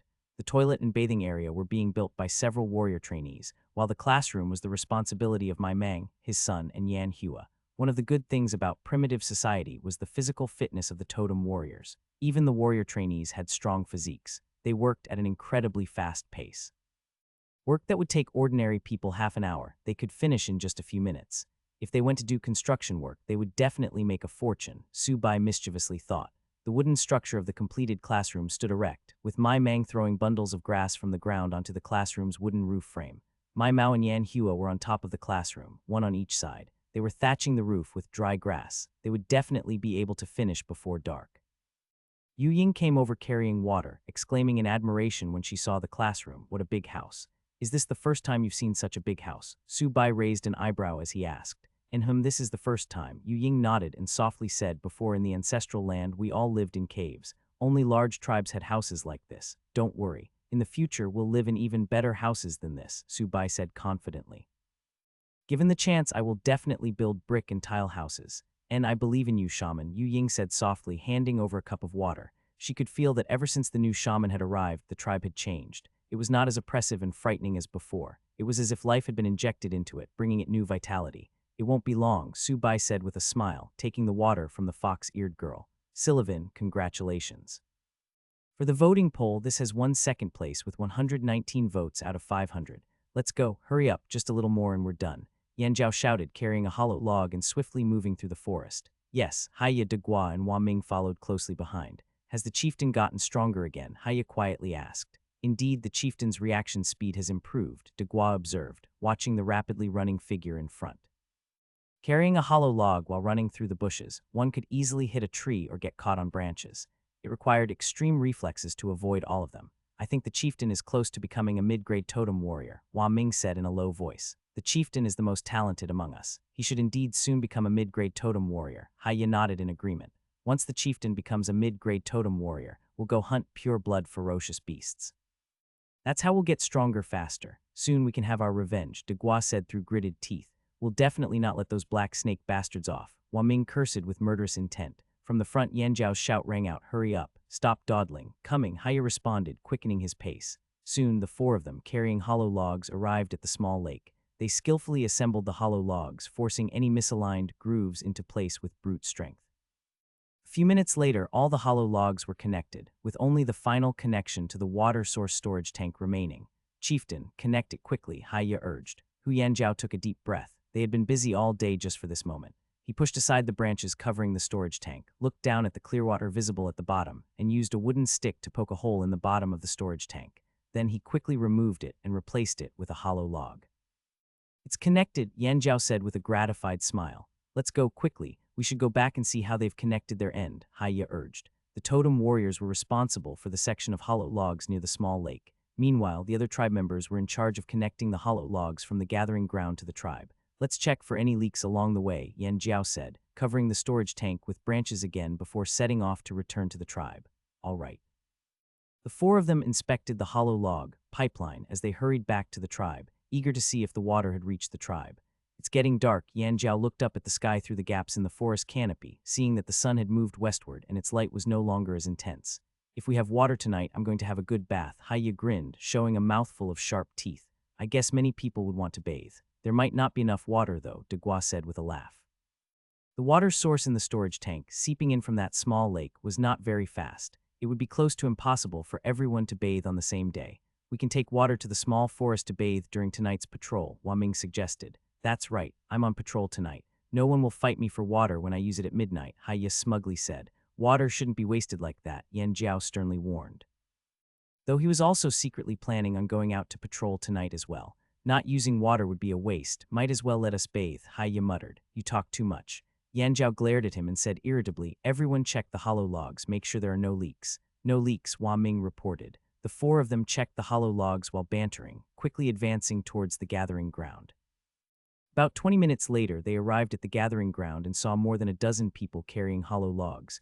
You haven't finished yet, Yan Jiao frowned and asked. Chieftain, we're almost done, just the last section is left, someone immediately responded. How long left, Haya asked. Over 100 steps long, the person replied. Give us the hollow logs, Yan Jiao sighed in relief. 100 steps long was something they could finish quickly. Yes. Yan Jiao and his three companions carried the hollow logs and sprinted towards the tribe. The inspection of this section of hollow logs could be left to the others. They ran for 7 or 8 minutes before seeing 3 or 4 people connecting hollow logs. Let us do it. Yan Jiao immediately stepped forward to take over. Yes, the others quickly made way. The water should be coming soon, right? Haya said as he carried a hollow log forward to connect it. The hollow logs at this section were prepared by the tribe last night and had already been connected in advance. The flow of water was not as fast as the totem warrior's running speed. It should be soon. Hua Ming crouched down, putting his ear to the hollow log pipeline. He could hear the sound of water flowing. They quickly connected the hollow logs, soon completing the joining of the two sections. Let's go back to the tribe and wait for the water, Yan Jiao quickly strode off. We'll leave the inspection to you, Haya threw back a sentence before immediately chasing after Yan Jiao. Yes, several tribe members immediately responded. Thud, thud, thud. Without the burden of needing to check for leaks in the hollow logs, the four of them ran at full speed. The fact that totem warriors' footsteps should be silent was thrown to the back of their minds. They all wanted to rush back to the tribe and await the arrival of water. In less than 10 minutes, they saw the tribe. Wait, did we take the wrong path? Is that our tribe? De Gua exclaimed in shock. Yan Jiao looked up and saw several buildings of various sizes at the center of the tribe in the distance. He exclaimed in surprise, when did our tribe get houses like that? It must be the shaman's doing. Only he can make others build such houses in a day, Haya shouted in admiration. Why don't we go back to the tribe and see for ourselves? Hua Ming said in a deep voice. Let's go. Shaman, father and the others are back, Yan Hua softly said. Oh, Subai turned to look and saw several figures running from the direction of the forest. He looked up at the sky and noticed that the sun had moved far to the west. I guess we only have half an hour left before sunset. Shaman, we're back, Haya shouted from afar. Shortly after, all four arrived before Subai, curiously examining the newly built classroom, toilets, and other buildings. Has the pipeline been connected? Subai hurriedly asked. Yan Jiao suppressed his confusion and quickly replied, it's done. We're just waiting for the water to come through.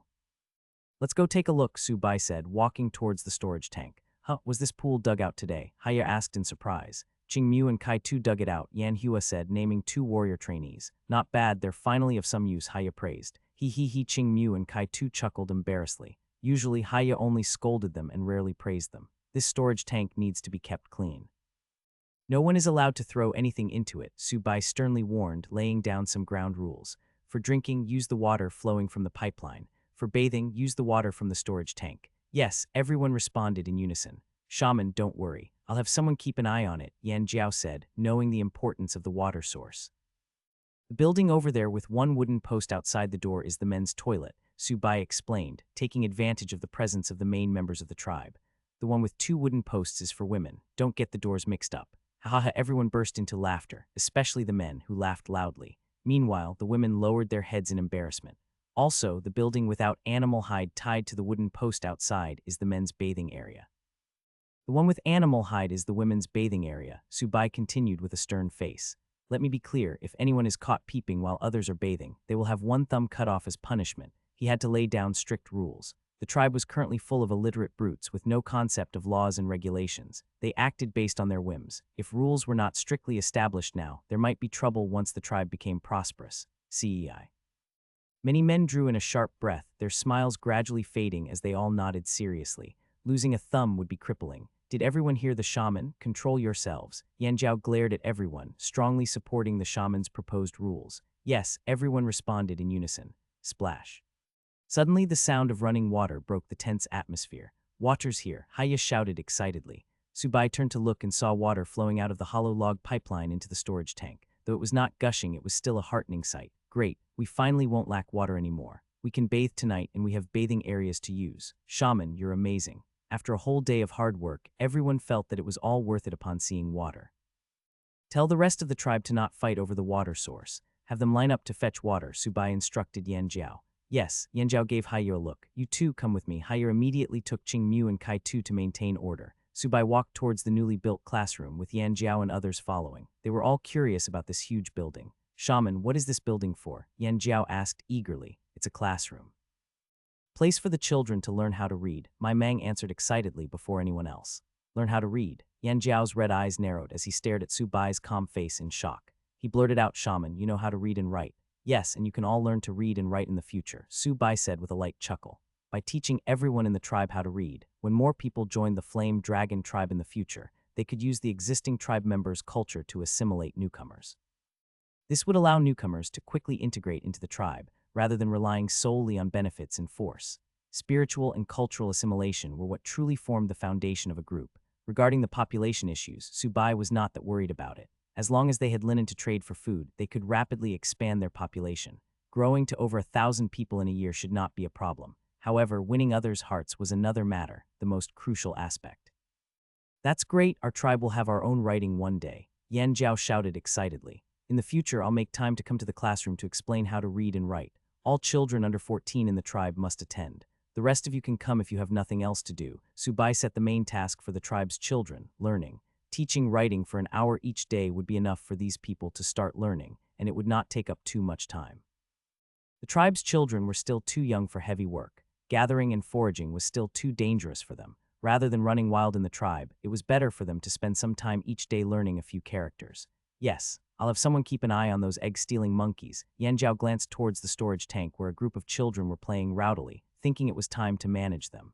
With limited food in the tribe, it was difficult to constantly let children eat their fill. Pausing physical training and using the time to learn how to read and write was far better than letting them cause trouble. Tomorrow, focus all efforts on searching for plants to make linen. We only have 6 days left, Subai said in a dire tone. The premise for all his plans was that the tribe needed to have a specialty product. Linen was a crucial part of that. After all, he would not be able to produce other products even if he wanted to. He had no materials or tools. In the end, his understanding of primitive society was too limited, and the spotted deer market 6 days later was the best opportunity to trade. Understood, Yanjiao said earnestly. The sun disappeared behind the mountains and the sky turned gray. The tribe lit bonfires and laughter never ceased. The aroma of roasted meat permeated the air. Inside the main teepee, Yu Ying had just lit a fire in the hearth. Shaman, I've brought you some dried meat. Yan Hua's clear voice sounded from outside the teepee. Come in, Subai casually responded. He was working on a water filter, preparing to install it at a corner of the teepee. It would be enough to filter the water before use. As for promoting it to the whole tribe, there was no need for now. After all, everyone was already struggling to eat enough. Once everyone could eat and drink their fill, there would be time to promote it. Whoosh, the door flap was lifted, and Yan Hua entered, carrying a piece of dried meat 1/2 meter long and wide. Yu Ying pursed her lips and exclaimed in surprise, today's dried meat is really big. Father told me to bring it over. Yan Hua handed over the dried meat. Yu Ying took the meat and turned to ask Shaman, should I roast all of the meat? After securing the filter, he dusted off his hands and turned to see Yu Ying struggling to cut the dried meat with a stone knife. Oh right, I got a fruit knife from the assistance package. Subai remembered the fruit knife and turned to open a box. After receiving the shaman inheritance, he had casually put the fruit knife in this wooden box. He quickly found the fruit knife and walked over to Yu Ying, handing her the knife and saying, use this knife to cut meat from now on. Oh, Yu Ying was stunned for a moment. Her pink eyes looked at the delicate and slender knife in front of her. She hesitated. Shaman, isn't it too wasteful to use this knife to cut meat? It's not a waste. It can be used for cutting meat and fruits, Subai softly said. The fruit knife was too thin and short to be used for chopping wood as it would easily break. Yes. Yu Ying accepted the fruit knife with reverence. Yan Hua took the dried meat and urged, quickly, take it out and have a look. And Yu Ying slowly pulled out the fruit knife. The blade was gray, and its surface was as smooth as a mirror, reflecting Yu Ying's face. She looked at her reflection on the blade and weakly said, Shaman, this knife is too precious. Using it to cut meat seems a bit wasteful. Yan Hua's red eyes sparkled with light, completely amazed by the fruit knife. However, her status restricted her from having any other thoughts about it. Letting it sit unused would be the biggest waste. Just boldly use it, Subai waved his hand dismissively. For people of primitive society, the fruit knife was an absolute divine artifact, but for him, it was just a 20-something yuan fruit knife from the supermarket. After all, in the future, his daily assistants might provide him with more knives, making the fruit knife not really worth as much. I understand. Yu Ying saw Subai's insistence and did not dare to persuade him further. She gripped the fruit knife tightly and began to cut the meat. Zio Yu, give it to me. Let me cut, Yan Hua eagerly begged, looking like a girl asking for candy. Okay, here. Yu Ying glanced at Subai and saw no reaction. Thus, she carefully handed over the fruit knife. It's so light, Yan Hua's small hand trembled as she took the fruit knife. The feel of it in her hand was even more amazing, and her fondness for it was evident. Yu Ying gave her the dried meat, and Yan Hua started cutting it with the knife. She found it incredibly easy to cut through the meat, and the feeling in her hand was almost addictive. It was much better than the dull stone knife. This knife is so sharp. It's even sharper than my father's thorn fang knife, Yan Hua exclaimed. As long as it's useful, Subai said with a small smile, sitting by the hearth watching these two women cut meat. In fact, he had thought about trading this fruit knife for some useful materials. However, when he realized that the Flame Dragon tribe's strength was still not sufficient to protect its own wealth, he dismissed the thought. If ill-intentioned tribes set their sights on it, it would definitely bring about a disaster. The appearance of the linen weaving techniques had completely dispelled thoughts of trading the fruit knife. After all, knowledge of the creation of linen could be hidden when he made trades. However, the fruit knife was too amazing and could only be used privately. Yan Hua also realized the preciousness of the fruit knife. If word got out, it would surely attract the attention of wandering totem warriors. After cutting the meat, she seriously warned, Yu Ying, this knife must never be taken out of the teepee. Don't let anyone else see it. I'll remember, Yu Ying promised. Subai shrugged. The words he wanted to say had already been said by Yan Hua. The atmosphere became a bit strange after that. The air was filled with the tempting aroma of roasted meat. The two women ate absent-mindedly. Gulp, Subai swallowed a piece of roasted meat and turned to see the two women playing with the fruit knife, cutting the roasted meat into smaller particles before quickly eating them, then cutting more meat. Shaman. Suddenly a shout came from outside the teepee. What happened? Subai frowned, about to go out of the teepee to check. Whoosh! The teepee's door flap was immediately lifted, and Yan Jiao's head poked in, his face both anxious and joyful. What happened? Did people from the Black Snake tribe manage to find us? Subai asked with a furrowed brow. No, it's not that. Yan Jiao shook his head quickly and said in a low voice, Shaman, Kangxi is back. He found the plant for making linen. Really? Quickly bring it here for me to see, Subai exclaimed with delight. Yes, Yan Jiao quickly stepped aside, revealing Kangxi behind him, who was holding a bundle of plants in his arms. Come in, all of you, Subai waved his hand. Yes, Yan Jiao and Kangxi stepped into the teepee. Kangxi entered the teepee and put down the bundle of plants he was carrying, looking curiously at Yu Ying, wondering why his niece was here with the shaman. Subai crouched down and pulled out one plant. The stem was very straight with more than a dozen branching leaves. It was another unfamiliar plant. He looked up and asked, Do you recognize this plant? No, everyone shook their heads. Subai turned to Kangxi and asked, Weren't you supposed to go hunting? How did you find this? Kangxi nervously scratched his face with his index finger, his eyes shifting as he honestly said, After entering the forest, we started looking for plants to make linen. We only found it this morning. Knowing the tribe could make linen but lacked materials, how could he focus on hunting? He gave up hunting to search for plants. You forgot your mission. Subai narrowed his eyes, his tone very calm. Whenever he thought about important matters, he unconsciously made this gesture. He was very dissatisfied with Kangxi's behavior. If they had found the plant for making linen by chance while hunting, he would have praised them. However, they had abandoned their task to search for this plant. If they hadn't found the plant, there would be no prey either. If the tribe had not found linen materials and lacked food, it would lead to a series of horrendous consequences. Kangxi wanted to explain but could not find a reasonable excuse. Subai's calm tone made him nervous, and his self-satisfaction at finding a potential linen material immediately dissipated. I'll let this go just this once. Don't ever let this happen again, Subai flatly warned. The tribe's rules must not be broken. He had many plans for the future, and if someone violated his orders, it would eventually lead to fatal consequences.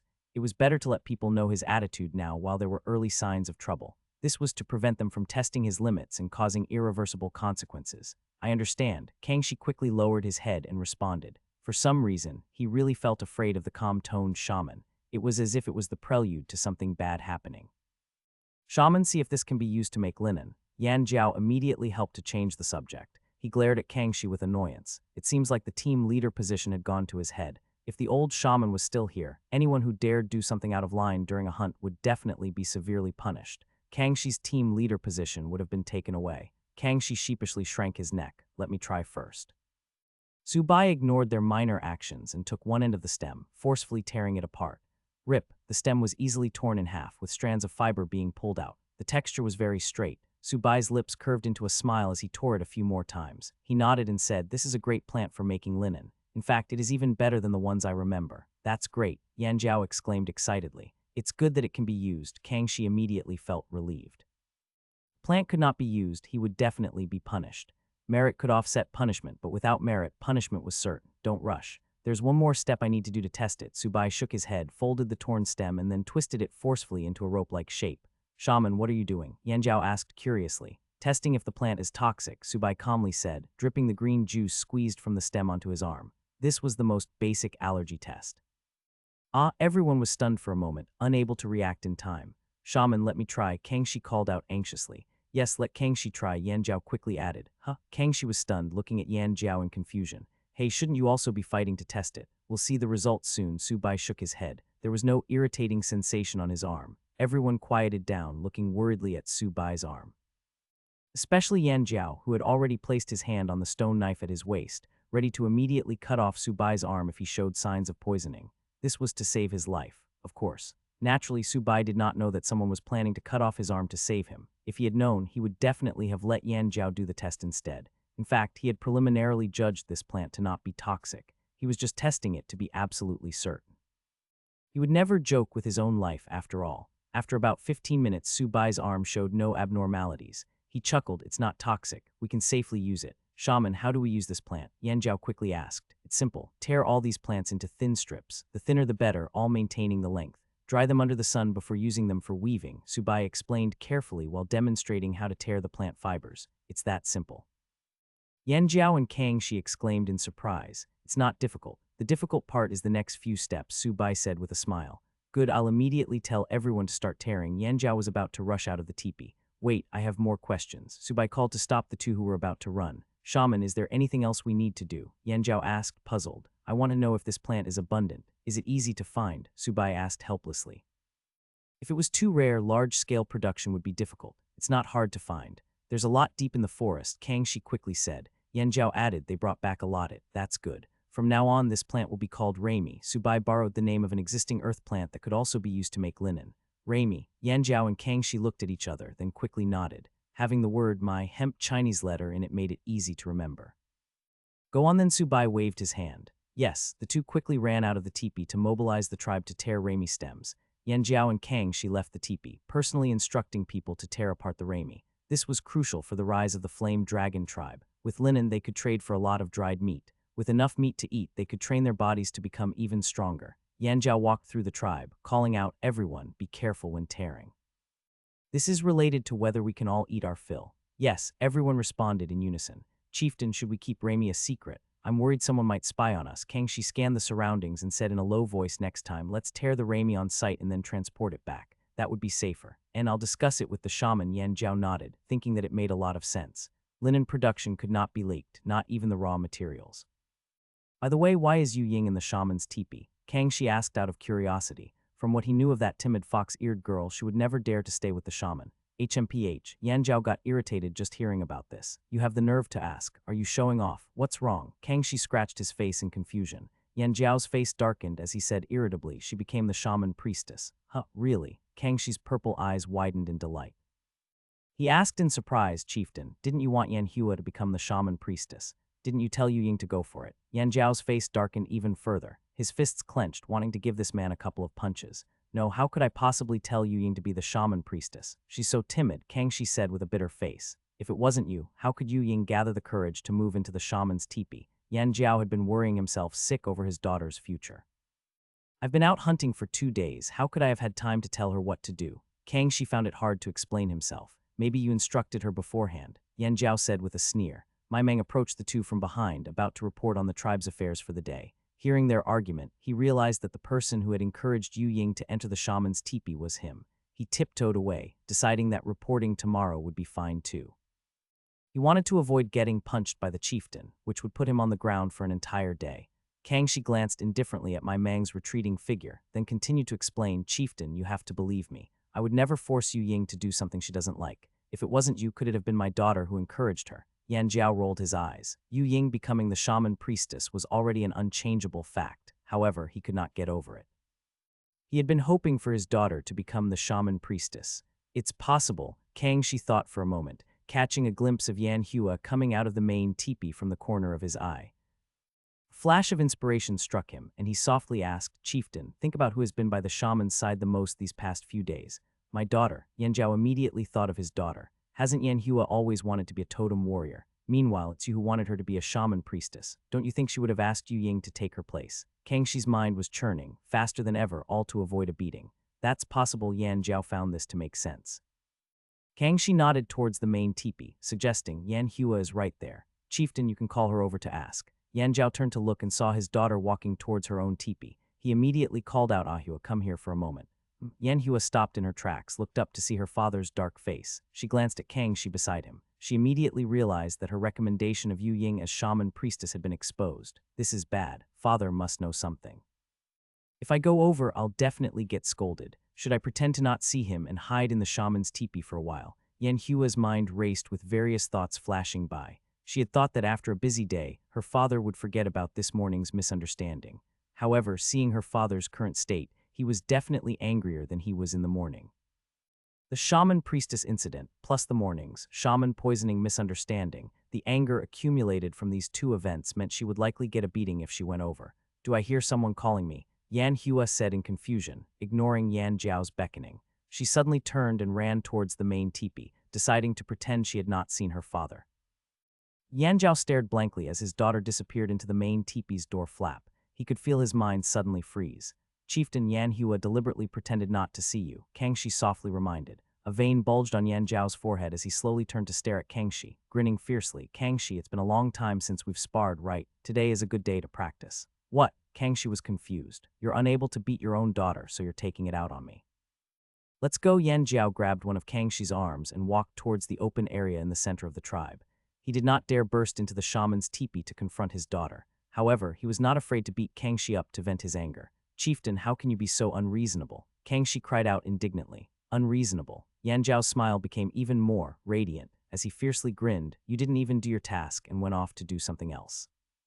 I've already made up for my mistake, Kangxi protested. The shaman may have forgiven you, but I haven't. Yan Zhao forcibly found an excuse.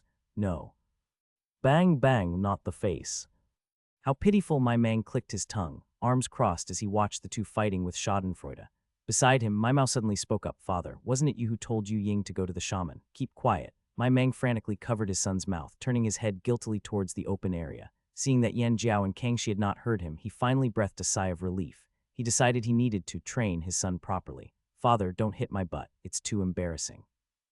That's what you get for talking too much. You want to get your old man into trouble. What's wrong with her? Subai looked at Yu Ying, who was sticking her bottom up. Just now, Yan Hua had rushed into the teepee, then peeked out through the door flap. She even occasionally giggled. Yu Ying's mouth twitched as she covered her face in embarrassment and poked Yan Hua.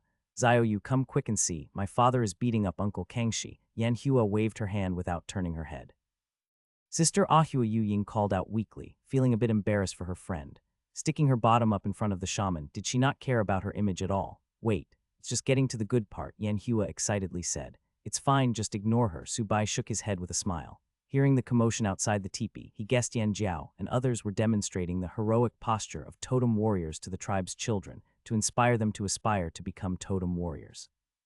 Yu Ying, not looking at the embarrassing Yan Hua, asked softly, Shaman, do you want to take a bath? Sure. It would be nice to relax with a bath. Subai nodded, remembering that the newly built bathing area had not been used yet. Yu Ying quickly went to the grass bed and pulled out an animal hide garment, the one she had made last night. She handed it over, timidly saying, Shaman, this is the animal hide garment I made. That's perfect. I didn't have any clothes to change into, Subai said gently, reaching out to take the garment.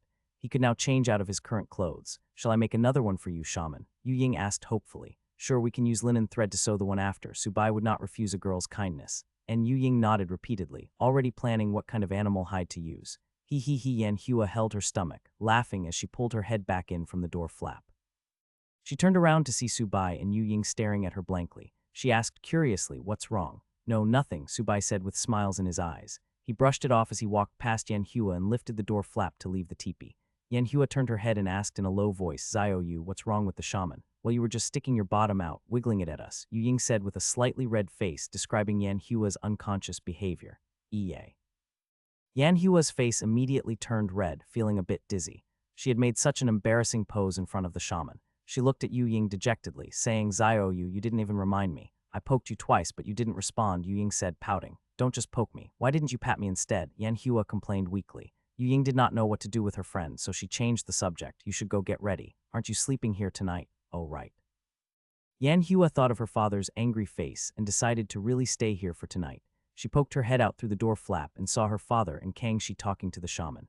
Realizing this was her chance, she tiptoed out of the teepee to get her animal hide clothes from her own teepee. Subai caught sight of Yan Hua sneaking out of the main teepee from the corner of his eye, looking just like a thief. "Shaman, should we go get more Raimi tomorrow?" Yan Jiao asked in a hoarse voice.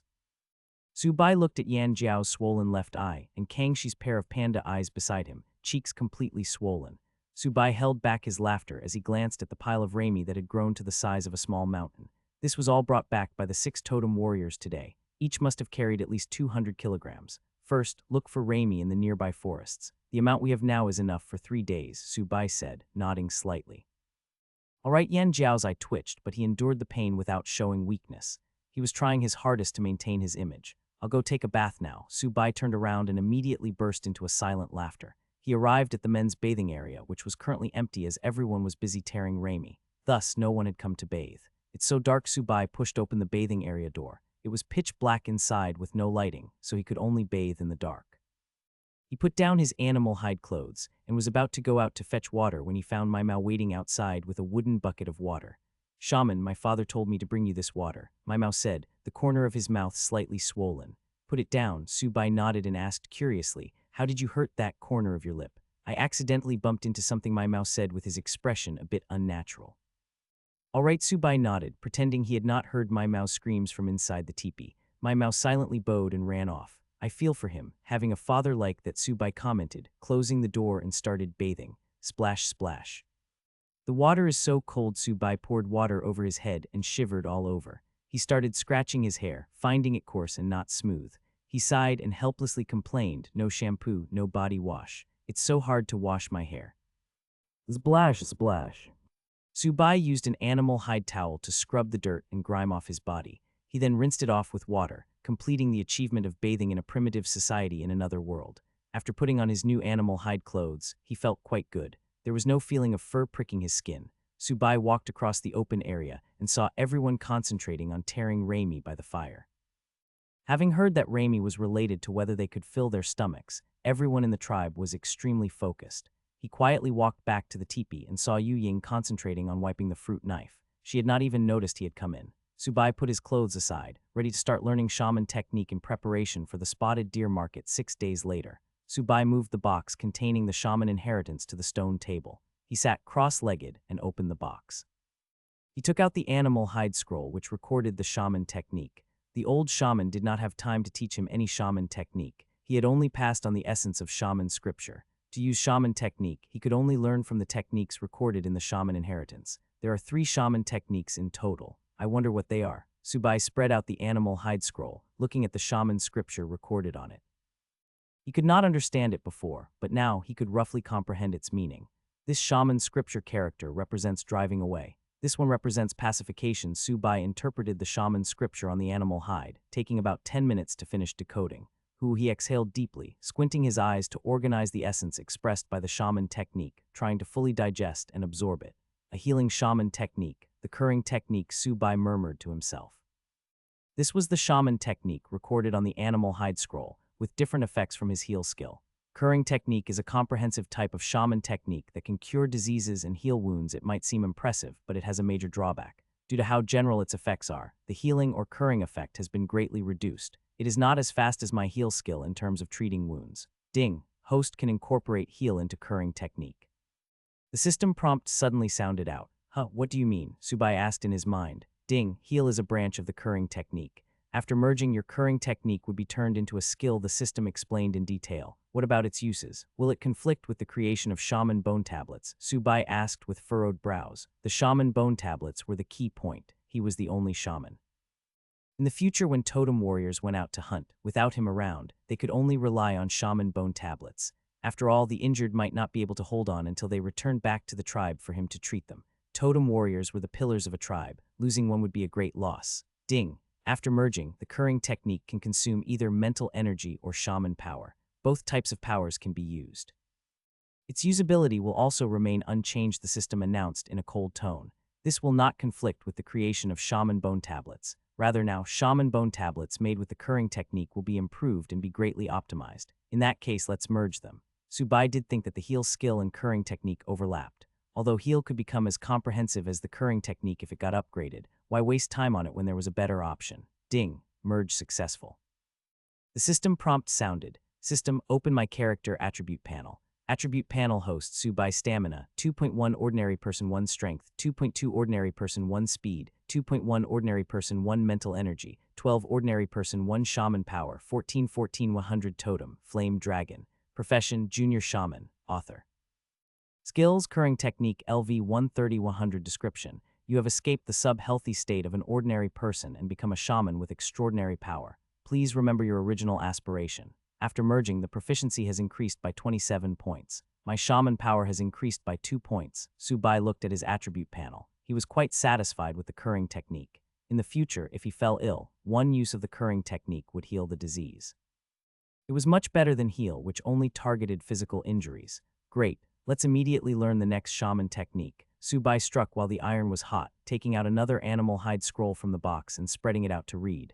This shaman scripture is about increasing strength. This is interesting. It actually doubles one's chi. Subai quickly decoded the recorded shaman technique and his eyes brightened. It's actually a blessing shaman technique, the strength enhancement technique, Subai murmured. This was the type of shaman technique he was seeking. It was a technique that could enhance one's attribute. In other words, it could increase strength, giving him another means of protecting himself against enemies. Subai closed his eyes and mobilized his shaman power, forming shaman runes according to the shaman scripture recorded. As long as shaman power could form shaman runes, it meant that the shaman technique would be successfully released. Half an hour later. Who seems like it will take some time to fully master it. Subai exhaled deeply. Shaman runes were extremely difficult to form. Shaman power were floaty and weak. It required one to mobilize and compress them to form shaman runes before successfully releasing a shaman technique. System, why can the curing technique be learnt immediately? Subai asked in his mind. Ding, this is due to the existing skill. The curing technique and your heal skill are essentially connected. Meanwhile, the strength enhancement technique is of a completely different nature. The system explained indifferently. He turned his head towards the box and murmured, now there's only one last shaman technique left. Subai picked up a noticeably heavier animal hide scroll and slowly spread it out. He found that the shaman scripture recorded inside was far denser. This shaman scripture character means impact. This one means fluctuation. Half an hour later, he finally finished decoding the shaman scripture. No wonder the old shaman told me to be careful of other shamans before he died. Turns out that old man wasn't so simple either. He is actually able to perform all 3 types of shaman techniques. Subai's lips curved upwards. He now understood why the old shaman could lead the flame dragon tribe to migrate. Divination shaman technique, collapsing vertigo technique. This was the last shaman technique, and it was the most bizarre one. After reading it through and having enough of an understanding, Subai concluded, divination shaman techniques are actually an application of mental energy. The collapsing vertigo technique could make people fall into a state of unconsciousness. As for how long the effect could last, he would only know after learning it.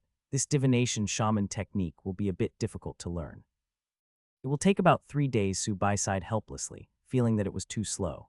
If the old shaman knew about this, he would surely come back to life to strangle Subai. Other shamans needed at least 30 days to learn a shaman technique, but for Subai, it only took 1 to 3 days. Yet he still had the audacity to think it was too slow. We'll set out in 3 days, so I need to make more shaman bone tablets and focus on the blessing shaman technique. Subai thought for a moment and made arrangements. Going to other tribes to trade, especially trading linen, would surely attract the attention of others. It would provoke greed. If he did not prepare more means, he might be swallowed up by the other tribes. Subai did not want to be a fat sheep waiting for his predator to eat him. He wanted to be the tiger pretending to be a pig. At the very least, have some power to intimidate others. He carefully put away the 3 animal hide scrolls of shaman techniques. They would now be ready to be passed on to the next shaman in the future. The only one I know now is the curring technique. Let's start by making shaman bone tablets for it. Subai picked out the animal hide scroll recording how to make shaman bone tablets. He spread the animal hide scroll on the stone table. It was twice as long as the one recording shaman techniques. It was filled with shaman scripture and some diagrams. There are even diagrams. What kind of ferocious beast is in this drawing? Subai glanced over it roughly and found that the animal hide scroll had simple drawings of a ferocious beast and 2 plants. He started reading carefully from the beginning, occasionally muttering. The making of shaman bone tablets requires a special material formula to allow shaman power to be sealed for a long time. The size of the engraved shaman runes determines the flow of shaman power. If any material in the formula exceeds the proportions, it will lead to a series of consequences, such as shaman power not being able to be retained, or becoming stuck, or delayed activation of the shaman techniques, etc. When injecting materials into the shaman runes, shaman power must be infused. The whole process must be completed in one go to successfully make a shaman bone tablet. The shaman needs to know the shaman technique to make shaman bone tablets for this technique. The most precious thing on this animal hide scroll is the material formula, as well as the methods and locations to obtain the materials. Subai spent half an hour carefully reading through the scroll. He pinched the bridge of his nose between his eyes to relieve his eye fatigue. When he put his hand down, he saw a cup of water on the corner of the stone table, not knowing when it had been placed there. Gulp. Subai drank the water, his eyes looking towards the corner of the teepee, where he saw Yu Ying combing Yan Hua's hair. He finished the water and put down the wooden cup. He turned his attention back to making shaman bone tablets. He took out the 3 shaman bone tablets left by the old shaman from the box. Each shaman bone tablet was as big as a palm. They were engraved with a complex shaman runes. Some looked like a leafless tree, some looked like an eye, some looked like a pair of bull horns. Having just learned the 3 shaman techniques, Subai immediately recognized the representative shaman rune patterns of the 3 techniques. The shaman bone tablet with the leafless tree shaman rune pattern engraved on it was the curring technique. The shaman bone tablet with the eye shaman rune pattern was engraved with the collapsing vertigo technique. The shaman bone tablet with the bullhorn shaman rune pattern was engraved with the strength enhancement technique. These shaman bone tablets are really big. Subai played with the shaman bone tablets. He imagined himself hanging a dozen shaman bone tablets on his body. Surely no one would dare to provoke him if he did so. No, that's too ridiculous. He immediately shook off this idea. Shaman bone tablets were mainly for totem warriors to use. Knowing shaman techniques himself was enough to deal with unexpected situations, since he could cast them himself.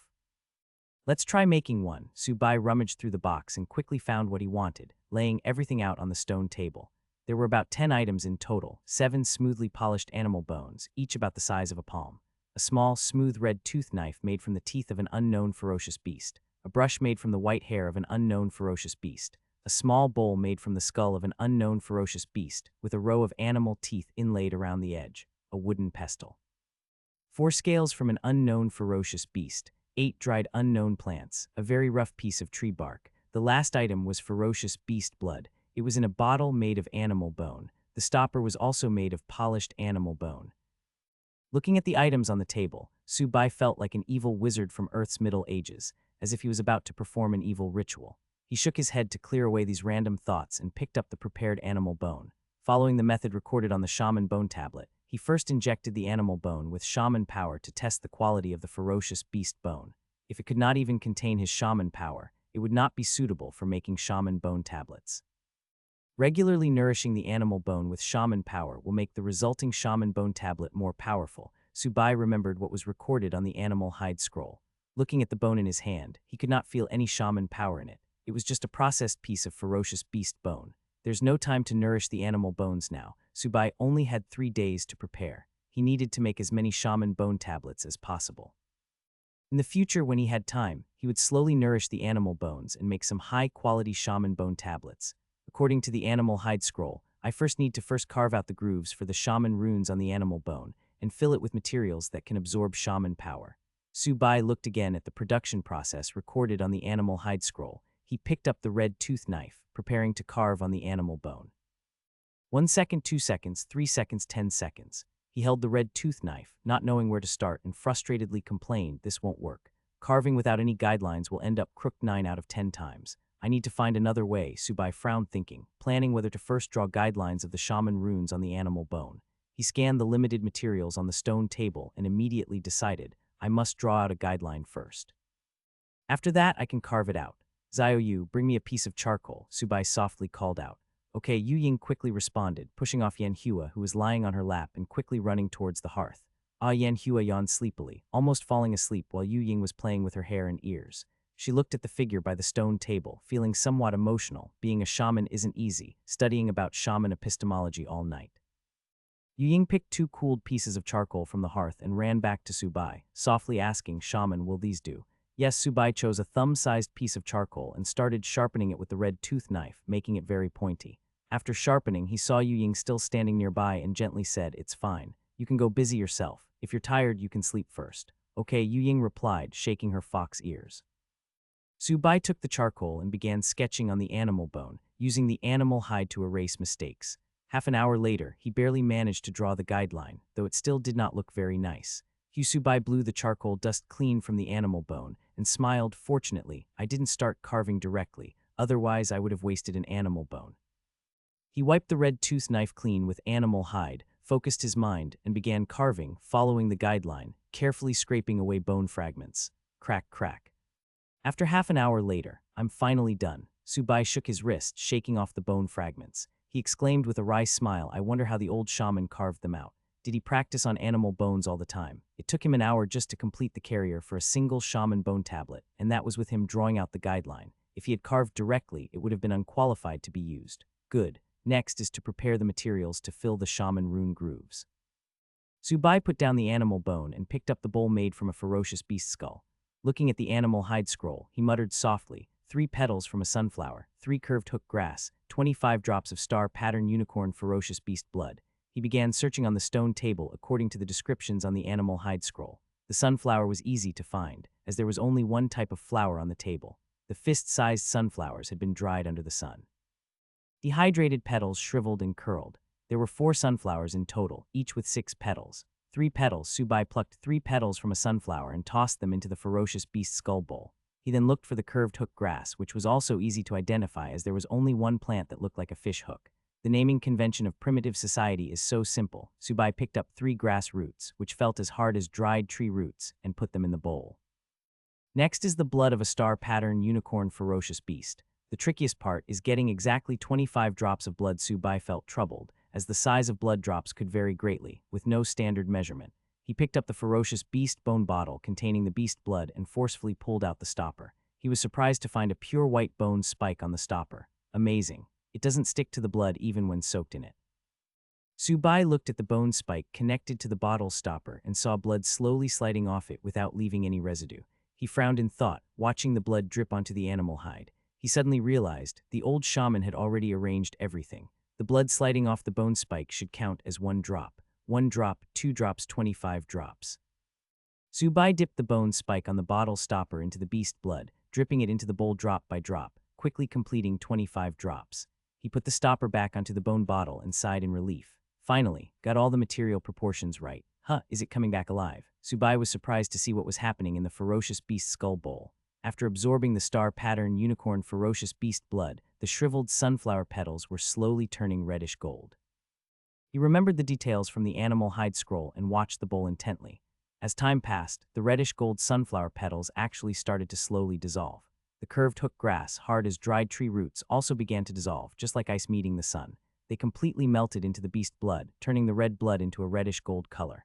"This is amazing. It feels like I'm doing a chemistry experiment." Subai looked at the slightly viscous reddish gold mixture in the bowl. He picked up the white beast hair brush from the stone table, stroked the brush head, and found it extremely smooth.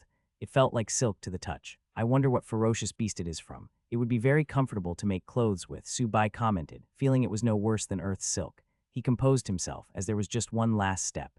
If he could successfully fill the shaman runes, the first shaman bone tablet would be complete. Subai took a deep breath, slowly extending the beast fur brush towards the bowl made from a ferocious beast skull.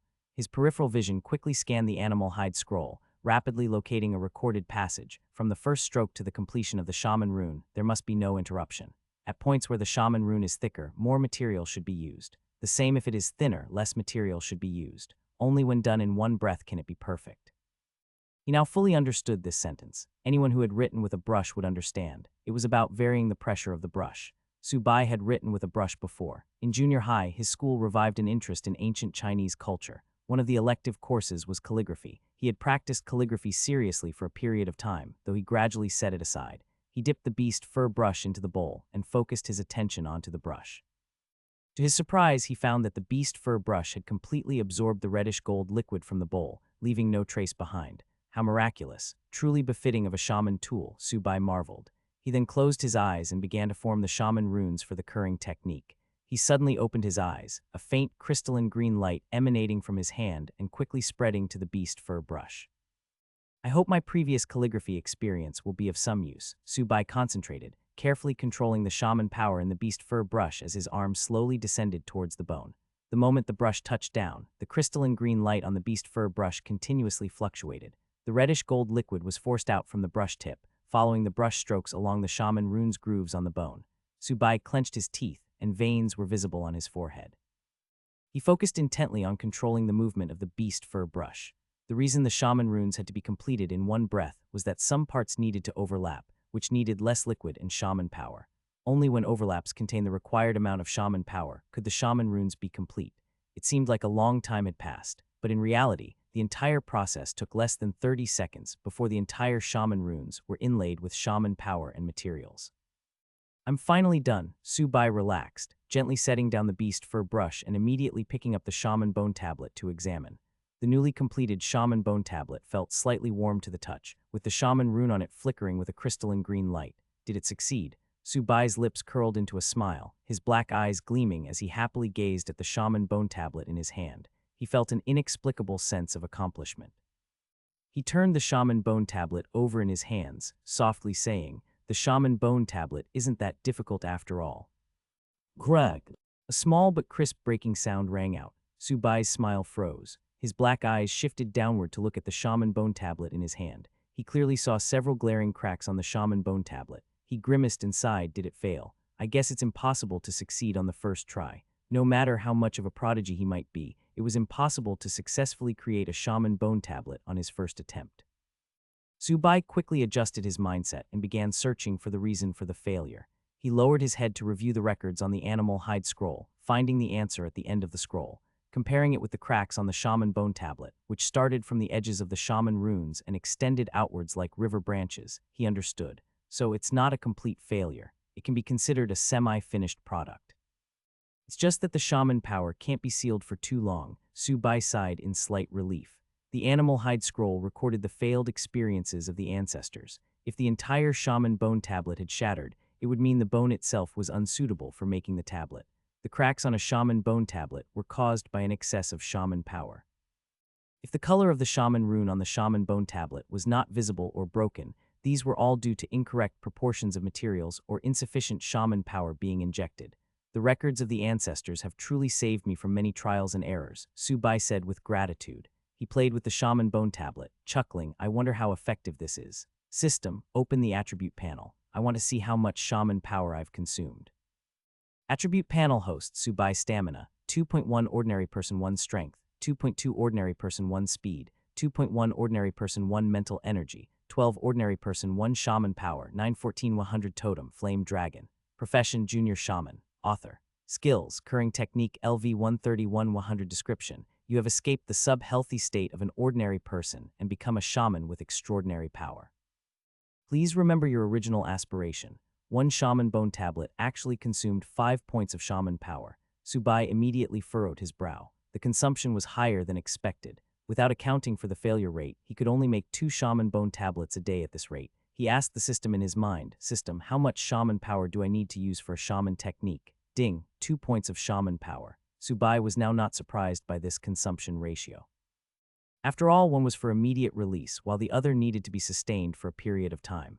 The latter consuming more was normal. He continued to ask in his mind, will the shaman power consumption decrease after I become proficient in making shaman bone tablets? Ding, Yes, the host can integrate mental energy, which can also reduce the consumption of shaman power. The system answered. Will it affect the efficacy?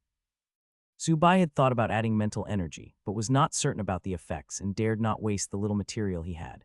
Ding, the efficacy of the curring technique will be doubled. Huh, Subai was stunned for a moment, then grinned. He had not expected mental energy to be so powerful, actually able to double the effect of the curring technique. It seemed like as long as someone was not dead, they could most likely be saved. This was indeed an unexpected surprise. Yanhua poked the fox-eared girl's waist with her small hand, whispering, "Zio Yu, take a quick look at the shaman." Yu Ying looked over, seeing Subai holding a piece of animal bone, grinning silently. She moved closer to the cow-horned girl, asking worriedly, "Sister Ahua, what's wrong with the shaman? Maybe he solved some difficult problem, that's why he's so happy." Yanhua said, tilting her head in thought. "Is that so?" Yu Ying frowned. "Shouldn't one laugh out loud when happy?" "Why don't you go and ask?" Yanhua suggested, pursing her lips. "No, let's not. It might disturb the shaman." Yu Ying hesitated, shaking her head. If she could not be of help, it was better not to interfere with the shaman. It was best for her to just quietly wait for instructions. "You won't be disturbing him. It's very late now, you should remind the shaman to rest." Yanhua pointed at the teepee door flap, saying, "Everyone's already asleep. Don't let the shaman get too tired." "All right, fine." Yu Ying listened attentively. Indeed, there was no noise outside. She was a bit worried about the shaman's health. Yesterday, he had been busy until very late before sleeping. Today, he had been busy all day, and now he was staying up late again. "Go on quickly," Yanhua urged. And Yu Ying stood up, biting her lip, and walked to the stone table. She opened and closed her mouth, unsure of what to say. As the shaman priestess, would it be too presumptuous to ask the shaman to rest? Would the shaman get angry with me? Subai put down the shaman bone tablet, looking at the conflicted fox-eared girl before him. He gently asked, "Zio Yu, what's wrong?" Yu Ying blurted out nervously, "Shaman, do you want to sleep together, huh?" Subai was stunned, doubting if he had heard her correctly. Yanhua covered her face helplessly, inwardly complaining, "This fool, she will definitely be bullied in the future. She can't even correctly string a simple sentence. No, that's not it. I meant to ask if you want to sleep with us." Yu Ying's face turned red, realizing she had misspoken again. She waved her hands as she said, "Ah, I said it wrongly again. I mean to ask if you would want to sleep." "It's all right, I understand," Subai said with a warm smile, comforting the fox-eared girl who was about to cry. Yu Ying lowered her head shyly, but her fox ears were standing straight up, as if replacing her eyes. Yanhua sighed helplessly, standing up and striding over to the fox-eared girl's side. She spoke up to break the awkward moment. "Shaman, Zio, you saw that you've been busy all day and wants you to sleep early." "All right, let's rest early then." Subai indeed felt a bit tired. Making shaman bone tablets was indeed mentally exhausting. Yanhua noticed the shaman bone tablet on the stone table, her red eyes brightening up as she hesitantly asked, "Shaman, is this a shaman bone tablet?" "Yes, it's a shaman bone tablet. I just tried making one," Subai said while stretching. Yanhua's eyes widened in shock as she asked, "Shaman, you've already made a shaman bone tablet. It failed." "Actually, it's a half-finished product," Subai said helplessly. Yanhua looked at Subai in disbelief, her red eyes trembling as if looking at a monster. "What's wrong?" Subai asked, puzzled. Yanhua composed herself and excitedly stated, "Shaman, do you know how difficult it is to make a shaman bone tablet?" "Very difficult. Extremely difficult," Subai nodded emphatically. Yanhua was at a loss for words. Her red eyes were glancing at the shaman bone tablet on the stone table. It seems like anyone can say it is difficult, except for this shaman. He has no right to say so. She took a deep breath and solemnly said, "I heard my father say that for a new shaman to make a shaman bone tablet, it'll take at least a year." "A year?" Subai was stunned, repeating in disbelief. "Are you sure it really takes a year to make a shaman bone tablet?" "Yes, this is what I overheard a hum. That's what my father said himself." Yanhua almost let it slip. "It's not so difficult that it'll take a year, right?" Subai frowned, perplexed. "That I'm not sure about." Yanhua shook her head, her red eyes curiously looking at the shaman bone tablet on the stone table. "If you want to look, go ahead and take it," Subai said with amusement, seeing the cow-horned girl's furtive glances. He directly handed her the shaman bone tablet. Yanhua smiled sheepishly, quickly taking the shaman bone tablet. She knew what shaman bone tablets looked like. However, she had never handled one herself. After all, shaman bone tablets were very important in the tribe. Even totem warriors carried them around like treasure, not even allowing their own children to touch them. "Oh, there are cracks," Yanhua observed carefully, noticing the fine cracks on the surface. "Yes, that's why it's a half-finished product," Subai said calmly. He was tidying up the things on the stone table, wrapping everything in animal hide by category, so he wouldn't have to rummage through everything next time.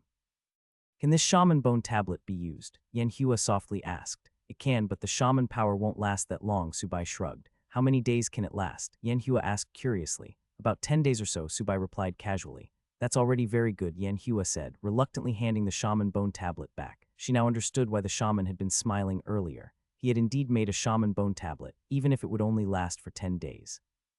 It still represented some kind of success. Subai took back the shaman bone tablet and softly said, "When you become a totem warrior, I'll make a shaman bone tablet for you." "Really?" Yan Hua's red eyes lit up. "Really," Subai said with certainty. In the future, every totem warrior in the tribe would be equipped with a shaman bone tablet. This would increase their survival rate during hunts. Only totem warriors could activate shaman bone tablets with their chi. Giving one to the cow-horned girl now would be useless. "I will definitely become a totem warrior," Yan Hua said seriously. There was only half a year left until the totem awakening ceremony. "All right, let's all go to sleep," Subai said, having finished tidying up. "Okay," Yan Hua nodded, pulling the shy fox-eared girl towards the hay bed. "Shaman, Shaman," a soft, adorable voice called out near his ear, making Subai instinctively want to listen more closely. Huh. Subai slowly opened his eyes, looking hazily at the person before him. He blinked hard, and after getting more awake, he could clearly see who it was in front of him.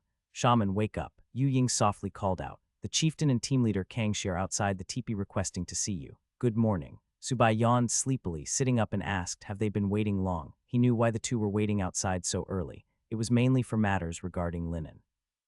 They probably did not dare to disturb him, so they were just waiting outside. "And they've been waiting since the sky just started to bright," Yu Ying said in a soft voice. Oh, Subai was stunned for a moment, then looked up towards the top of the teepee. He could already see sunlight shining in. Judging by the sunrise for the past 2 days, the two had been waiting outside the teepee for 3 to 4 hours. "They are really anxious." Subai shook his head with a wry smile. Last night he made a shaman bone tablet for the first time. Due to mental exhaustion, he needed more deep sleep to recover his energy. "Shaman, do you want to meet them?" Yu Ying softly asked. She had summoned the courage to wake the shaman up only because she saw how long the chieftain and Uncle Kangxi had been waiting. "Let's go. There's a lot to do today." Subai got up, stretched, and walked towards the teepee door flap. "Shaman, you haven't eaten any meat yet," Yu Ying called out hurriedly. "When you've cooked it, bring it over," Subai replied without looking back, lifting the door flap to go out. Shaman, Yanjiao, and Kangxi greeted awkwardly. With their hearing, they could certainly hear the conversation inside the teepee, which made them feel uneasy. "Let's go. Send someone to Gu Mu's place to bring the things I asked him to make to the classroom," Subai said, walking towards the classroom. "I'll go get them." Kangxi turned and ran off. "Shaman, you should eat something first," Yan Jiao said, feeling guilty. "It's fine to eat later." Subai shook his head, scanning the surroundings. He saw many people turning over the rami fibers. He walked forward to examine the fiber strips. After a night of exposure, he found that they had lost their moisture. "Find a few people with dexterous hands to come to the classroom," Subai instructed, turning his head while picking up a handful of fiber strips before walking towards the classroom. Understood, Yan Jiao turned to find people. Subai arrived at the classroom to see Kangxi already waiting with an armful of wood. His purple eyes were looking at him with anticipation. "Shaman, Gu Mu said the rest will be made by this afternoon." Kangxi stepped forward and said, "And we'll use these things later." "Put them down for now." Subai nodded. "Okay," Kangxi nodded. "Shaman, I've brought the people you've asked for." Yan Jiao ran in, followed by 7 or 8 women, ranging from their 20s to 40s. "Everyone come over, I'll teach you something." Subai waved his hand and called out. As soon as he finished speaking, a group of women immediately surrounded him. Their eyes were bright as they looked at Subai. Their gazes were filled with curiosity about the shaman. "We need to process these fibers to turn them into threads suitable for weaving linen." Subai scanned the crowd, seeing that everyone was very quiet, and began to slowly teach. "You need to pull these thicker fiber strips into thinner strands, then start twisting them bit by bit. Be especially careful at the connecting points of the fibers." He picked up a fiber strip and demonstrated on the spot, his fingers clumsily twisting it into a thread, trying to make it clear for everyone to see. This was crucial for the weaving of linen. After twisting it into thread, find a piece of wood and do as I'm doing. Winding the thread around the wood to form a coil, Subai slowed his movements. He spent about 10 minutes explaining, breaking down the steps one by one. "Do you understand?" Subai put down the coil of thread in his hand. He scanned the people around him and asked, "Does anyone not understand? If you don't understand, you need to ask questions." "We understand. It's not very difficult. It seems similar to twisting grass rope." The women all spoke up. Twisting this kind of thread was a simple task for them. "Very good. Your task is to twist all the fibers outside into threads," Subai said seriously. "Leave it to us," the women responded in unison. They all began to work, their fingers quickly twisting to produce threads, much faster than Subai. "Shaman, should we keep the method of making these threads a secret?" Yanjiao asked in a low voice. "There's no need to keep it a secret," Subai shook his head. The method to create these threads was not really that important. In primitive society, people twisted grass ropes. With a little imagination, one could figure out how to make such threads with ease. The same logic applied to the materials. If someone really wanted to find it, they could find plants similar to Raimi with some time and effort. Shaman, people might steal this technique, Yan Jiao said urgently. Don't worry, as long as the core technology isn't stolen, it's fine. Su Bai waved his hand. The core aspect of linen was the loom. As for thread and such, there were many substitutes. Without a loom, no amount of threads would be useful. What should we do next? Yan Jiao asked in a low voice. Don't rush. We can't move to the next step until we have more threads, Su Bai softly said. I'll get everyone to twist threads. Yan Jiao rushed off. Tap, tap. Shaman, the meat is ready to eat. Yu Ying came running in, holding 7 or 8 skewers of grilled meat in her hands. Have you eaten? Su Bai reached out to take a skewer, eating it in large bites. No, Yu Ying's fox ears twitched as she shook her head. Then eat with me. Su Bai took a skewer of grilled meat from the fox-eared girl's hand and naturally held it to her mouth. MMPH, before Yu Ying could refuse, her mouth was stuffed with grilled meat. Kang, she stood behind them, watching them interact. A satisfied smile appeared at the corner of his lip. He touched his bruised eye socket, suddenly feeling that being beaten by the chieftain was not all that bad. After all, his timid niece finally had someone to rely on. After finishing the grilled meat, Su Bai began inspecting the tribe, to prevent anyone from making the threads of uneven thickness. It could not be too thick or too thin. Such inconsistency would result in hideous linen. Linen would become the Flame Dragon tribe's future specialty product. Its reputation could not be ruined when they were just starting out. For a tribe to develop and grow stronger, it needs an economic source. In primitive society, there was no currency. Trade was done solely through barter, so each tribe's specialty products serve as currency. Shaman, we already have dozens of thread shuttles. Yan Jiao rushed over. Thread wound around wooden sticks was called a shuttle. Behind him was a cow-horned girl, along with De Gua, Hua Ming, and several other totem warriors. They were all carrying thread shuttles. Then let's go, I'll teach you how to weave linen, Su Bai nodded. The group hurriedly arrived at the classroom. Everyone gathered around Su Bai to watch. Weaving linen requires patience. You might not be able to weave a roll of linen in a day if you make a mistake halfway through. That roll of linen would become partially wasted, Su Bai warned with a serious expression. He was not going to allow defective goods to be traded, as this concerned the Flame Dragon tribe's reputation.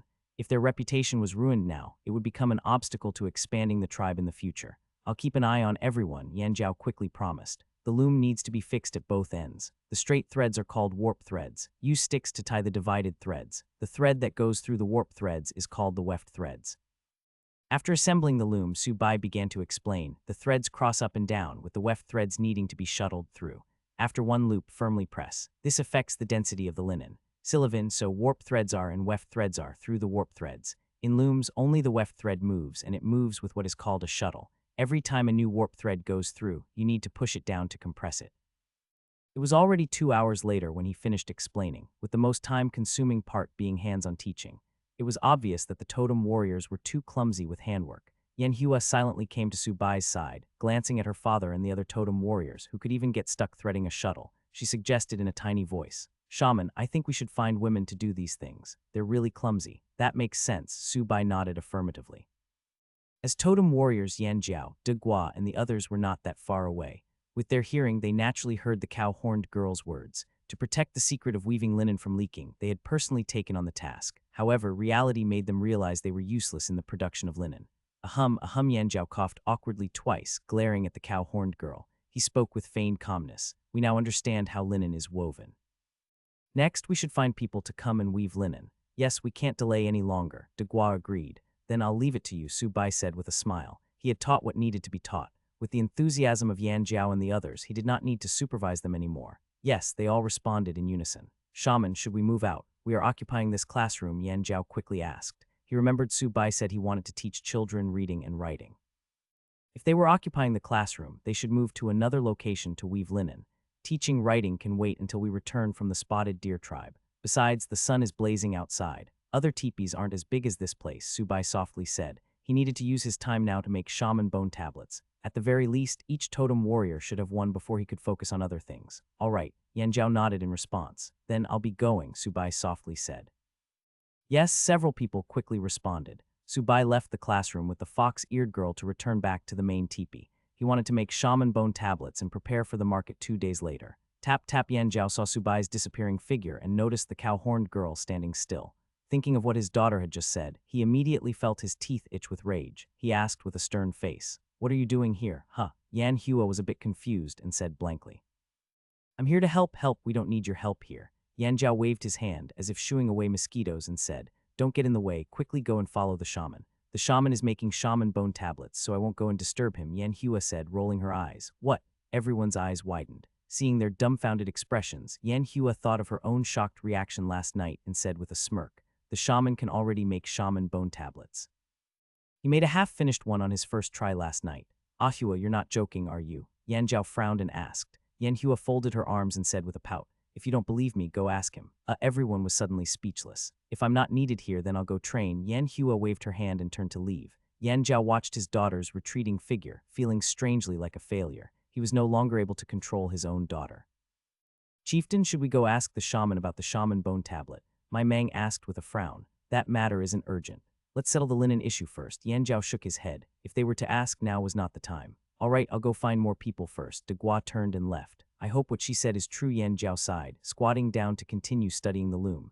If they really had more shaman bone tablets, then he would dare challenge a pure-blood ferocious beast. He would even prepare to break through to mid-stage totem warrior. Subai returned to the teepee with the fox-eared girl and sat down at the stone table, suddenly feeling like he had forgotten something. Shaman, do you want to rest a bit more? Yu Ying came over with a cup of water, feeling a bit guilty for waking the shaman so early in the morning. No need. I've slept enough already, Subai gently said. Speaking of sleep, he remembered that it was already the second day, and he had not checked in with the daily assistance system yet. Then please call me if you need anything, Yu Ying said softly, putting down the cup of water and preparing to get some fibers to twist into threads. She wanted to use the threads to sew animal hide clothes for the shaman to change into. And Subai nodded, watching the fox-eared girl turn to leave. In his mind, he instructed system check-in. Ding, check-in successful. Open it. Ding, congratulations, host has received low-grade assistance, 1 sewing needle. As soon as Subai heard the message, he felt a slight coolness in his palm.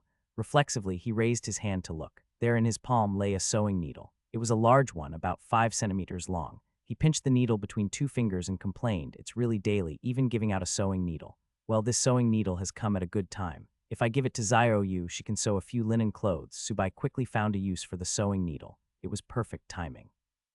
He did feel that the animal hide clothes were a bit uncomfortable, especially when sleeping or sitting down. The vines at the joints always kept moving around. The people of the Flame Dragon tribe all had animal hide clothes connected with small vines, which were far from comfortable to wear. Grass ropes were not durable, breaking with just a little force. So over time, everyone had started using vines. Swoosh. The teepee door flap was lifted, and the fox-eared girl came in with a small bunch of fibers.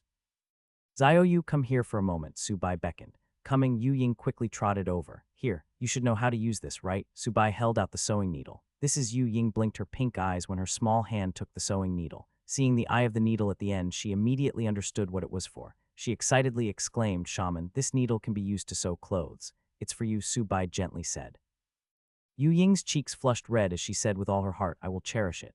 Good, Subai smiled. Yu Ying looked at Subai's black eyes, especially that clean smile on his face. She immediately covered her face in embarrassment and ran away. How interesting, Subai smiled knowingly, joking to himself. It's worth coming to this primitive society just to tease this fox-eared girl. He opened the inheritance box, laid everything out on the stone table again, and began making today's shaman bone tablet. The guidelines need to be more precise. Last night's failure is probably partly due to the shaman rune not being drawn and carved out accurately enough. Subai recalled the steps from last night, slowly analyzing the mistakes he had made. He once again used charcoal sharpened with the red tooth knife and began drawing the guideline on the animal bone. This time it took 20 minutes to complete the guideline. He was clearly 10 minutes faster than yesterday. That's not right. How is it that I've improved so quickly? Subai frowned. From what he knew of himself, his learning ability was not bad, but it was not exceptional enough to improve this quickly. He pondered for a while. The only difference from when he was on Earth was that he had become a shaman. It seems like the shaman inheritance has developed my brain. Am I really going to become a genius? Subai quickly accepted this hypothesis. He shook off his wild thoughts and lowered his head to carve the animal bone with the red tooth knife. He found that the feel and force control over his hands had clearly improved. Time slowly passed as Subai methodically proceeded with making the shaman bone tablet. Having made a shaman bone tablet yesterday meant that the impression of it was still strong. He was 20 minutes faster than yesterday in reaching the final step. This time, I need to infuse mental energy. It should be more difficult than yesterday. Subai held the beast fur brush soaked in reddish gold liquid. He closed his eyes, adjusted his mind. He mobilized his mental energy and shaman power, and found controlling shaman power to be much easier. 10 seconds later. Subai finished it in one breath. He lowered his head to anxiously look at the shaman bone tablet on the stone table. The shaman rune was now emitting an emerald green light. A few seconds later, the emerald green light slowly receded, and the shaman bone tablet lay quiet, without making any heartbreaking cracking sounds. Success! Subai's lips curled up as he gently put down the beast fur brush. He immediately picked up the shaman bone tablet to examine it. He took out yesterday's half-finished product from the box and compared them. He found that today's shaman bone tablet was more emerald green than the half-finished shaman bone tablet from yesterday. The difference was between light green and emerald. As expected of a shaman bone tablet with double the efficacy, it even looks more luxurious, Subai mused. He thought that having a shaman bone tablet with the curing technique was a bit like having a personal doctor on Earth. If doctors on Earth were able to use the curing technique, the patient would be cured as soon as the doctor arrived. That's a good idea. Subai's imagination ran wild as he muttered to himself. If we train more shamans, could we open a primitive society version of a hospital? Would many people come for treatment? He shook his head to dispel this impractical idea. There were simply too few shamans. Unless someone ruled over all tribes, there was little possibility of implementing this. It's going well. Things will only get better from now on, Yan Zhao murmured, his red eyes watching the 10 looms in the classroom operating smoothly. He could not help but smile with relief. Ever since he had taken on the position of chieftain of the Flame Dragon tribe in this time of crisis, he had always felt uneasy. He has always been under great pressure, fearing he could not protect the tribe. The passing of the old shaman had further increased Yan Zhao's inner anxiety. However, as Tai chieftain, he could not speak of it, much less express it. Furthermore, the new shaman was not someone originally from the Flame Dragon tribe. He did not understand the new shaman at all. He was afraid the new shaman might make some foolish moves, which added to the pressure he felt. Yan Zhao grinned, thinking of how the new shaman dared to leave the tribe on his first day after being the shaman. It really gave him a huge shock. He thought that the new shaman was a restless and reckless person at that time, but the new shaman could already use a shaman technique to heal Mai Mang's wound. He managed to find a way to transport the water source to the tribe. Most importantly, the appearance of linen. This all proved that the new shaman was qualified and exceptionally capable. Yan Zhao's pressure suddenly lessened by half, leaving only the responsibility of being the chieftain. Chieftain, at our current weaving speed, we can get 20 rolls of linen in 2 days. Kangxi walked over and said with emotion. Kangxi, I'll leave the tribe to you for these 2 days, Yan Zhao suddenly said. Kangxi was stunned for a moment, then reacted by asking, are you going to hunt? Let me go instead. I'm not hunting. I want to try to break through to become a mid-stage totem warrior, Yan Zhao said with a solemn expression. Is it that urgent? We can trade some pure-blood ferocious beast meat and blood with the linen. You can break through after tempering. Kangxi frowned and advised. Do you think we'll be very safe in the spotted deer tribe with our linen? What about outside the spotted deer tribe? Yan Zhao asked in a deep voice. Kangxi fell silent. The result was entirely imaginable. Their linen would definitely attract the covetous eyes of many other tribes. I need to break through and become a mid-stage totem warrior to deter them. Yan Zhao's lips curled up as he resolutely said, the tribe already has a shaman. We now also have linen. If I can't protect them, then I'm not qualified to be the chieftain. When he took over the chieftain position from his father, seeing his father's figure unhesitatingly covering their retreat when he intercepted the Black Snake tribe, it had left a huge impact on him. He believed that this was the responsibility and glory of a chieftain. You've really made up your mind, huh? Kangxi said in a low voice. And if the shaman can really make shaman bone tablets, the danger would be reduced by more than half, Yan Zhao grinned. He made the decision to break through only after knowing the shaman could make shaman bone tablets. Otherwise, he would not dare to rush. He would be throwing his life away. Let me go with you. I can help if there's danger, Kangxi said in a solemn tone. No, you need to stay in the tribe to protect everyone, Yan Zhao refused without even thinking. There's still Haiya, Mai Mang, and the others, Kangxi said in a deep voice. They're not strong enough. Yan Zhao shook his head. Totem warriors respected strength. From his battle with Kangxi last night, he knew that Kangxi was already close to becoming a peak early-stage totem warrior. With enough meat to nourish him, it would not take more than a few days for him to become a peak early-stage totem warrior. If something happened to him, Kangxi could take over as the new chieftain and would be able to convince everyone. When are you leaving? Kangxi asked helplessly. I'll go see the shaman and leave after getting a shaman bone tablet, Yan Zhao softly said. Aren't you going to tell Yan Hua? Kangxi frowned and asked. No, there's no need to get her worried. Yan Zhao shook his head and turned to walk out of the classroom. Kangxi quickly followed, and the two walked side by side.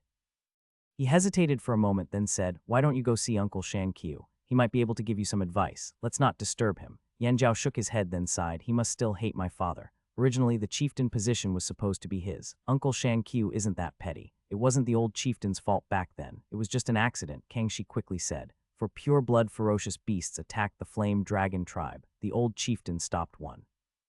The other totem warriors of the tribe stopped another. Meanwhile, Shan Qiu stopped too, resulting in the loss of both his feet. After the pure-blood ferocious beasts attacked the tribe, in just over 10 days the Black Snake tribe launched an ambush. This led to the old chieftain dying in battle, many totem warriors dying in battle, and the people of the tribe scattering. Most got killed or captured. If Shan Qiu had not lost his feet, the Flame Dragon tribe would have had 2 mid-stage totem warriors. Even if they could not beat the Black Snake tribe, they could have taken away more than half of the tribe's people. Father didn't stop the second pure-blood ferocious beast. That's a fact, Yan Jiao said stubbornly. The old chieftain was already old. He was not the man in his prime, no longer the man who could fight 2 pure-blood ferocious beasts alone. Kangxi said in a deep voice. The older a totem warrior got, the weaker they became. The body's organs age, blood and qi circulation slowed down, and their strength, speed, and reflexes all decreased.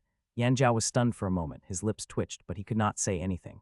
As the old chieftain's son, he nevertheless felt very guilty towards Shan Qiu. Come on, Uncle Shan Qiu used to be a mid-stage totem warrior. He must be able to give you some advice. Kangxi tugged at Yan Jiao's arm. All right, Yan Jiao gritted his teeth and agreed. Yan Jiao and Kangxi arrived outside Shan Qiu's teepee. They exchanged a glance, just as they were about to speak. A hoarse voice came from inside the teepee. Who's outside? A hum. Yan Jiao felt his throat itch, wanting to speak but feeling too embarrassed to. Uncle Shan Qiu, we've come to see you about something, Kangxi helplessly called out. Oh, it's little Kangxi. Come in quickly, Shan Qiu's muffled voice sounded. Let's go in, Kangxi pushed Yan Jiao, lifting the teepee door flap and entering. Yan Jiao took a deep breath and stepped in after him. As they entered, they saw Shan Qiu looking at them. His eyes narrowed especially when he saw Yan Jiao.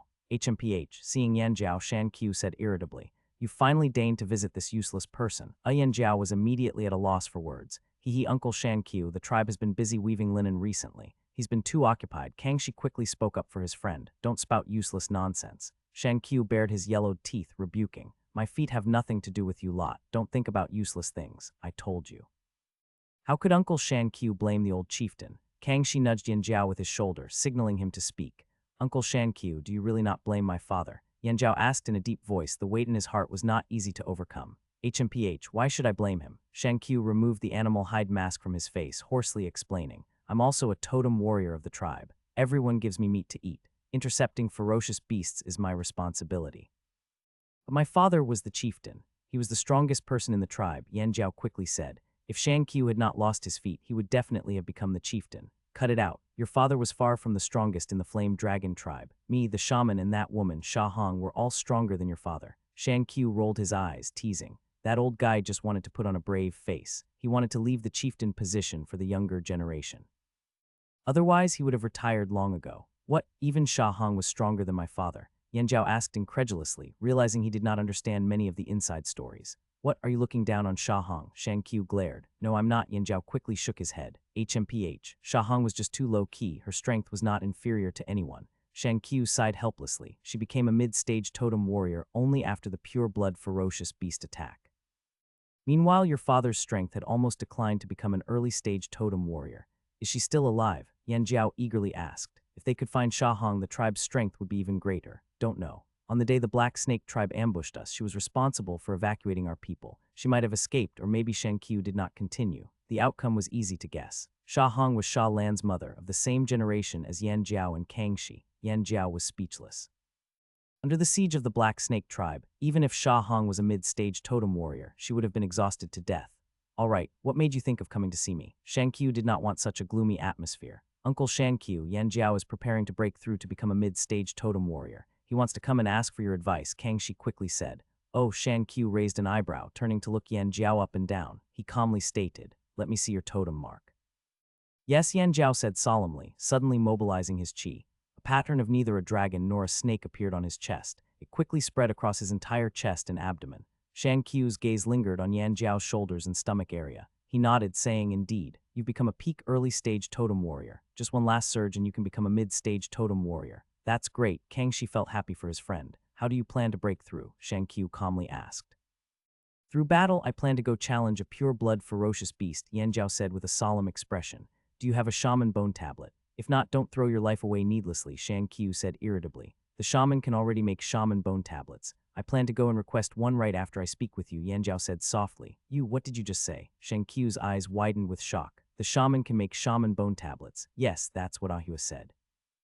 She wouldn't lie to me, Yan Jiao nodded. That's impossible. He has just become a shaman. It takes at least a year to be able to make shaman bone tablets, Shang Qiu exclaimed. Maybe the new shaman is a bit special. Yan Jiao frowned in thought, coming to this conclusion. He is indeed very special. Shang Qiu glanced at his animal hide mask. After losing his feet, few people cared about him anymore. He was silent for a moment, then suggested, you should temper yourself for another 10 days or so.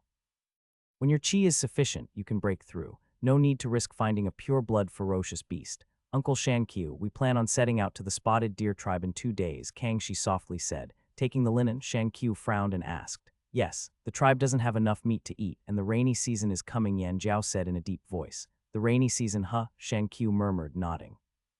If you're taking linen to the market without a mid-stage totem warrior accompanying you, it is indeed a bit dangerous. I will definitely succeed in breaking through, Yan Jiao said resolutely. When battling a pure-blood ferocious beast, once your chi is sufficient, repeatedly surge your totem mark. Do this several times and you should be able to break through. Shan Qiu shared his experience. Yes, Yan Jiao's red eyes brightened. Having direction for breaking through meant he would not have to waste too much time figuring it out. Go prepare and don't be careless, Shan Qiu waved his hand. I'll remember, Yan Jiao said respectfully. Swoosh, the two lifted the door flap and left. Who knows what the future of the tribe will be like? Shan Qiu looked at the fluttering door flap, then lowered his head to look at his severed feet, a flash of unwillingness crossing his eyes. He was unwilling to see the flame dragon tribe get defeated, but he was helpless. He was now only able to provide assistance with stone tools. Shaman, please lead the tribe through this difficult time, like the ancestors did, Shan Qiu prayed. After leaving Shan Qiu's teepee, Yan Jiao and Kang Shi looked up at the sky. They realized it was already afternoon. The two walked directly towards the shaman's teepee. Halfway there, they met Yu Ying, who was returning from fetching water. Yu Ying is the shaman in the teepee, Yan Jiao asked first. Yes, the shaman is making shaman bone tablets, Yu Ying softly said. Go announce that we are here. Tell the shaman I have something to discuss with him, Yan Jiao softly said. All right, Yu Ying nodded quickly, carrying water into the teepee. She saw Su Bai drawing something and stood quietly by the stone table, waiting for the shaman to stop. Several minutes passed. This time, the time it takes to draw out the guideline is now even shorter. Su Bai blew the charcoal dust off the animal bone. He noticed Yu Ying from the corner of his eye and asked, What's the matter? Something up. The chieftain wants to see you, shaman, Yu Ying softly said. Let him in, Su Bai said and put down the animal bone. Yes, Yu Ying responded, stepping out to announce them. Soon, Yan Jiao and Kang Shi entered the teepee, standing before the stone table. Has something happened with the linen weaving? Su Bai asked with a frown. Shaman, it's not about linen, Yan Jiao shook his head, his red eyes glancing at the stone table, seeing several animal bones, thinking the shaman was really working hard. Then what's wrong? Su Bai asked curiously. It's Yan Jiao felt embarrassed. After all, shaman bone tablets were very precious. Kang Shi could not stand it anymore and spoke directly. Shaman, to break through to become a mid-stage totem warrior, the chieftain has decided to challenge a pure-blood ferocious beast. He needs a shaman bone tablet for protection. Are you confident? Su Bai frowned even harder, asking sternly. If you're not confident, don't go. There were only 2 days left before the spotted deer tribe market. If something happened to the tribe's strongest chieftain, they absolutely could no longer go to the market. I'm confident. With a shaman bone tablet, I can definitely become a mid-stage totem warrior, Yan Jiao said resolutely. One is enough, Yan Jiao quickly said. To be safe, I'll give you 2. Su Bai casually took a shaman bone tablet from the stone table and handed it over, along with the half-finished one. Yan Jiao accepted the shaman bone tablets in a daze, hesitantly asking, Shaman, how many shaman bone tablets have you made in total? I've made 3 already. I'm preparing to make the 4th one now, Su Bai calmly said. Gulp, Yan Jiao swallowed and hoarsely asked. Were they all completed today? Yes, Su Bai nodded. Yan Jiao and Kang Shi looked at the shaman as if he was a monster. The shaman must be a monster, right? This was what both of them were thinking, making 3 shaman bone tablets in 1 day and preparing to make a 4th one. Back then, the old shaman took several days to successfully make 1 shaman bone tablet. The production could not keep up with consumption. How come common sense seemed so different with the new shaman? Oh right, that shaman bone tablet with cracks is a half-finished product. Its healing effect is relatively ordinary. The shaman power can only be preserved for less than 10 days. Use it first if you need to, Su Bai suggested. I understand. Yan Jiao turned the shaman bone tablet over. He indeed saw cracks at the edges of the shaman runes. If you encounter any dangerous situation, use the intact shaman bone tablet. Its healing effect is doubled, Su Bai reminded. The healing effect is doubled, Yan Jiao asked in surprise. As for how strong it is, I haven't tried it myself.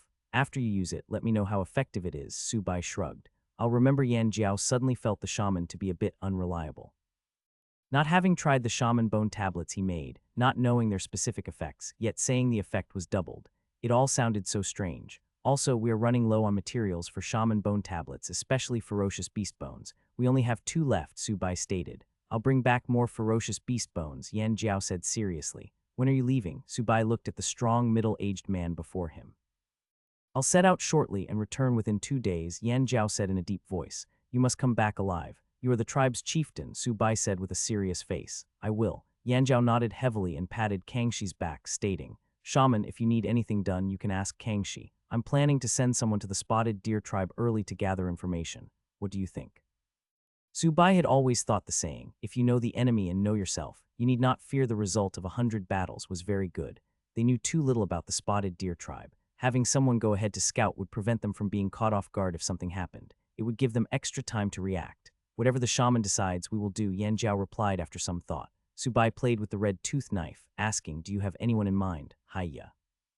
He's quite fast, Yan Jiao quickly named someone. All right, it'll be him then. Notify him to set out, Subai thought for a moment and said, if there's anything that went wrong, have him return quickly to report. If not, he should wait for us outside the spotted deer tribe. Understood, Yan Jiao responded. Go then. I'll remain here in the tribe, waiting for you to come back, Subai calmly said. Yes, Yan Jiao and Kangxi bowed respectfully, then turned and left the teepee. Subai watched the 2 figures disappear behind the door flap and asked in his mind system, can I become a totem warrior? Ding. Yes, as long as you have enough chi, you can awaken as a totem warrior. The system responded. What counts as enough chi? Subai asked with a frown. Ding. The host currently has no chi. Why don't I have enough chi? Subai pressed on to ask. Ding. Chi requires a physique 3 times that of an ordinary person to be refined. The system listed the information. Subai helplessly rolled his eyes, realizing he was just a fragile mage. He continued to ask, what are the requirements for awakening a totem? How much chi is needed to awaken as a totem warrior? Ding. 10 strands of chi are enough to awaken, the system replied. What are the specific stats of a totem warrior? Subai took this chance to learn more about totem warriors. The system's mechanical voice sounded ding. A totem warrior needs at least 5 times the physique of an ordinary person, with 50 strands of chi. To be both a shaman and a warrior, there's no escaping physical training, Subai sighed. His current physique was only twice that of an ordinary person. Meanwhile, his mental energy was 10 times that of an ordinary person. Moreover, shaman power was clearly harder to refine than chi. However, their output power was far more formidable. Shamans were more mysterious than totem warriors and harder to deal with. Well, let's develop the tribe first, then slowly train my body. Subai shook his head. He felt a bit overwhelmed just thinking about the series of problems the tribe was facing now. He did not like the tribe's current location. It was too remote. The surrounding resources were too scarce. Shaman, here's some water. Yu Ying came over with water. Subai took the cup and casually asked. Xiaoyu, do you know much about the tribe's ancestral land? I know most of the area, Yu Ying softly said. Is there a water source near the ancestral land? Subai wanted to understand the situation of the flame dragon ancestral land. If it was worse than imagined, even if he defeated the Black Snake tribe, he would not move everyone back to the ancestral land. He would only send some people to occupy it as an outpost. Meanwhile, the rest would find a new location to establish themselves and develop. For a tribe to develop, besides trading with other tribes, it also needed abundant mineral and plant resources to sustain continuous development. Yes, there's a big river near the ancestral land. Yu Ying's fox ears twitched. Is it very big? Subai's black eyes brightened slightly. Having a river was a good thing. Very big. You can't see the other side at a glance, Yu Ying said seriously. It might be at least a river over 10 kilometers wide, Subai estimated in his heart, satisfied with the presence of a river at the ancestral land. He continued to ask, are there a lot of game around the ancestral land? There are many wild animals and lots of berries too. Yu Ying's pink eyes flickered with memories as she said, Yan Hua, Sha Lan, and other warrior trainees could always hunt wild chickens and rabbits. Everyone could eat lots of berries, not many ferocious beasts. Subai asked about the key point. There are no ferocious beasts near the ancestral land. They were all driven away by the totem warriors, Yu Ying softly said. Then are there many tribes around the ancestral land? Subai had a general impression of the ancestral land's resources. Now it was questions about social proximity. Yu Ying hesitated for a moment before answering. There are probably 7 or 8 tribes. She had not been out of the tribe much. Most of what she knew came from friends and elders. How's their strength? This was what Subai cared most about. Yu Ying thought carefully before answering. Many tribes are weaker than ours. Only 3 tribes have strength similar to our flame dragon tribe. Is one of them the Black Snake tribe? Subai asked in a deep voice. No, they're not. Yu Ying quickly shook her head, her voice indignant. The Black Snake tribe isn't from near the ancestral land. They come from another region. Oh, the Black Snake tribe isn't even close to the ancestral land.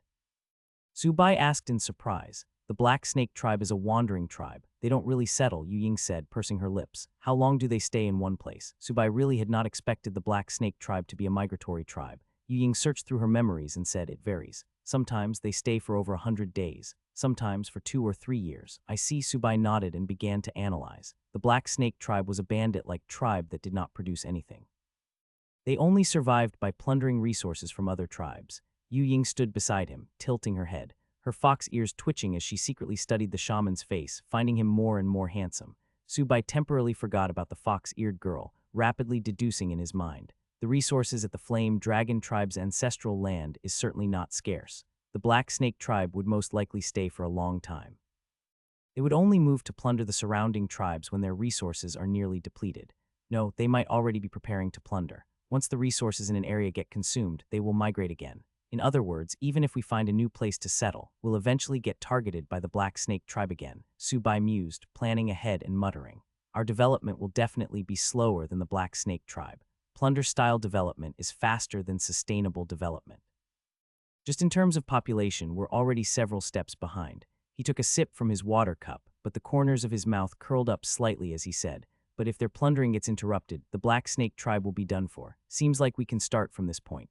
Yu Ying heard his last sentence, her pink eyes widening. She believed that the shaman was already planning on how to deal with the Black Snake tribe. The edge of the forest near the tribe, Yan Jiao and Kang Shi were making their final farewells.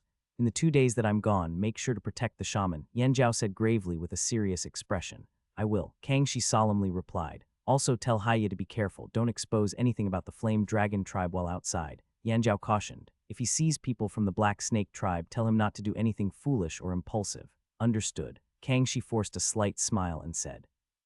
You be careful too. If things get too dangerous, come back quickly. Don't underestimate me. There's nothing that can scare me. Yan Jiao grinned, turning to run towards the forest. Looks like he's been invigorated by what happened today. Kang Shi thought about that woman Sha Hong, never expecting her to become a mid-stage totem warrior before them. They did not even know if she was still alive.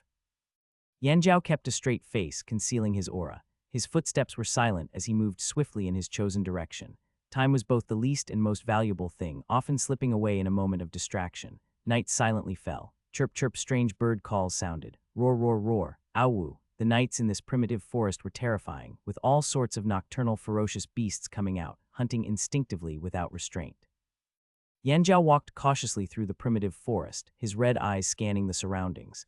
He was tightly gripping onto his thorn-fang knife, alert to the slightest sound. He was still traveling, having been on the move from afternoon until nightfall. He was heading deep into the forest, where many ferocious beasts lived. He needed to find his prey. Crack, crack, the sound of branches and twigs breaking kept ringing out. Suddenly, the atmosphere grew tense.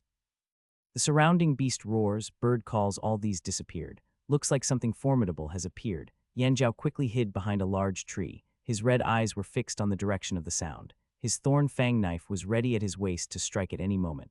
Crack, crack. A massive creature moved through the forest, with fire-red scales as large as a palm.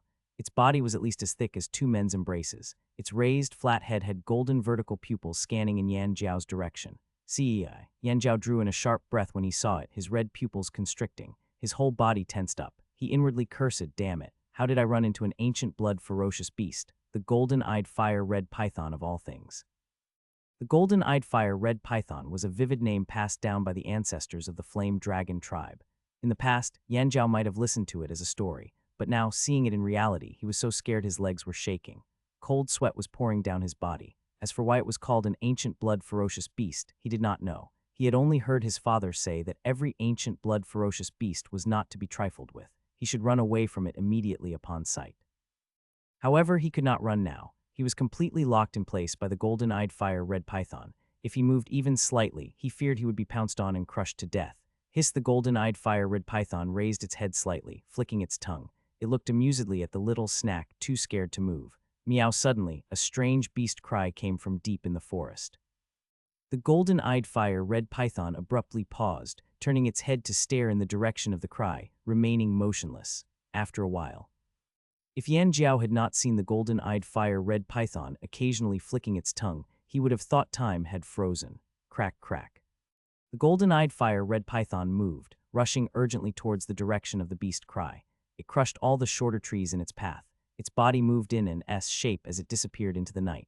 Hu Yanjiao gasped for air, truly believing he had almost died. Now he understood what his father had said. Ancient blood ferocious beasts were too terrifying. The golden-eyed fire red python's fierce aura had completely suppressed him, making him too afraid to move. Moving would mean instant death, and not moving would mean a slow death. Luckily I didn't move, or I'd really be a goner. Yan Jiao wiped the cold sweat from his brow. He remembered his father's words. The places where humans live have been slowly expanded upon by the ancestors pushing back the ferocious beasts. The totems are based on the fiercest ferocious beasts the ancestors had fought against. Totems have been modified and perfected by each generation. Could part of the Flame Dragon tribe's totem be related to the golden-eyed fire red python? Yan Jiao's imagination ran wild. Eating the meat and blood of an ancient blood ferocious beast should produce a lot of qi, right? Yan Jiao's thoughts immediately turned to food.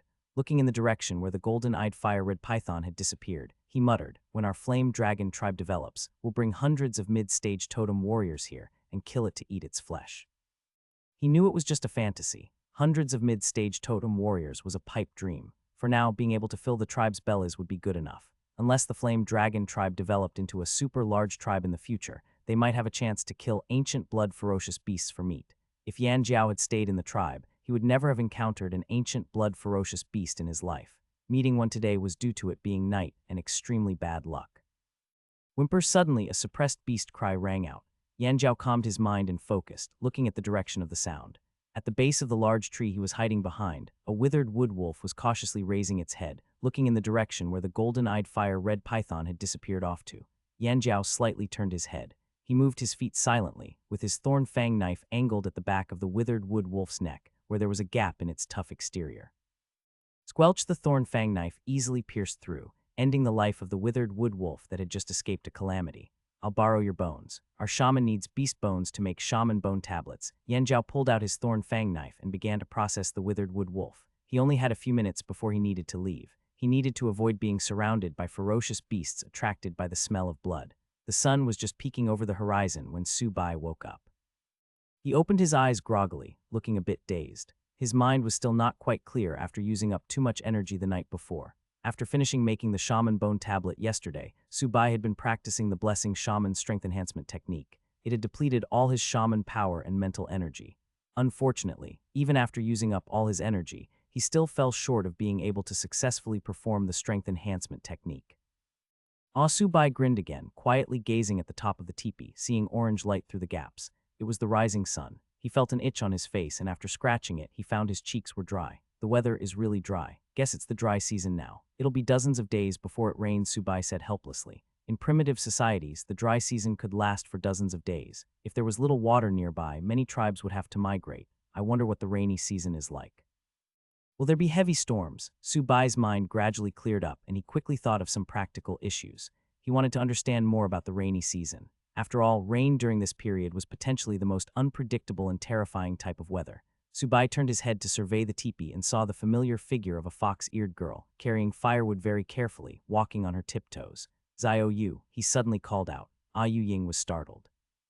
Her fox ears suddenly stood straight up and the fur on her fox tail bristled. Tang, tang, tang. The dry firewood in her arms scattered on the ground. She turned around, pouting, her pink eyes looking pitifully at Su Bai. Sorry, I didn't mean to startle you, Su Bai said, holding back his laughter. His black eyes were slightly curved as he looked at her, but his expression showed no trace of apology.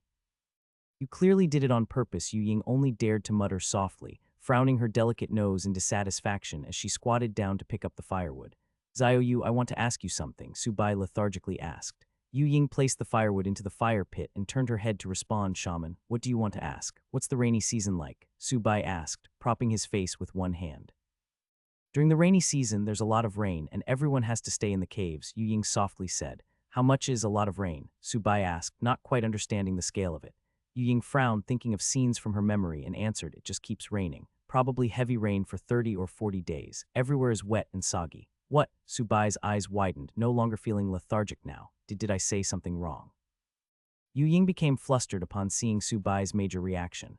What about water? Will there be a lot of water? Su Bai pressed on. A lot. Even short trees will be submerged, Yu Ying said cautiously. Heavy rain for 30 to 40 days straight. Did the sky spring a leak or something? Su Bai could not help but joke as if cursing. Damn it. Who could have imagined that the rainy season in primitive society would be like that? He lay back listlessly, muttering to himself, is this the climate of the primitive wilderness? The people living here are so miserable. No, I'm living here now with them. Subai immediately sat up, asking with a serious expression, Zioyu, will our tribe's current location be flooded during the rainy season? I don't know about that. Yu Ying shook her head, looking confused. Then who would know? Subai asked. Sister Ahua might know. Yu Ying instantly thought of her friend, the cow-horned girl. Go and call her here, Subai hurriedly said. Yes, Yu Ying said, swishing her fox tail as she trotted out of the teepee. Seriously, it's one problem after another. One problem has yet to be solved, and another has already come. Subai ruffled his messy hair. Last night he had thought of many plans, most of which were about how to reclaim the Flame Dragon tribe's ancestral land. He did not expect that a natural disaster would be the biggest challenge right now. While waiting for the cow-horned girl to arrive, he first claimed today's assistance package. System check-in. Ding, check-in successful. Open the package, Subai expectantly commanded, hoping for some powerful assistance. Ding, congratulations host, you've received low-grade assistance, 1 sweet potato plant. As soon as Subai received the information, he felt a weight in his hand. A sweet potato plant had appeared out of thin air, complete with fresh leaves. He picked up the sweet potato and looked at it, finding 6 large sweet potatoes, a few small ones, and very lush sweet potato leaves. This couldn't have just been pulled out of the ground, could it? Subai chuckled. The arrival of the sweet potato immediately improved his gloomy mood. This was food that could feed many people. As the tribe grew and developed in the future, food would always be a concern. With sweet potatoes, they now had one more solution to alleviate the issue. These sweet potato slips can be planted. There are more than 10 here. Subai counted, the smile never leaving his face. He chuckled, the first and second batches of sweet potatoes will all be used for planting. We'll be able to grow a large number of sweet potatoes soon. He picked off the larger sweet potato slips, leaving the smaller ones for planting. The remaining ones could also be planted, but whether they would survive remained uncertain. With the weather here, I wonder what the sweet potato yield will be like. How often can we harvest? Subai began planning for a sweet potato farm. After all, the sweet potato slips could not be left out like this for too long. If they lost too much moisture, they might die and could not be planted. Swoosh, the teepee door flap was lifted, and Yu Ying brought Yan Hua in. The two saw Subai happily holding several strange objects. Shaman, what's going on? Yan Hua asked softly. I don't know either, he wasn't like this earlier, Yu Ying replied quietly. Hearing the noise, Subai turned his head to see the two women whispering to each other. He coughed lightly and beckoned to the girl with horns, asking Ahua, you know about the rainy season, right? Yan Hua blinked her red eyes and confusedly asked, the rainy season. Isn't it still over 50 days away? It rains a lot during the rainy season. Do you know if our current location will be flooded? Subai asked with a serious expression. Flooded. Yan Hua's expression changed slightly as she frowned in thought, hesitantly replying, I'm not sure if it will be flooded. This was her first time leaving the tribe, and the current location was chosen by the old shaman. Nobody had thought much about it and just followed along. Subai helplessly held his forehead. Is this how those from primitive society act? They don't think much about the consequences. He tried another approach. Then do you know if our current location is higher or lower than the tribal ancestral land? With a reference point, he should be able to analyze whether the current location would be flooded. Yan Hua recalled their migration route and answered, the terrain should be relatively low.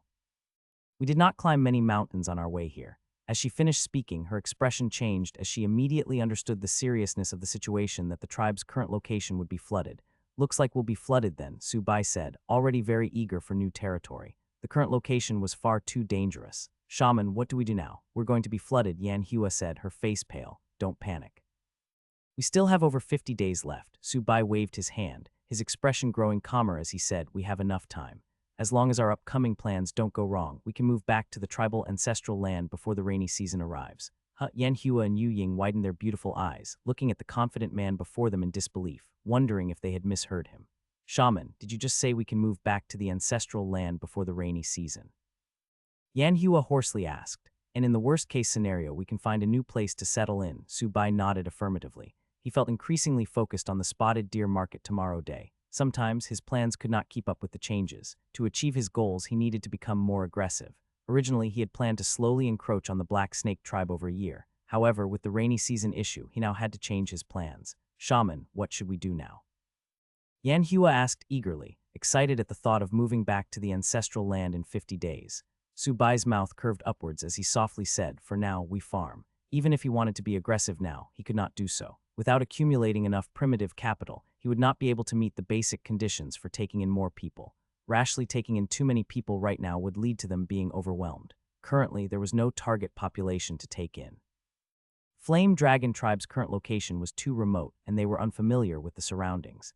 They dare not explore too aggressively either, fearing they would encounter a second Black Snake tribe. If this continues, this could lead to their destruction before they could even rise up.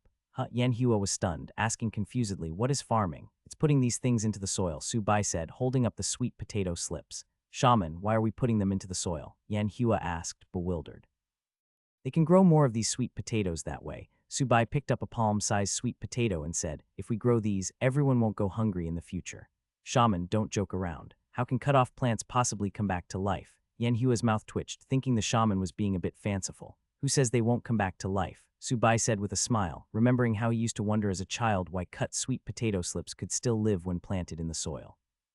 "Can they really come back to life?" Yanhua asked, frowning. "Of course they can," Su Bai said confidently. "Shaman, are you planning to use shaman technique to bring them back to life?" Yanhua asked in surprise, remembering that the tribe did not have such a technique. "Is there such a shaman technique?" Su Bai rolled his eyes. "Yes, I heard father say that other big tribes have such shaman techniques," Yanhua said in a clear voice. Su Bai almost forgot that this world possessed supernatural powers. While not world-destroying, there were quite a few strange and mysterious things. He smiled and softly explained, "Perhaps this is just how tenacious this plant is. They always manage to turn the impossible into possible." "I don't really understand." Yanhua blinked her red eyes, not quite grasping it and feeling what the shaman said to be a bit profound. Su Bai's smile froze, inwardly complaining, "I'm truly playing the lute to cow." Yu Ying's pink eyes stared intently at the sweet potato as she asked in a soft voice, "Shaman, can this thing really be eaten?" "It looks hideous. It definitely won't taste good," Yanhua pouted. The sweet potato looked much uglier than berries. She had tried many strange berries before, and the taste still lingered in her memory. They were really awful. Some were so sour it was unbearable. "It's edible and tastes quite good," Su Bai said with a light chuckle. "Can we eat it directly?" Yu Ying's pink eyes sparkled with eager anticipation. She was very tolerant when it came to food. As long as it could fill her stomach, taste was secondary. Eating it raw is a rather ordinary way to eat it. Su Bai shook his head and took 3 palm-sized sweet potatoes to the fire pit. He raked out some red-hot charcoal, put some cold ash on top and placed the sweet potatoes on it. He sprinkled more ash to cover the whole sweet potato and finally covered them with more red-hot charcoal. The purpose of sprinkling cold ash to wrap the sweet potatoes was to prevent them from directly touching the charcoal. This way they would get scorched, only heated. Su Bai had learned this method of roasting sweet potatoes from the orphanage director. Of course, there were other methods, like using heated soil blocks or stones to cook the sweet potatoes. Still, for him, sweet potatoes prepared this way taste the best. Yu Ying memorized the steps and asked Shaman, "How long do we have to wait?" "Wait until these logs burn out." Su Bai added a few pieces of wood to the fire pit. "The burning time would be about half an hour." "That long?" Yanhua pursed her lips. "While we wait, we have new things to do." Su Bai picked up the sweet potato slips and said, "Let's plant the sweet potato slips first, then come back to eat the sweet potatoes." "Leave it to me." Yanhua took the sweet potato slips and casually said, "It's just putting them into the soil, right? I'll have it done in no time. Wait." Su Bai called out to the horned girl, who was about to walk out of the teepee, asking curiously, "How do you plan to plant them?" Yanhua acted as if it was very simple, saying, "Just find a place and stick these slips into the ground." "As I thought, I shouldn't have had such high expectations." Su Bai's eye twitched. Without tilling the soil, the sweet potatoes would not be able to grow very large. Their survival rate was also questionable. Seeing the shaman's stiff expression, Yanhua blinked her red eyes and asked in a clear voice, "Is that not how it's done?" "Farming requires technique." Su Bai sighed. "For people in primitive society, gathering food is how they obtain food. Farming is completely new to them. Seems like this requires some guidance." "Then how do we plant?" Yanhua patiently asked for instruction. The cow-horned girl and fox-eared girl curiously followed behind. Su Bai left the teepee, his gaze passing over the tribe members twisting threads. He began looking for a suitable place to cultivate farmland within the tribe. As for the idea of cultivating outside the tribe, it was discarded as soon as it appeared in his mind. He would not be able to feel at ease if the sweet potatoes were not grown under his watchful eye. These sweet potatoes were to be kept as seedlings. If something unexpected happened, who knows how long it would take for the next assistance package to produce sweet potatoes. Moreover, sweet potatoes would be needed to raise livestock in the future. Raising livestock requires a fixed food source. "This place is good. Let's use this area." Su Bai quickly found a suitable location. It was near the toilet and bathing area, which would be convenient for watering and fertilizing. He led the 2 women to the area near the toilet and instructed, "Dig up and loosen all this soil and pile it up." "Okay." Yanhua did not say anything else. She just found a piece of wood, sharpened it, and began digging the soil. We lack farming tools. Subai watched the cow-horned girl's laborious efforts, somewhat missing iron hoes and shovels from earth. It was too late to ask Shan Qiu to carve stone hoes now. The sweet potato slips needed to be planted quickly. Otherwise, in the current weather, they would wither in just a few hours. The cow-horned girl loosened the soil, while the fox-eared girl was responsible for piling it up. Yu Ying's small face was dirty as she looked up and asked Shaman, "Is the soil piled high enough?" "That's enough." Subai looked at the small mound of soil and instructed, "No need to pile it into a single mound. All the soil can be connected and piled up in lines." "Okay." Yu Ying was full of enthusiasm, or rather, she was having fun. Half an hour later, Hu Yanhua continued digging the soil, feeling her lungs becoming a bit tight. Now is a good time to practice the blessing shaman technique. Subai saw the panting cow-horned girl, and his eyes lit up. He thought of the strength enhancement technique he had practiced last night. He stepped forward, coming in front of the cow-horned girl. His black eyes were staring directly at her. What is it?" Yanhua felt uncomfortable being stared at, her cheeks flushing red, especially when meeting Subai's deep black eyes. She felt as if her mind was being drawn in. She stared blankly, slightly murmuring, "Your eyes are so beautiful, like a night sky full of stars." Blessing Shaman's strength enhancement technique, Subai took 3 seconds to form the Shaman rune, which was why he had been staring. His hands emitted a crystalline red light, which he patted onto the horned girl's shoulder. The red light quickly entered Yanhua's body, and her entire body emitting a faint red glow. "Oh!" Yanhua came to her senses, feeling her whole body full of strength. She felt as if she could kill a ferocious beast with one punch. It actually worked. Subai was very satisfied. He had finally learned a blessing shaman technique. Doing it a few more times, he could shorten the time to form the shaman runes. "Shaman, you actually used a shaman technique on me." Yanhua immediately understood what had happened. She looked at the shaman with emotion, thinking, "He must have seen how hard I was working and used the shaman technique for my sake." "All right, I've enhanced you with the strength enhancement technique," Subai said with a smile. "You should be able to dig faster now. The sweet potato slips are about to wither." Yanhua blinked her red eyes, wondering if she had heard wrong. "So he used the shaman technique on me because he thought I was digging too slowly. HMPH. She puffed her cheeks and gave a light snort, digging even faster. She vigorously poked at the soil with the wooden stick in dissatisfaction. Subai looked bewilderedly at the cow-horned girl. Wasn't everything fine just now? Why does she suddenly seem to hold a grudge against the soil? He shook his head and came to the fox-eared girl, practicing the strength enhancement technique and enhancing Yu Ying with it as well. Yu Ying had been watching the interaction between the shaman and Yanhua, so when Subai stared at her, she did not have any misunderstandings. She just lowered her head shyly. After being enhanced with the shaman technique, she piled up the soil even faster. 5 minutes later, the faint red glow on Yanhua and Yu Ying's bodies disappeared and their movements slowed down. The duration of the strength enhancement technique is only about 5 minutes. Subai had been observing the two women, silently counting the seconds in his mind. He asked in a gentle voice, "Do you feel very tired after the shaman technique wears off? Or do you feel weak?" "I'm not tired, but I do feel a little weak," Yanhua said in a clear voice, her face breaking into a smile. "The shaman does care about us after all." "What about you, Xiaoyu? Do you feel weak?" Subai turned to ask. Yu Ying thought carefully and said in a soft voice, "No, it's just like going back to how I was before." "That's good." Subai now knew the specific effects of the strength enhancement technique. It lasted 5 minutes, roughly doubling the target's strength, and had no other side effects. The cow-horned girl feeling weak was just an illusion produced by suddenly becoming stronger and then returning back to normal. In reality, she had just returned to her original state, without the doubled strength. "I'll enhance you with the shaman technique again." Subai once more performed the blessing shaman technique, forming it faster than the previous 2 times. Yanhua and Yu Ying looked at each other, feeling as if shaman techniques were a commodity to be used whenever. In their minds before, shaman techniques were very mysterious and precious. They were hardly casted. Now, their understanding of shaman techniques has been completely shattered. If someone had told them before that a shaman could use shaman techniques on people digging soil, just to speed up the digging, they would not have believed it even if beaten to death. Now they had no choice but to believe it. Right before their eyes was a shaman casually using shaman techniques like it was nothing. Subai looked at the 2 dazed women and urged, "Don't just stand there. The shaman technique's effects are going to run out." He had run out of shaman power, having used up his mental energy to cast the technique. Yanhua and Yu Ying responded with a drawn-out sound, once again digging and piling soil. "In this world, I'm probably the only one who would use shaman techniques like this," Subai said with a smile, watching the fox-eared girl and cow-horned girl with their raised buttocks. He discovered that the blessing shaman technique and the healing shaman technique consumed different amounts of shaman power. "Let's start planting the sweet potato slips," Subai said, looking at the 2 people digging the soil, as he began to plant the sweet potato slips. He dug into the soil and placed the sweet potato slips at an angle. He soon stepped on the soil with his foot to ensure there were no gaps between the slips and the soil. This would prevent the sweet potato slips from sprouting too slowly and rotting. Half an hour later, about 1/3 of an acre of land had been loosened by the two girls, piled into 2 rows of small soil ridges, separated by square field banks. All right, that's enough digging. Subai called out to stop them. It was sufficient for planting the sweet potato slips. Huyen Hua and Yu Ying panted. This was the first time the two girls realized how tiring digging could be. It won't be as tiring once we have hoes, Subai said, patting the dirt off his hands.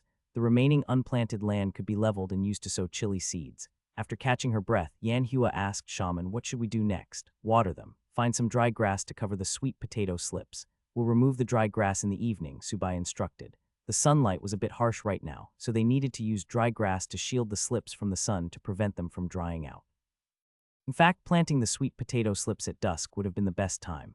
I'll go find some dry grass, Yan Hua said in a clear voice. Then I'll water them. Yu Ying quickly raised her small hand. Go ahead. We should be able to eat sweet potatoes once you're done, Subai said with a light chuckle. We'll be right back, Yan Hua said as she ran off to fetch the dry grass. Yu Ying remained silent as she quickened her pace. The two girls were now very curious about sweet potatoes. After all, they had been busy all morning, so they now had high expectations for the future grown sweet potatoes. In about 10 minutes, the cow-horned girl and the fox-eared girl had finished their tasks. They were staring at Subai expectantly, like little girls asking for candy. Subai looked at the two dirt-covered faces and gently said, Go wash your faces and hands first. The two girls blushed and ran off. Subai walked towards the teepee. After eating bland roasted meat for several days, he was really looking forward to the sweet potatoes. Just as he returned to the teepee and crouched by the fire pit to rake the sweet potatoes, the fox-eared girl and the cow-horned girl came in. They surrounded him on both sides. Subai glanced at the two girls on either side, then used a wooden stick to rake away the burnt ashes. He revealed 3 blackish-gray sweet potatoes with charred skins. Shaman, can we still eat these? Yu Ying pursed her lips. A look of disappointment appeared on her pretty face. Subai picked up a sweet potato and gently squeezed it. The inside was still soft. It was apparent they had roasted them for too long, with the outer skin slightly charred. He realized this was due to the superior quality of this otherworld firewood. It had caused a slight error in his estimation. Fortunately, the charcoal covering the sweet potatoes had burned out completely. Otherwise, the entire sweet potato would have been turned into ash. Roasted like this, they can't be eaten anymore, Yan Hua said, her red eyes flashing with disappointment. Subai looked at the two girls with disappointment on their faces and softly said, Don't worry, they're definitely edible. Shaman, eating these will give you a stomachache, Yu Ying urged anxiously. Sniff, sniff. Subai gently broke the sweet potato in half with both hands. The charred skin split open, revealing the reddish-orange flesh inside. Instantly, the aroma of the sweet potato filled the air. Gulp. Yan Hua's throat moved as she swallowed saliva that had been unconsciously secreted. Her red eyes were fixed on the sweet potato flesh. It smells so good. Yu Ying stared at the sweet potato, her foxtail swishing. Here, Subai handed them over, 1/2 to each girl. Shaman, you eat first. Yu Ying quickly shook her head. Eat it. There are 2 more. Subai forcefully placed it in the fox-eared girl's hands. Then I'll eat with her. Yan Hua cupped the sweet potato in both hands. Go ahead. This is a specialty from my hometown, Subai said with a small smile. Yan Hua and Yu Ying both nodded. They both tactfully refrained from asking where the sweet potatoes had come from. Chomp. Yu Ying peeled off the charred sweet potato skin and habitually took a huge bite out of the sweet potato flesh. Hoo. It's hot. The fox-eared girl's tongue was immediately scalded. Her small hand fanned her open mouth, yet she was reluctant to spit it out. Seriously, it's not like someone is going to steal it from you. Yan Hua rolled her eyes. Learning from the fox-eared girl's experience, she blew on the sweet potato to cool it down first before she took a bite and chewed. She immediately found the sweet potato flesh to be fragrant and sweet. The texture was also excellent. Yan Hua squinted her eyes and gave an unprecedented praise. Sweet potatoes are so much better than roasted meat. For her to rate sweet potatoes above roasted meat was enough to demonstrate how delicious they were. Subai picked up a sweet potato, peeled the skin, and took a bite. The familiar taste made him squint his eyes. It made him miss Earth's delicacies even more. When he opened his eyes, he found the fox-eared girl and the cow-horned girl staring expectantly at the sweet potato in his hand. Subai's black eyes rolled. Out of mischief, he moved the sweet potato in his hand left and right. He immediately saw the two girls' eyes following his movement. After several back-and-forth motions, Yan Hua finally reacted. She blushed as she turned her head to the side. Seeing that the fox-eared girl was still staring at the sweet potato, she felt very embarrassed. She lightly tugged on Yu Ying's animal skin clothes. Yu Ying turned her head and looked at her friend in bewilderment. Subai stopped teasing the two and chuckled. There's one left, you can share it. Can we really? Yu Ying asked, pursing her lips. Eat up. There are 3 more uncooked ones over there. Subai nodded towards the direction of the grass bed. There were still 3 palm-sized sweet potatoes still lying on the ground. Sniff Yan Hua was not going to be polite. She took the initiative to grab the sweet potato and broke it in half, giving the larger piece to the fox-eared girl. Shaman, how long will it take for the sweet potatoes we planted to grow? Yu Ying asked, taking small bites of her sweet potato. Probably around 60 to 70 days, Subai reported the growth time for sweet potatoes on Earth. He could not be certain of how fast they would grow in this other world. What should we do then? The rainy season will come and submerge the sweet potatoes, Yu Ying said anxiously, remembering that the tribe would be flooded soon. When it's time to leave, we'll dig them up. The smaller sweet potatoes can be replanted. The slips can be transplanted too, Subai calmly said. Oh, so that's how it works. Yu Ying suddenly understood. You need to regularly keep an eye on the sweet potato slips. Don't let anyone pull them out, Subai cautioned, worried about the curious children. Who dares to pull them out? I'll break their hands, Yan Hua fiercely declared. After eating sweet potatoes, she could never forget their fragrant and sweet taste. She could not wait for the sweet potatoes to grow. If anyone dares to damage the sweet potato slips, she might really break their hands. Yu Ying's fox ears twitched as she excitedly said, I'll water them. Then I'll leave the sweet potato field in your care, Subai said with a smile. Yes, Yu Ying nodded with great enthusiasm. Leave it to us, Yan Hua patted her flat chest in assurance. The next day, a strange phenomenon appeared in the tribe. When some children tried to approach the newly cultivated sweet potato field, they were chased away by the cow horn girl. The tribe's children, however, tirelessly went on more adventures, only to be intercepted by the suddenly appearing cow horn girl, the monster, who rewarded them with a few flicks to the forehead. It was not until Subai gave the order that the mischievous children dared not go to the sweet potato field. The shaman's orders were absolute, and the children, influenced by the rest of the tribe, all obeyed the shaman's instructions. At this time, Subai was receiving Shan Qiu in his teepee. The stone knife he had requested had now been sharpened, and Shan Qiu had personally brought it to him. You have difficulty moving around. You should have had someone deliver it. Why did you personally come all the way here? Subai sighed. It's fine, it doesn't affect my movement at all. Shan Qiu grinned, speaking honestly. I was free, so I brought it over myself. He untied the stone knife from his back and handed it over with both hands. Shaman, please check if it's up to your standard. If not, I'll go sharpen another one. Subai raised his hand to receive the stone knife. It felt heavy, probably about 10 kilograms. Even with his physique being twice that of an ordinary person, he still felt it to be a bit heavy. The stone knife was about the length of a small forearm. Overall, it was gray in color, with animal skin wrapped around the handle. The blade had been polished to be extremely smooth. Whoosh whoosh, Subai swung the stone knife a couple of times, creating the sound of cutting through air. This stone knife is quite heavy. Its weight makes maneuvering difficult on my wrist. In combat, the speed of blocking attacks would be slower. Shan Qiu had forgotten that the shaman was not a totem warrior, and the stone knives he usually sharpened were mostly for totem warriors. Shan Qiu tentatively asked, should I sharpen a bone knife for the shaman instead? No, this stone knife is good, Subai refused. Although it was heavy, this was the perfect tool for him to train his body. Moreover, they were about to set off for the spotted deer tribe tomorrow. He currently lacked a weapon. Without iron tools, stone tools were the only choice. A later date, once he awakened his totem, he would change to a new stone knife. All right, Shan Qiu saw the shaman's insistence and helplessly nodded. Subai glanced at Shan Qiu's amputated foot and softly asked, have you ever thought about using something else to replace your feet? Shan Qiu fell silent, then said in a hoarse voice, I've tried every method I could think of. It's simply impossible to find anything to replace lost feet. How could he be content? He used to be a mid-grade totem warrior. Now he could only stay in the teepee sharpening stone tools. He still longed for the thrilling life of hunting ferocious beasts. I'll think of a way. When we have the materials, I'll make you a pair of prosthetic limbs, Subai solemnly declared. Shaman, it's fine. I'm doing well right now, Shan Qiu grinned, taking the shaman's words as a form of comfort. He had tried every method he could think of. There simply was not anything in the world that could replace his feet. Subai did not bother explaining further. Everything would be clear when the prosthetics were actually made. Giving too many promises now would only make others hopeful, while they agonized when it had not been delivered. He changed the subject. When sharpening stone tools, you must wear an animal skin mask. This will protect your lungs. I always wear one. My coughing has improved a lot recently, Shan Qiu quickly responded. When you have time, teach your skills to the young people in the tribe. The tribe lacks people like you. Subai started to worry about the next generation of stone tool makers. Don't worry, Shaman. I'm already selecting people, Shan Qiu smiled, estimating the time and preparing to take his leave. He did not want to waste too much of the shaman's time. Before leaving, he asked, Shaman, do you need me to sharpen anything else? I actually have something that needs to be crafted. Subai remembered the hoe he needed yesterday. What is it? Shan Qiu asked curiously. It's called a stone hoe. It is specifically for plowing soil. Subai began to draw on the stone table with charcoal. It was better to be prepared now, to avoid having to use wooden sticks to dig the soil. After a glance, Shankyu grinned and said, "This is very simple to make. It can be sharpened in less than a day. When you've sharpened it, just have someone deliver it." Subai did not want Shankyu to make the journey back and forth. "I understand." Shankyu nodded, using his hands to push himself up, saying, "I'll take my leave now so as not to disturb the shaman." "All right." Subai stood up to see him off. "Shaman, you don't need to see me out," Shankyu quickly said. "Let's go." Subai smiled gently. Subai always had great respect for skilled people, especially skilled people with disabilities. Shankyu pursed his lips, feeling his arms becoming more energized. After these two interactions, he could not be more satisfied with the new shaman. Subai saw Shankyu off to the outside of the teepee.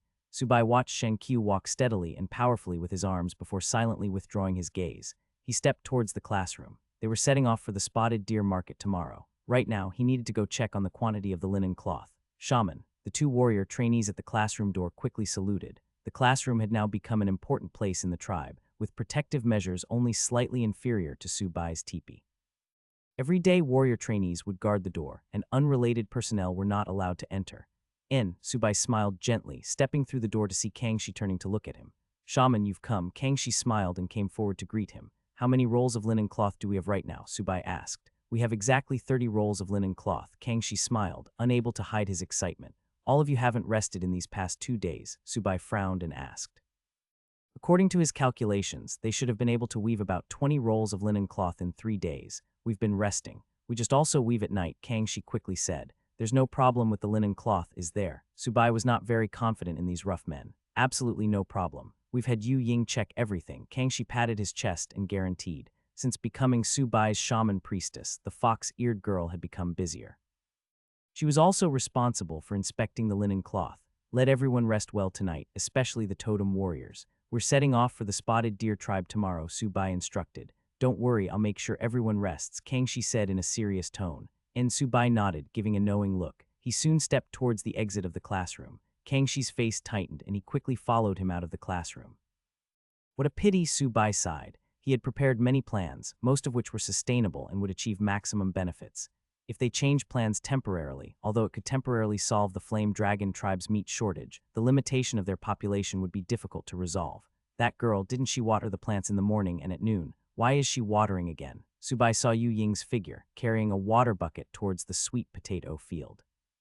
He walked over and called out, "Zio Yu, stop. Shaman, is there something you want me to do?" Yu Ying quickly stopped and put down the wooden bucket she was carrying. "How many times a day do you water the field?" Subai scanned the wet sweet potato field. "I water 6 times a day so they can grow faster," Yu Ying said softly and cutely. Subai raised his hand to his forehead, looking helplessly at the excited fox-eared girl before him.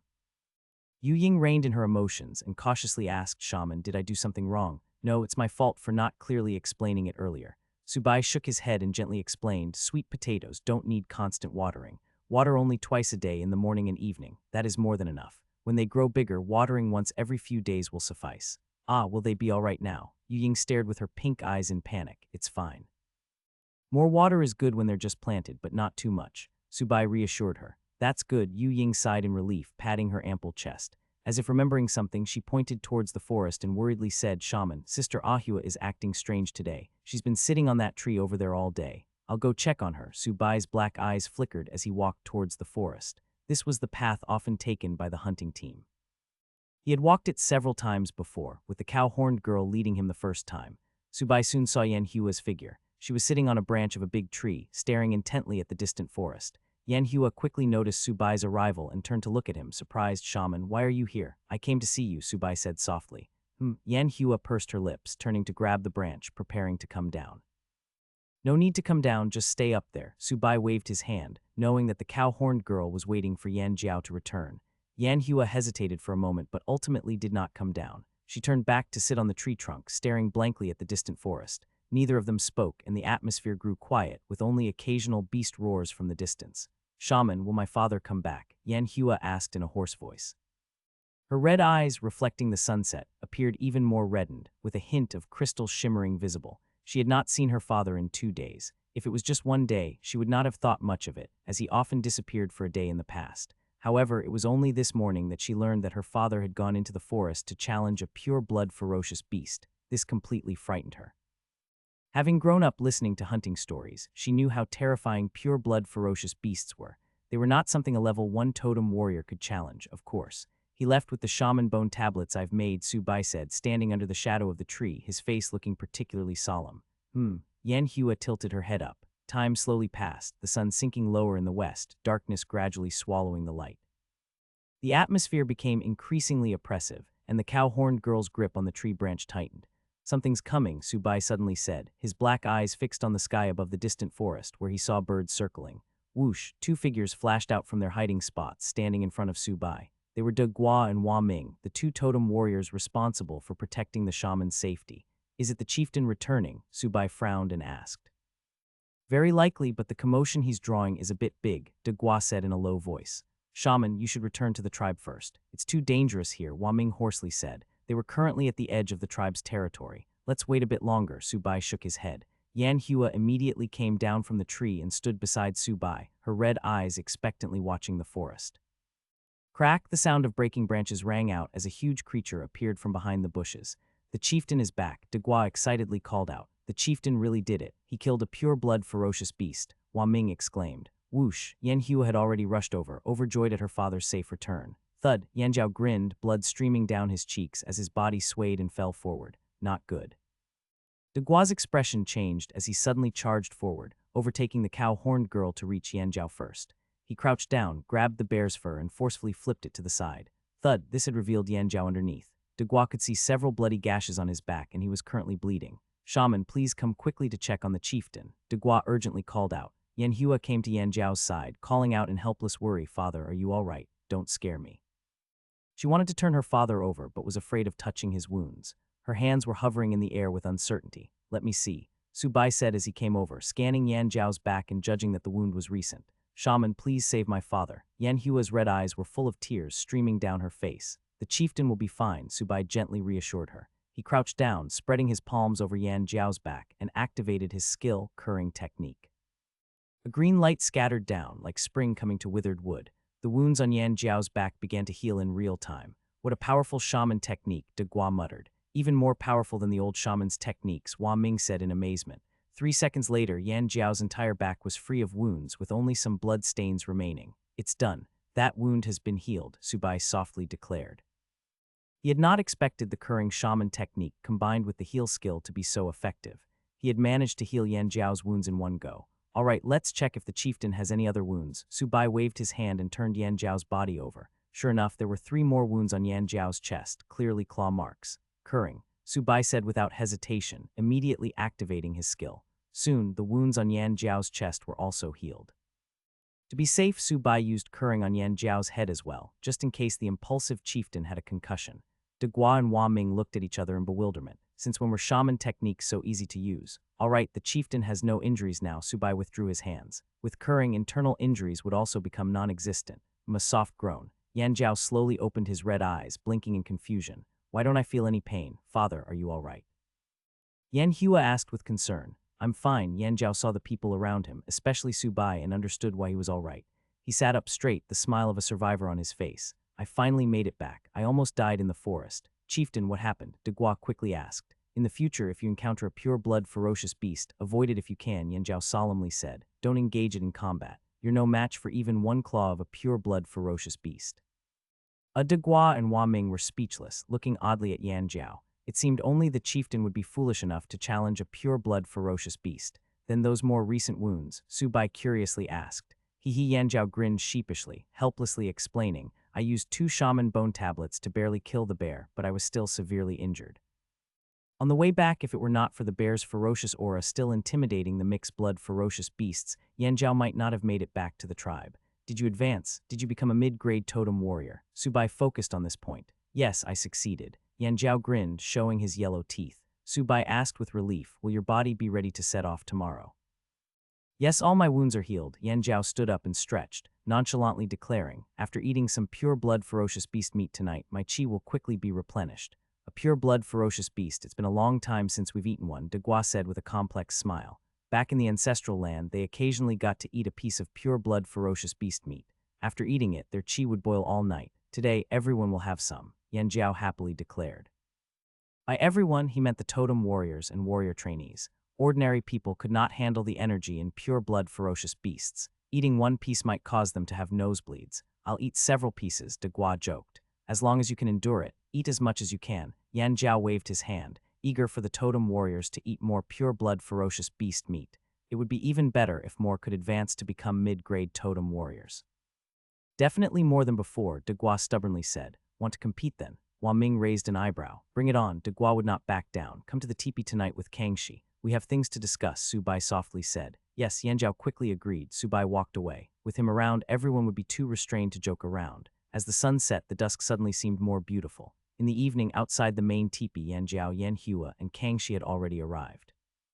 Shaman, we're here, Yan Hua called out in a clear voice. Swoosh, the door flap was lifted. Yu Ying poked her head out and softly said, Come in, everyone. Yan Jiao and Kangxi entered first. The cow horn girl followed behind, carrying a large piece of pure-blood ferocious beast fresh meat. She was responsible for helping with the roasting. Shaman, the three bowed in greeting. Please sit, Su Bai waved his hand and walked to sit by the fire pit. Yes, Yan Jiao and Kangxi sat down cross-legged. Yan Hua, holding the fresh meat, said to the fox-eared girl, Process the bear meat. They'll eat this tonight. All right. Yu Ying responded softly. You haven't eaten yet. Su Bai looked towards Yan Jiao and Kangxi. Yes, we wanted to come here to eat while we talk. Yan Jiao quickly nodded. Tonight we'll try a different way of eating, Su Bai said, looking at the huge piece of fresh meat. The pungent smell was overwhelming. It would be too gamey to roast and eat as is. What different way of eating? Yan Jiao asked, puzzled. Without explaining, Su Bai turned and instructed Ahua, go to Shan Qiu's place and bring back a flat stone. All right, Yan Hua handed the fresh meat to the fox-eared girl and left the teepee. Zhao Yu sliced the meat as thinly as possible. Su Bai continued to instruct. Okay, Yu Ying took the fresh meat to process it. Are there any sour berries in the tribe? Su Bai asked the two idle men. Yes, I'll go get some. Kangxi stood up and rushed out of the teepee. Chieftain, can you carve a few wooden sticks about this long and as thick as a pinky? Su Bai gestured to a length of about 20 centimeters. Of course, Yan Jiao stood up and rushed out of the teepee. I wonder if stone-grilled meat will taste good. Su Bai sighed, taking a few stones and placing them around the fire pit to make a stove. Soon, the three who had left returned one by one. The cow-horned girl brought back a flat stone slab the size of a wash basin. After washing it clean, she placed it on the stove, and the water quickly evaporated from the heat. Shaman, these are green sour berries. Kangxi held 7 or 8 green berries. Just set them aside for now. Su Bai waved his hand, picking up 2 of the carved wooden sticks to use as chopsticks. He skillfully used the chopsticks, picking up the fatty meat sliced by the fox-eared girl and placing it on the stone slab, quickly spreading it out. Sizzle, sizzle, sizzle. The fatty meat on the hot stone slab made a pleasant grilling sound. Bring out some salt. We'll exchange for more salt at the Spotted Deer tribe tomorrow, so don't save the old salt, Su Bai said with a light smile. I'll go get it. Yan Hua stood up and ran out of the teepee. This is the first time I've seen this method of grilling meat, Yan Jiao said, looking at the meat slices on the stone slab. Yes, but the meat slices are too small. Kangxi nodded, then looked disapprovingly at the thin meat slices. Zhao Yu cut a large piece for him. Su Bai rolled his eyes, using the chopsticks to flip the meat slices. Okay, Yu Ying responded with a suppressed laugh. Kangxi smiled awkwardly. Shaman, can't we eat yet? Yan Jiao swallowed his saliva. Don't rush. Delicious food needs time. Su Bai wanted to grill the meat longer to reduce the gamey taste. Swoosh. Yan Hua lifted the door flap and entered, handing over a wooden tube, saying, Shaman, here's the salt. And Su Bai took the salt, removed the wooden plug, and poured a little salt in the corner of the stone slab. He had just poured out a bit of salt when he froze, staring at the gray salt. He hesitantly asked, Is salt always this color? Yes, salt is always gray. Yan Jiao looked at the salt on the stone slab with a pained expression. The thumb-sized amount of salt was several days' worth. A thought crossed Su Bai's mind. Could the salt in this world be different from Earth's? He dipped his finger in the salt and tasted it. His expression immediately turned bitter. The gray salt was salty, bitter, and strange tasting. This salt probably hasn't even been filtered, Su Bai guessed. Filtered. Yan Jiao and the others looked confused. I'll tell you later, Su Bai shook his head. With the tribe's current salt amount, there would be hardly anything left after filtering. He said to the fox-eared girl, Zhao Yu, cut open the green sour berries. Okay, Yu Ying took the green sour berries and went to cut them. She always remembered not to reveal the fruit knife, so she did it with her back facing Yan Jiao and Kangxi. They're cut. Yu Ying brought over the cut green sour berries. I'll try it first to see how it tastes. Su Bai picked up a piece of grilled meat. He first dipped it in a bit of salt, squeezed some green sour berry juice on it, then put it in his mouth. He chewed it, his eyes brightening slightly. He exclaimed in surprise, it tastes quite good. There's a hint of meat flavor with the sourness and a bit of saltiness to balance it. The only downside is the slight bitterness from the salt. Is it really that good? Yan Jiao asked in surprise. Try it yourselves. Subai picked up another piece of grilled meat to eat. All right, everyone started to help themselves, actually using their hands to pick up the meat or using a single wooden stick to skewer it. Using chopsticks would be a bit difficult for them. It's so much better than the roasted meat we used to eat, Yanjiao said in amazement. It's sour. I didn't know we could use green sour berries to grill meat. Kangxi squeezed the green sour berry onto his large piece of grilled meat. His only dissatisfaction was that the meat pieces were too small, making it unsatisfying. The texture is so refreshing. Yanhua's red eyes brightened, fixated on the grilled meat on the stone slab. Subai watched as everyone was scrambling for the meat and noticed the fox-eared girl sitting obediently to the side without reaching for any. He softly asked Xiaoyu, "Why don't you help yourself?" "I can't eat it," Yu Ying said, pursing her lips. "Why can't you eat it?" Subai curiously asked. "Shaman, this is pure-blood ferocious beast meat. Yu Ying will get a nosebleed if she eats it," Yan Hua said in a clear voice. She was also only tasting a little, not daring to eat too much pure-blood ferocious beast meat, afraid of getting a nosebleed in the middle of the night. "It's fine, just eat a piece," Subai smiled lightly, picking up a piece of grilled meat, seasoning it, and bringing it to the fox-eared girl's mouth. Yu Ying's face reddened slightly. Smelling the grilled meat, she finally could not.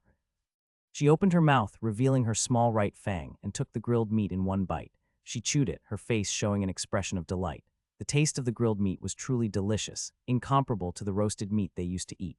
Yanhua's red eyes stared blankly at the interaction between Subai and Yu Ying. She felt an inexplicable tightness in her heart. She picked up half a green sour berry and stuffed it directly into her mouth. Her pretty face immediately scrunched up since it was so sour. Yanjiao glanced at his daughter's scrunched-up face and noticed her eyes stealing glances in the shaman's direction. He could not help but inwardly smile, knowing that his daughter was now also interested in the shaman. "I asked you two to come today to decide who will go to the spotted deer tribe tomorrow," Subai said while flipping the grilled meat. "Shaman, who do you want to choose?" Yanjiao rhetorically asked.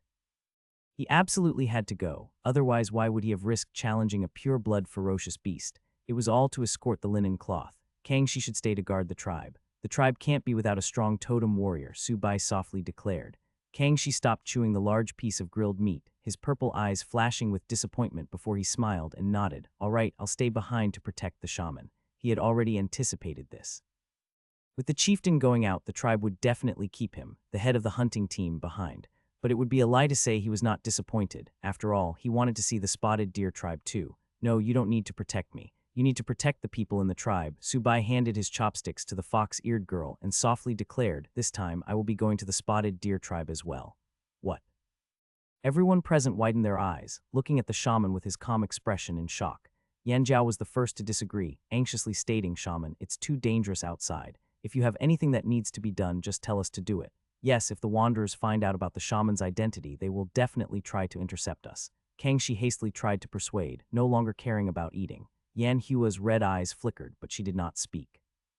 "How would others know I'm a shaman if you don't tell them?" Subai had anticipated that the tribe members would object, but Yanjiao wanted to say more. "Enough, I'll be very careful. If I don't go to the spotted deer tribe, I won't be able to observe some things firsthand. We also need some allies," Subai calmly said. Many things required his personal judgment. Such things could not be reliant on others to convey information to him.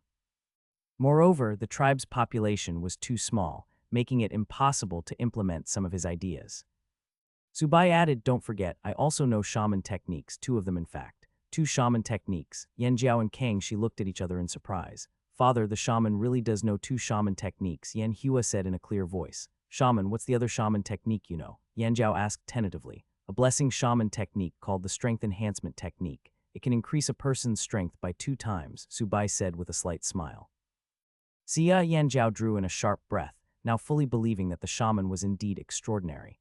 The old shaman's claim that it would take at least 30 days for the new shaman to learn 1 shaman technique was clearly a lie. "Besides, won't you be there to protect me?" Subai calmly stated. Yanjiao and Kangxi exchanged glances and helplessly nodded. They had no choice but to agree. The new shaman was very decisive. He worked completely differently from the old shaman. He always did things that were unexpected. "Father, I want to go too," Yanhua said in a clear voice. Yanjiao frowned and refused. "No, you can't go. I can protect the shaman," Yanhua pleaded. Yanjiao said, irritated, "You should protect yourself first." "Uncle Kangxi, please convince my father," Yanhua pitifully said. "Your father is right. It's too dangerous for you to go outside when you're not a totem warrior." Kangxi shook his head and said, "HMPH." Yanhua pouted in dissatisfaction, her red eyes looking towards the shaman. Subai shrugged helplessly. He had ways to protect himself, but the cow-horned girl really did not. Shaman, who else should go with us? Yan Jiao asked for advice. How many people do you think would be appropriate? Subai had not traveled far in this world before. 4 totem warriors plus Haiya, who has already gone ahead. It would be 5 in total. That should be enough, Yan Jiao said after some thought. Too many people would make the target too big, and the tribe needed to retain enough totem warriors. Otherwise, there would be no one to protect the tribe against ferocious beast attacks. All right, you can choose who goes. Subai did not understand much about the division of labor among totem warriors. Understood, Yan Jiao nodded in agreement. By the way, chieftain, did you get any ferocious beast bones? Subai asked softly. He wanted to make more shaman bone tablets tonight, especially more blessing shaman bone tablets. Tablets that could increase one's strength were definitely something that he could not have too many of.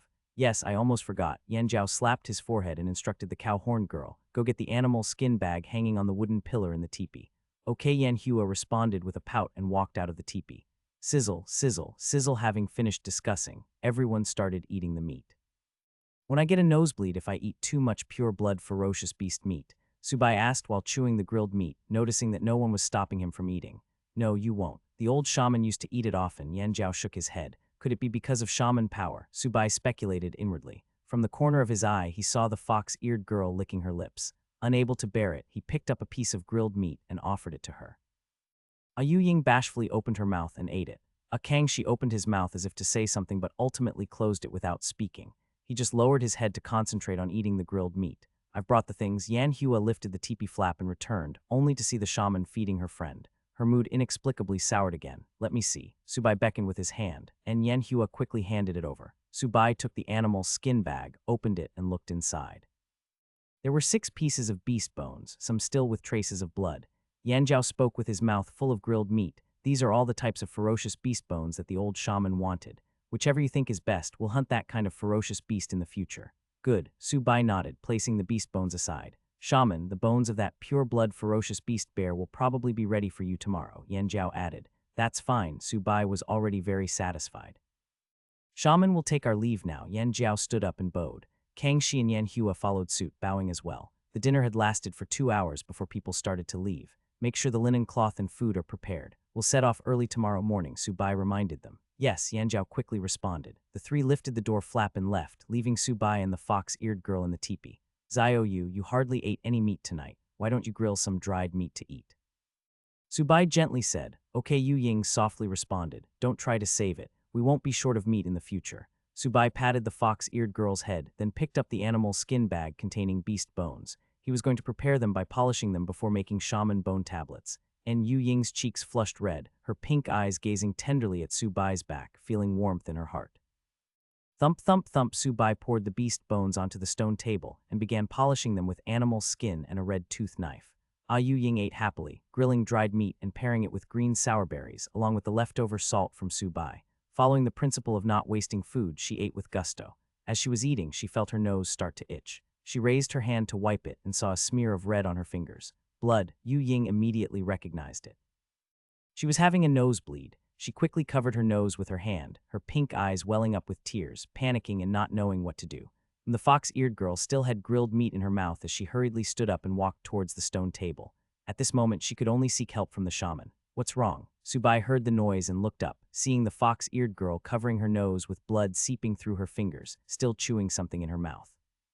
His expression changed as he asked, Are you having a nosebleed? Yu Ying nodded quickly. Come here. Subai quickly stood up, reaching out to move the fox-eared girl's small hands away. Seeing the blood flowing freely from her nose, he quickly pinched her nostrils with his fingers. He had not expected 2 small pieces of pure-blood ferocious beast meat would cause such a strong reaction, nourishing the fox-eared girl to the point of a nosebleed. Keep this spot pinched and don't move. I'll get some water, Subai said reassuringly. Yu Ying's panicked mood calmed down as she pinched her nose with her small hands. Splash, splash. Subai soaked an animal skin in cold water, then wrung some water out. He came back to the fox-eared girl and used the animal skin to wipe her forehead, neck, and then her nose area. This step was to help cool Yu Ying down. Yu Ying's pink eyes were full of tender light as she watched Subai busying himself for her, feeling that having a nosebleed was worth it. A few minutes later. Release your hand and let's see if you're still bleeding, Subai said, holding the animal skin. And Yu Ying obediently let go, revealing her reddened nose from the pinching. There was coagulated blood around her nostrils, but no fresh blood flowing from her nasal cavity. It's okay now, the bleeding has stopped, Subai sighed in relief, using the damp animal skin to clean the coagulated blood around Yu Ying's nostrils. Her pink eyes did not dare to look directly at Subai, as his gentle masculine charm at this moment was too overwhelming. All right, go sit and rest for a while. Keep using the warm animal skin to wipe your forehead, neck, and nose. Subai handed her the animal skin. Okay, Yu Ying responded softly. Next time we can't let you eat pure blood ferocious beast meat. Subai shook his head with amusement. I won't dare to eat it again, Yu Ying pouted. She had always heard her friend say that eating pure blood ferocious beast meat would cause nosebleeds. She nevertheless did not expect it to be so severe. It's okay. In the future, we'll prepare some fresh wild beast meat. We can grill that to eat, Subai reassured her. After all, everyone was eating so joyously. Seeing the fox-eared girl watching longingly from the side would make anyone feel sympathetic, and Yu Ying obediently agreed. If you start bleeding again, call me. Subai returned to the stone table and continued polishing the ferocious beast bones. And Yu Ying slowly moved, preparing to clean up the leftover food, afraid that any sudden movements might cause another nosebleed. On the other side, the cow-horned girl was trying to persuade Yan Jiao to let her go along to the spotted deer tribe. Father, please let me go with you, Yan Hua pleaded, looking pitifully at him. I've never been outside the tribe. Please take me with you. No, it's too dangerous, Yan Jiao shook his head stubbornly. But grandfather used to take you when you weren't even a totem warrior, Yan Hua angrily said. That was different from now. If there's danger, I need to protect the shaman. I might not be able to take care of you, Yan Jiao helplessly said. I can help protect the shaman too, Yan Hua quickly said. You forget it, you're not even a totem warrior, Yan Jiao said dismissively with a disdainful expression. Father, think about it. You and Uncle Mai Mang are all adults. Only the shaman is so young. It will definitely raise suspicion. Yan Hua bit her lip, her red eyes flickering as she decided to use the shaman's identity to persuade him. If I go along, others won't focus solely on the shaman. The shaman will be safer. That does make some sense, Yan Jiao frowned. Seeing that her father was swayed, Yan Hua quickly added also, I can take care of the shaman. Yan Jiao turned to look at his daughter and teased, since when did you become so concerned about the shaman? You weren't even willing to be the shaman priestess before. No, that's not true. Yan Hua's cheeks flushed red as she turned her head away, not daring to meet her father's inquiring gaze. She did not know why herself. On one hand, she wanted to see what it was like outside the tribe. On the other hand, she was truly worried about the shaman's safety. If it was not out of concern, how could she have noticed the flaw that the shaman was the only young person among those traveling? All right, go to bed now. Let me think about it. Yan Jiao still has not decided. Although he felt his daughter's words made sense, he could not bear to put her in danger. Father Yan Hua looked at him pleadingly. I'll tell you my decision in the morning. Yan Jiao waved his hand. HMPH. Yan Hua let out a light snort and stomped her foot before leaving. She thought about secretly following them, but soon realized that with the totem warrior's speed, she might be left behind without even seeing their figures. Arg, this is so difficult. Na script na